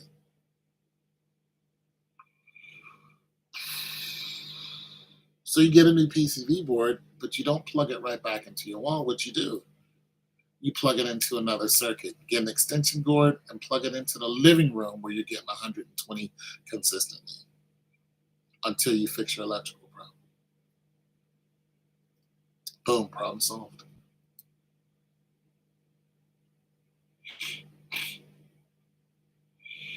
I am good at customer service. Whatever it is that you do, be great at it. But do not be so codependent on, if you can.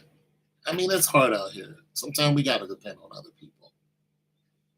But know this, a job can get rid of you at any time.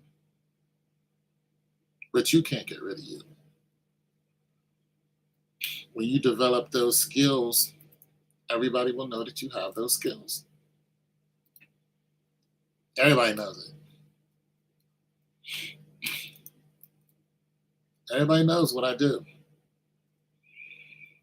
Tone has skills. I can pretty much sniff it out. They can't fix everything, but I can. Oh, we got ourselves an LG. Oh. Okay. Or, oh, that's a Whirlpool right there. Yeah, baby, we got a whirlpool with a two-step. Mmm. Ooh, bonsai. We got ourselves a whirlpool with a two-step compressor and it takes 600A cast. What's wrong with it? Why isn't it cooling? Shoot, that gas is butane, highly explosive. Do we want to mess around with that? Let's figure out what's wrong with it. Let's run the numbers. Test the compressor. Compressor's good. Compressor switch is good. Cord, the cord's good. Cord's getting enough power.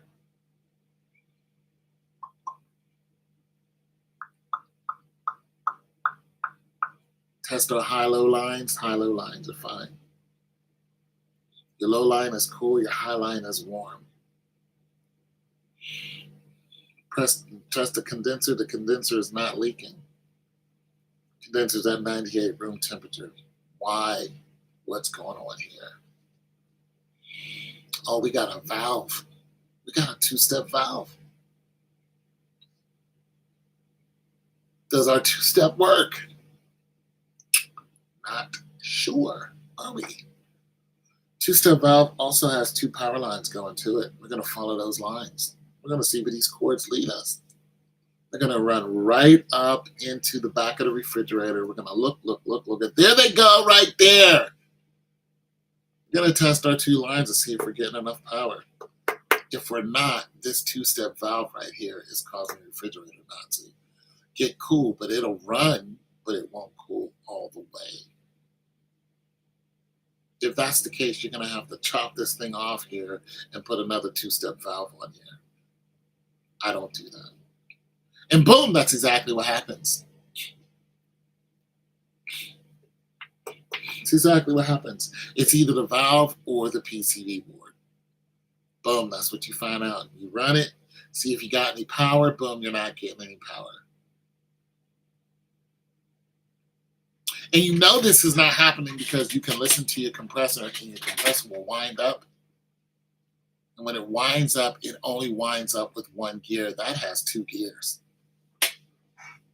Oh yeah, that thing has two gears. Mm-hmm. Yes, it does. And when you only hear one, you're like, oh, I'm not going into my second step. No, you're not. And once again, you're dealing with butane, so you better be careful.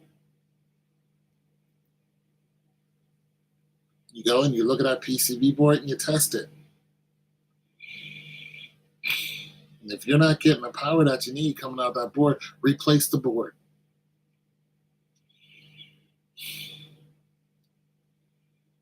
Then you're going to hear that two-step kick it.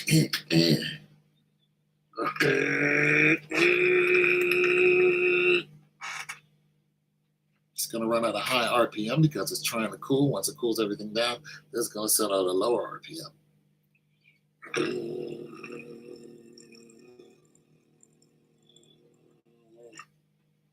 It's going to sit there until it cuts off. Then when it calls for power, it's going to do the same thing. Same thing, two-step. Let's say you change the board, it comes in, it starts doing the two-step, but it isn't cooling. What happened? Oh, this is where it hurts. This is the hurting part right here. Now what do we need?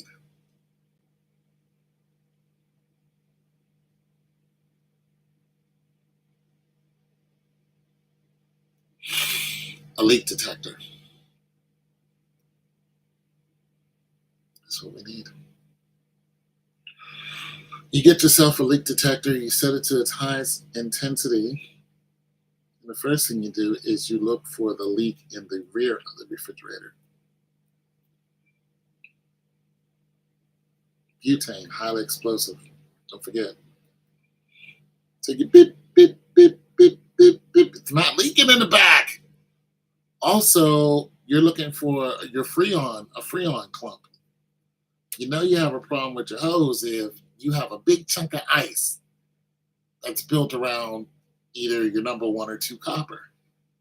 You're just like, that's a Freon problem right there, which can be fixed without you being invasive. But that's not the problem. What's the problem? You have a leak somewhere. So you open up the door, you have to pull the food out.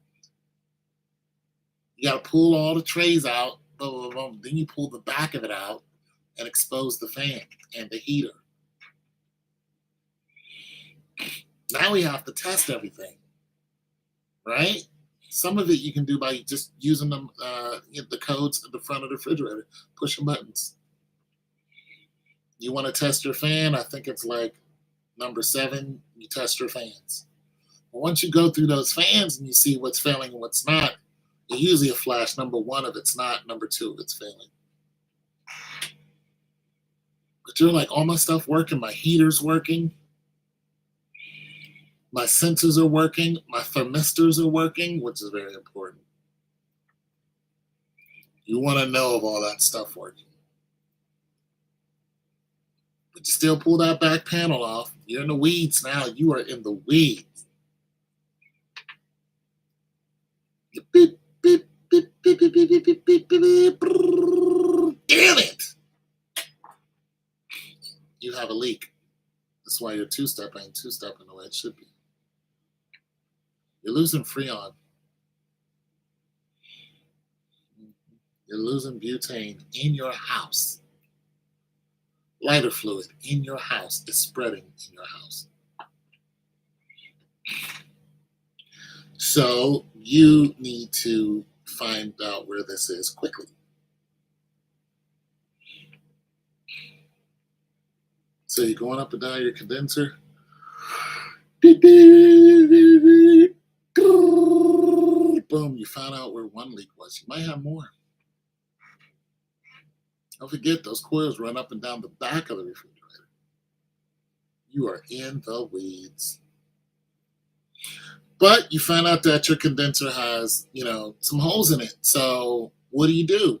Well, you either grab yourself some big blue, to make bubbles, to see if you can put it on there and it'll make a bubble and you can see where it's at. Or you get some dishwashing liquid. Put in a little spray bottle, boom. Spray it on top of where you think the leak is.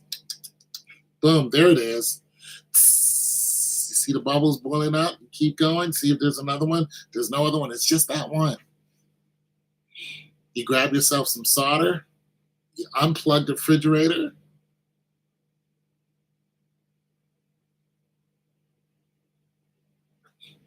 Grab yourself some solder, little sandpaper, little flux. Heat the soldering gun up. Flux and soldering, it should be 1, so 2 in 1. Boom. After you sanded it and wiped it off, boom, cause a little abrasion. So get in there good. Boom, boom, solder it up. Drip, drip, drip, drip, drip, drip, drip, drip, drip. 2 seconds, it's over. That solder is going to turn solid. Boom. As soon as you pull the heat gun off from under it, boom, solder turns solid. You wait 10, 15 minutes. Turn the refrigerator back on. See if it's leaking. Run a test through it. Use your bubbles. Use your gun. Boom. Problem solved. But if you have more than one, you don't know where they are, you have to change your condenser. That's it. Can't get around it. But if you can find out where that leak is, you can plug it up, solder it up. Once you solder it up, plug the fridge in, close the doors, let it run through its numbers. Wait, you can even put it on super cool if it has the option. Samsung has the option, Whirlpool doesn't.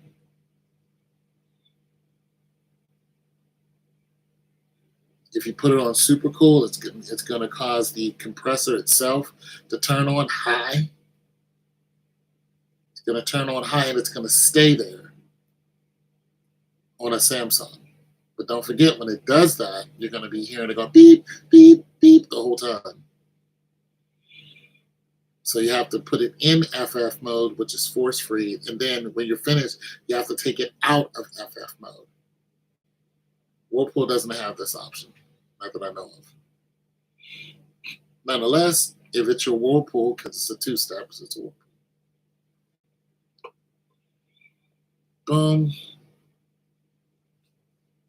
You're good. Test for your leaks back and forth, because now it's a pressurized system. So your leaks might be coming out of somewhere else. But if they're not, boom, put everything back in. But if that wasn't the problem and it still wasn't coming on, you'll probably be able to find out through just pushing your buttons and running it through its test. What's most likely going to be the next issue is your heater, your heating element. Just take that and get rid of it. And you can test it. Once you disconnect it from both sides, you just test for continuity. Beep. But if it doesn't make a beep, it's no good. The heating element breaks, they break a lot. But yeah, you'll just have to pull it out. And it's one coil. The heating element is not an electrical device on its own. It's just one coil. Boom. So if that coil snaps somewhere, you don't know that it snapped. So you just take it out, put another one in there, your refrigerator will start going fine. Also, if you have thermostats and thermistors, which you do, you have two of them in your French doors, and you have two of them in your 3 and 4 doors. You do. If you have a bottom freezer, there's one in your bottom freezer, and there's one in your and there's one in your refrigerator. Same thing with your French doors. There's one on one side in the freezer, one on the other side.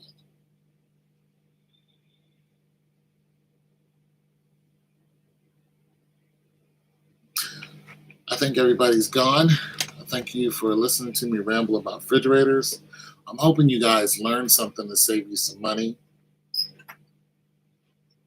I hope your wife is impressed, or your husband.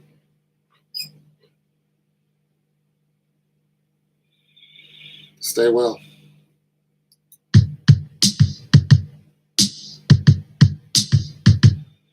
Stay well.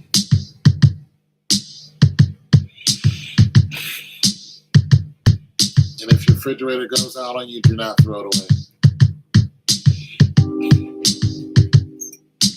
You can contact me.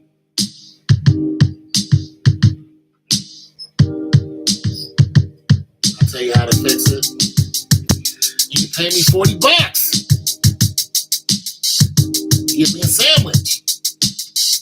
I need a sandwich.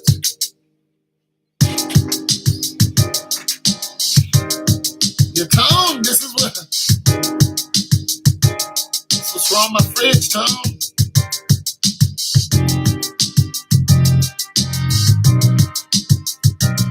I'll show you how to fix it. You pay me $40.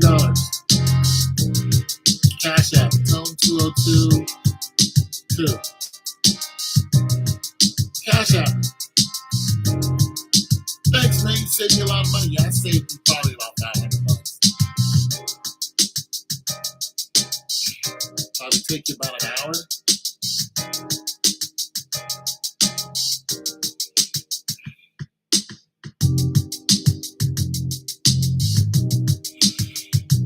Sniff out your problems. Tone, I got frost in my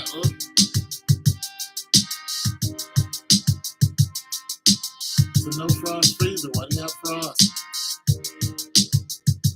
Tone, I have frost. Your electric. Check your electric first. 120 or plus. So I'm only getting 118. It's not your refrigerator. Plug your refrigerator into your living room. That'll be $40. Plug it into your living room. $40. Toner's not working. It's still.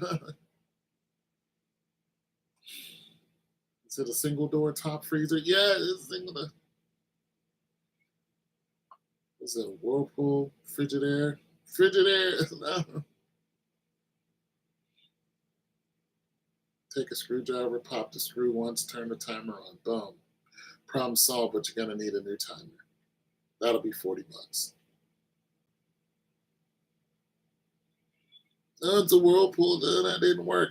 You need a new motherboard. That'll be $40.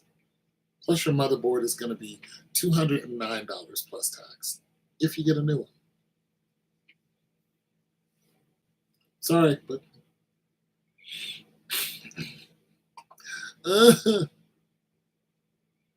go get a new motherboard, pop it right in.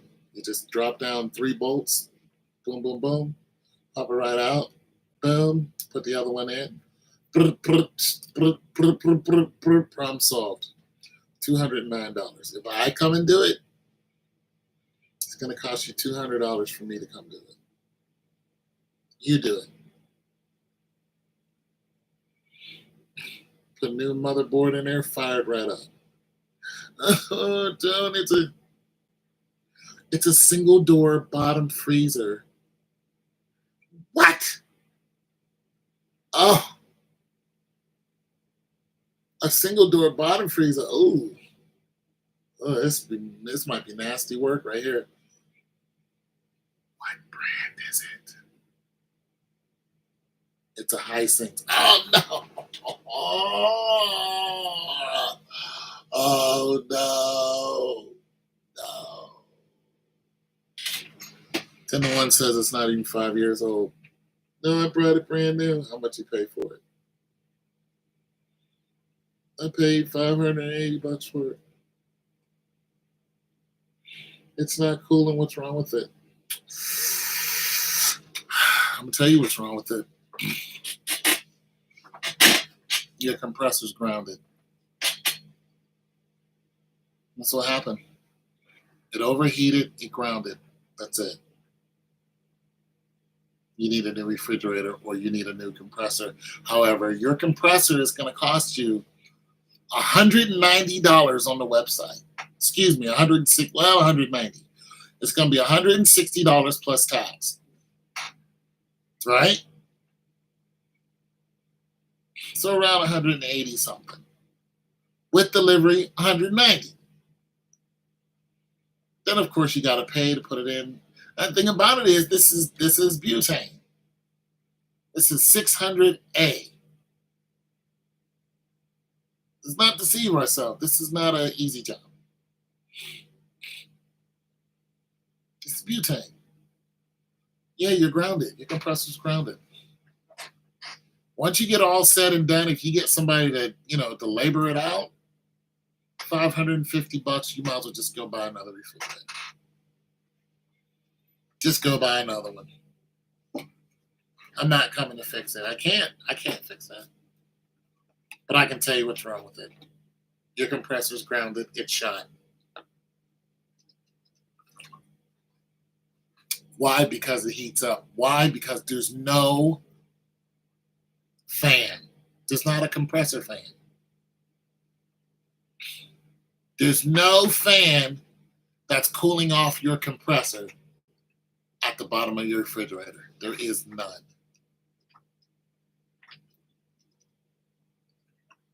There's one fan in that refrigerator, and it's in the freezer.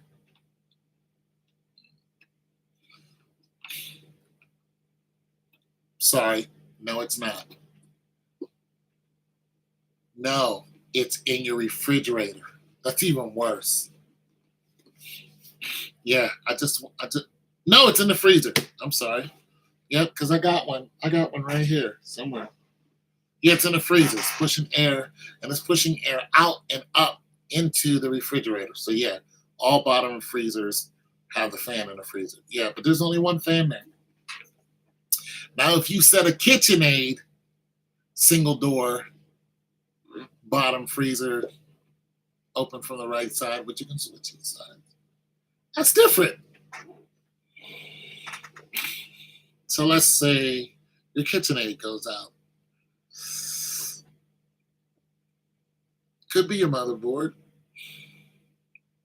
If it says HH when you open it up, Could be a motherboard. Go back and test the compressor switch. Everything's good. Test the cord. There should be a fan back there. See if the fan is on. The fan's not on. There's your problem.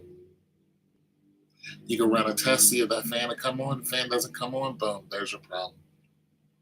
It's going to be somewhere around $80, $89 for that fan, for that whole assembly. Yep, probably take you about an hour and a half. But let's say the fan is working. Now we got the condenser. The condenser's back there. This gets good. Now we got to test our high and low lines. High side, low side. 60 hertz. High side, low side. 115 on a what? High side. You test them by touching them to see if they're hot or cold. So you want to test and see if they're hot or cold, or warm, excuse me, warm or cool, not hot or cold. One should be having Freon going in, the other one's going out. One Freon is going in, the other Freon's going out. The one that Freon's going in is warm. The one that Freon's going out is cool. If that's not what's happening, then there's no Freon going in and out. But let's say that is what's going on.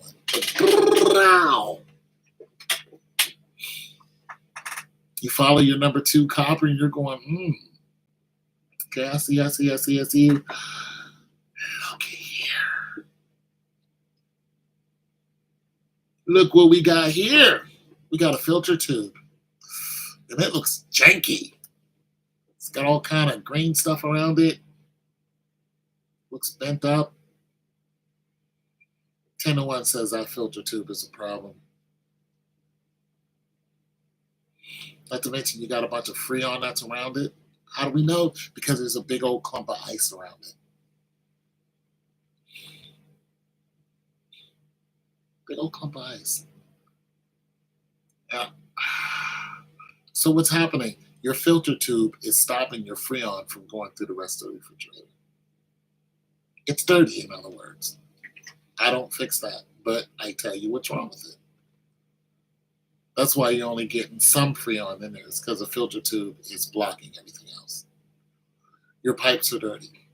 Somebody's going to have to cut this apart, throw some hydrogen through it, clean the whole thing out, and then go ahead and repressurize the whole system after they put a new filter tube on it. But let's just say it's not your filter tube. You're looking, your condensers. Your condenser's at 98, which is room temperature, which it should be. However, something ain't right about your condenser. Something ain't right. Something ain't right. Your Freon is not traveling all the way up into your system. How do we know this? Because it's not getting cool. So where do we want to spot where it's not getting cool at? We want to start at the bottom because that's where it should be started at. So we started at the back. Now we're on the inside of the refrigerator and we're looking at the bottom. We're looking at our coils and our condenser inside the coil is not at all. We got ourselves a leak, people. So that's what we're going to test for. Might be a leak, but we know that Freon is coming from the back, but we know that it's not coming to the front. We got ourselves a leak. You know where the leak is at? The condenser. The one in the back. It's the one in the back.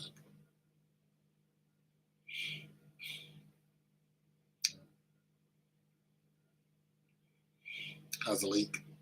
It's going to take your leak detector, turn it up to 5, which is the highest. Not to mention this is 134A. So that leak detector is going to tell you if it's there or not. Got a hole in here. You're not going to plug that hole in that condenser. You're not going to do it. You're going to have to, take that condenser off. You're going to have to weld another one back on there, repressurize the system. But before you even do that, you're going to have to flush the whole system.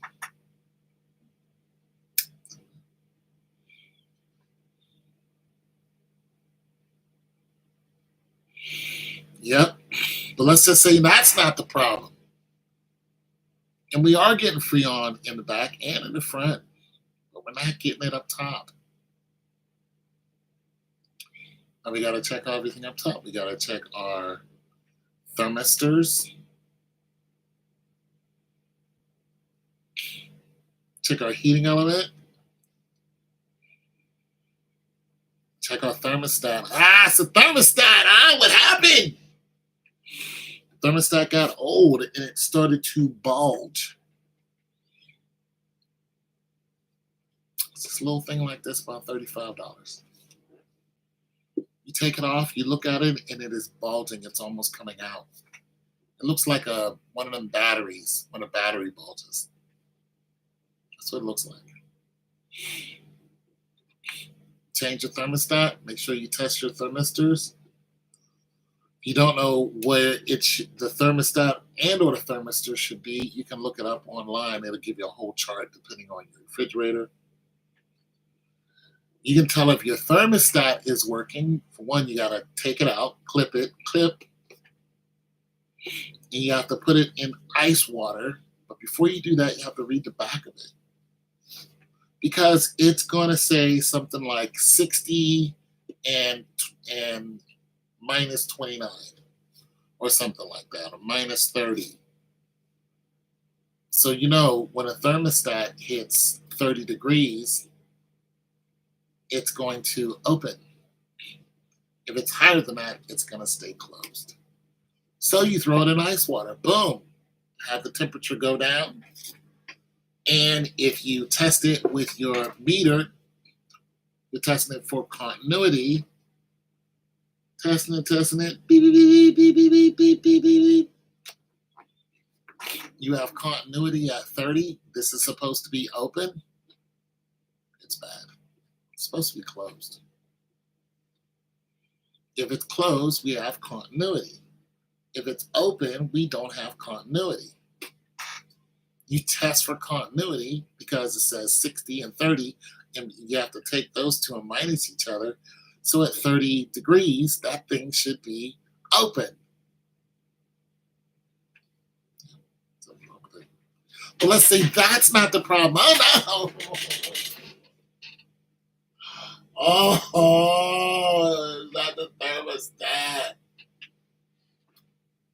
Oh, I thought it was in there. That's not the problem.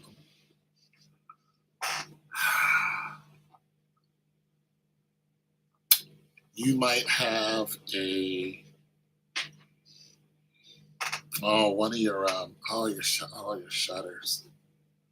Your damn, I forgot what this is called. I may have one here somewhere. I got one here somewhere. I got one laying around here.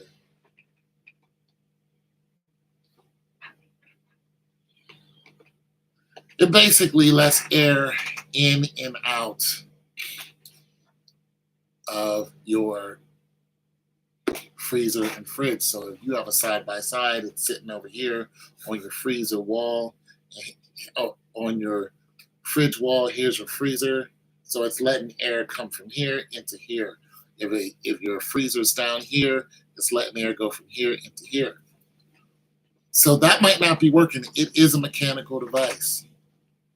So you have to run your test to see if it's opening and closing when it's supposed to. If it's not doing that, then that's why your refrigerators is not cool, but your freezer is cool. But let's just say that's not the problem, right? That's not your problem. Now we have to work ourselves all the way up to the motherboard.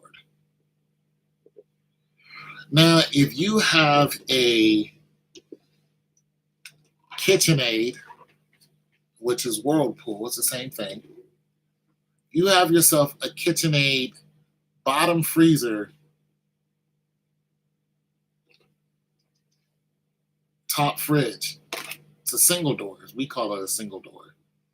We call it a single door bottom freezer. If it's a double door bottom freezer, that means it's two doors opens like this, and there's a third door, which is your bottom. So if it's a single door bottom freezer refrigerator and it's a KitchenAid, when you open it up, you're going to see your adjustments here. It's going to say either 99 or 44, or have mercy if it says HH. That means there's a problem. But if it's your I want to call it a valve, but it's not a valve. But it's not opening up and letting air come from your well, no, it won't be there. But yeah, we already tested that, so we know that that's good. So what's happening is your motherboard, something's going on with your motherboard. Now you can test your motherboard just by pushing a couple of buttons to see what you might think is wrong. But if it doesn't let you do that, then you need a new motherboard. Here's the trick though, because I've been through this. It's the reason why I'm telling everybody this stuff. I think there's two people here. But somebody's been here for hours listening to me. I don't know who you are.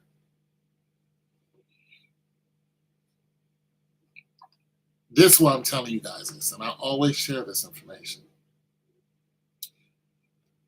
The motherboard, if the motherboard goes out, there's a few reasons why. It could be burned out, something. So you're going to have to take it, detach it from the ceiling. And, there's a couple clips you slip in there. Boom, clip down, falls down. Take the motherboard out. When you make sure the machine is off when you do this so you don't get shocked. When you take the motherboard out, sniff it. Don't be afraid. It's not going to, make you high, but you want to sniff for burning. You want to see if something smoked it. Not only that, take it, turn it around, and look at it very closely for burn marks. Here's the thing about motherboards. I thought I had one in here. I do.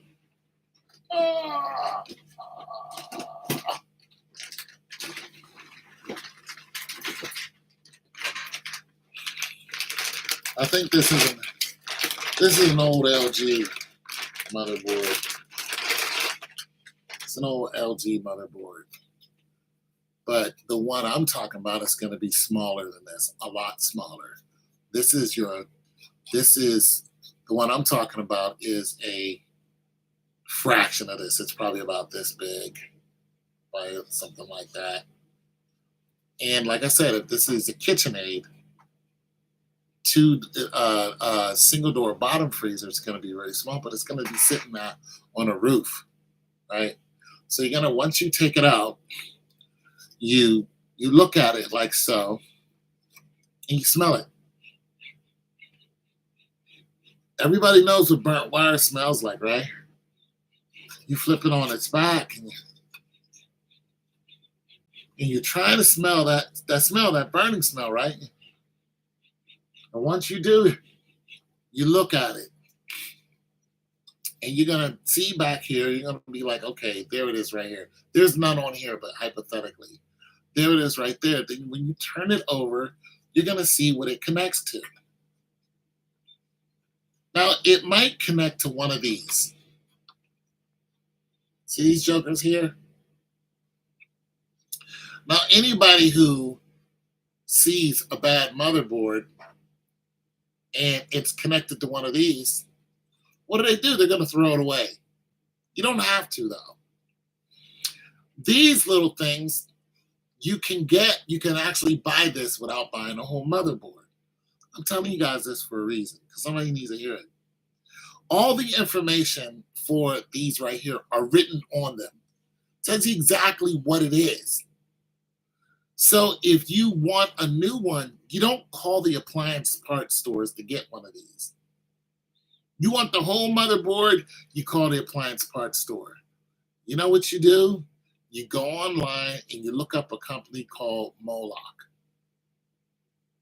Moloch has these. They'll probably sell it to you by, a 30 bag. But so what? You just take it and sell the rest of them on eBay. Make some money. But they're gonna have these. And you're gonna look up the specific one, punch it in, boom, see who has it. Moloch is gonna have this. Then once you find it, you're gonna take this one out. How are you gonna do it? You're gonna go to the back to where it innervates, which is right here, and you're gonna heat this up. See, there's only two prongs. Look, see, 1, 2. That's all that's on there. See, on this one, 1, 2. On that one, 1, 2. That's all that's holding these in here. That's it. You just take it, heat up the back, boom, it's gonna come right out. You're gonna pull it right out. Boom. With a little soldering gun. Soldering guns don't cost much, people. Take it out, boom. Take the new one, pop it in, boom. Solder it in there, boom. Done. Put it back in your refrigerator, turn it on, boom, bam, beans and ham. Beans and ham, boom, bam, there it is. Problem solved. A lot of people don't have time to do it, or they don't want to do it, or they don't care to do it. Some people will say, just give me a whole new motherboard. Okay, that's $245. Thank you. This, $10, the way I just told you. You, $245.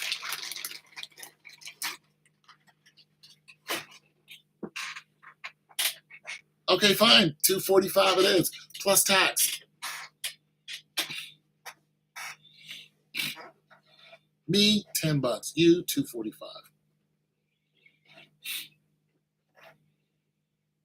Yep. So once you do that, you throw it in there, and that should be fixed. Or let's just say you cannot find out which one of those is ruined. Now there's some deeper things you can get into when it comes to the motherboard on how you can figure out what exactly went wrong.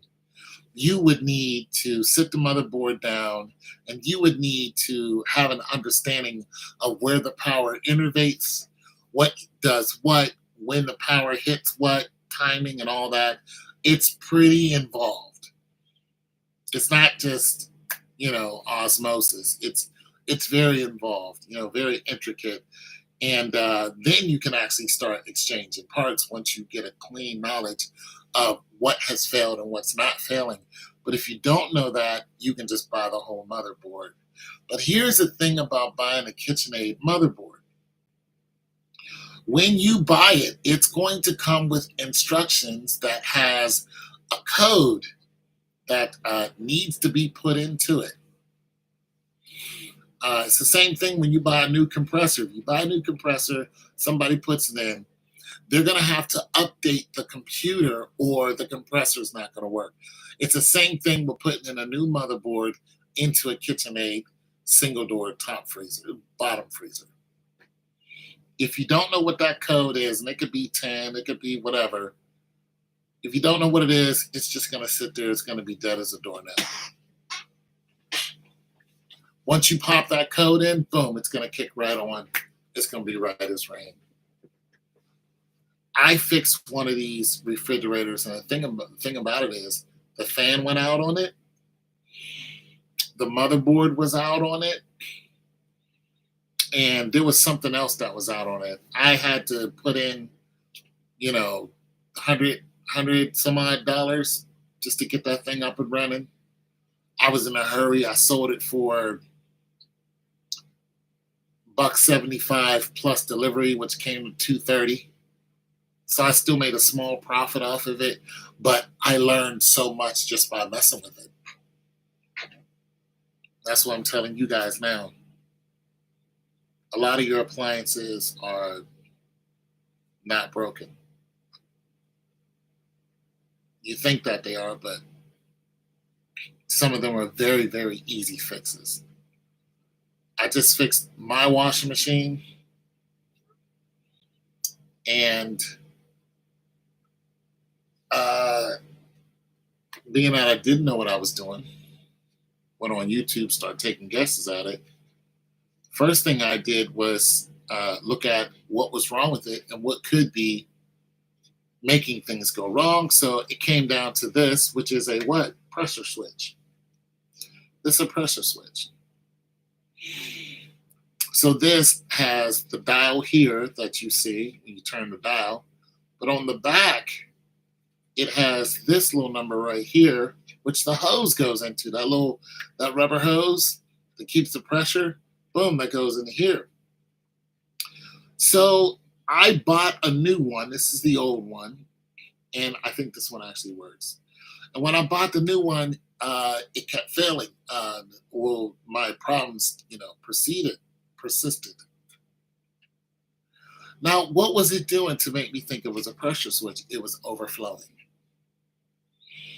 So the water was coming in, and once it would fill up, it would overflow over the bucket and onto the floor.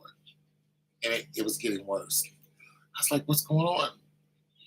So there are a few things that you can check when it comes to your water overflowing and then flowing all over the floor. One is the pressure switch. How you test this one is there are wires that go into here, and you're going to have to test to see once the timer kicks in and there's power going to this, you need to test and see if there's 120 going to the wires that are then hooked up to your valve. So you have an inlet valve. Your inlet valve is where you hook your hoses up to, your red and your blue hoses. Then you turn the water on and it goes in. Well, that goes straight into an inlet valve. So your inlet valve is plugged into here. Well, remember that inlet valve is hot and cold, right? So that means it's 2 wires each. So you have to find out what color wires go where. They're usually side by side, but you test them. You go, this one goes here, this one goes here. This is my cold. You test it. One lead goes here, one lead goes there. Boom. You test it. You see what you get. 120 volts. Boom. You go to the next one. You test it. 120 volts. Boom. This is working. This is working. So you counted that out. Then you're going, well, what about the valve? What about the inlet valve itself? And then the inlet valve is so what you do is you turn your washing machine on to where it's receiving water, like you're just about to start a load. Then you unplug it. You unplug the whole thing. You just yank it right. Don't yank it, but you unplug it. Don't stop it and then pull the power. Just pull the power. If the inlet valve is still receiving water, then it's a faulty inlet valve. It's about $45 to $70 for an inlet valve. It takes you under an hour to replace it. It's just not hard at all. Get it off of Amazon. It'll be at your house in a day. But yeah, your inlet valve is shot. So you take that, you replace it, right? Boom, you do the same test. As soon as you pull the plug, but there's water coming in, if it stops, your inlet valve is the problem. But let's just say that you pull the plug, it stops. Your inlet valve is not the problem. What's going on? Your inlet valve is not the problem, and your compressor switch is not the problem. What's this connected to? That hose. That plastic, or it's a rubber hose, and it goes from here all the way down into your tub, because this is telling that tube to apply pressure, so it will know when the tub gets so full, okay, you don't need to fill up water anymore. It's a very intricate system. It's like, stop filling up water. And that's what this does. But it does it through the pressure, the water pressure, and the air pressure in the tube. So what you have to do is disconnect the tube from here.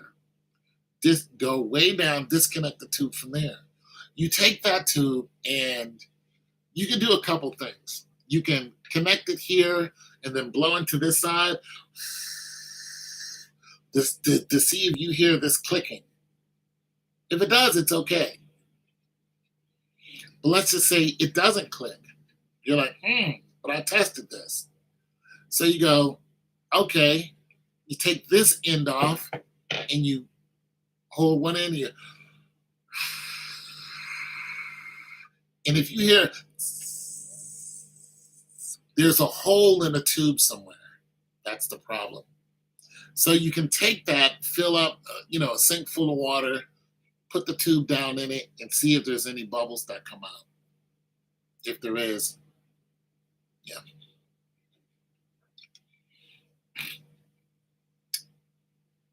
If there is, it's the tube. I think everybody's gone.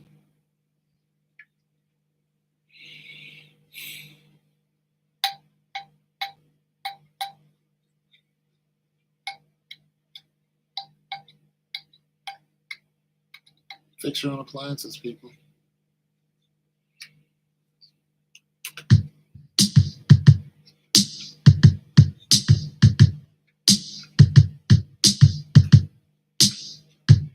Let me tell you.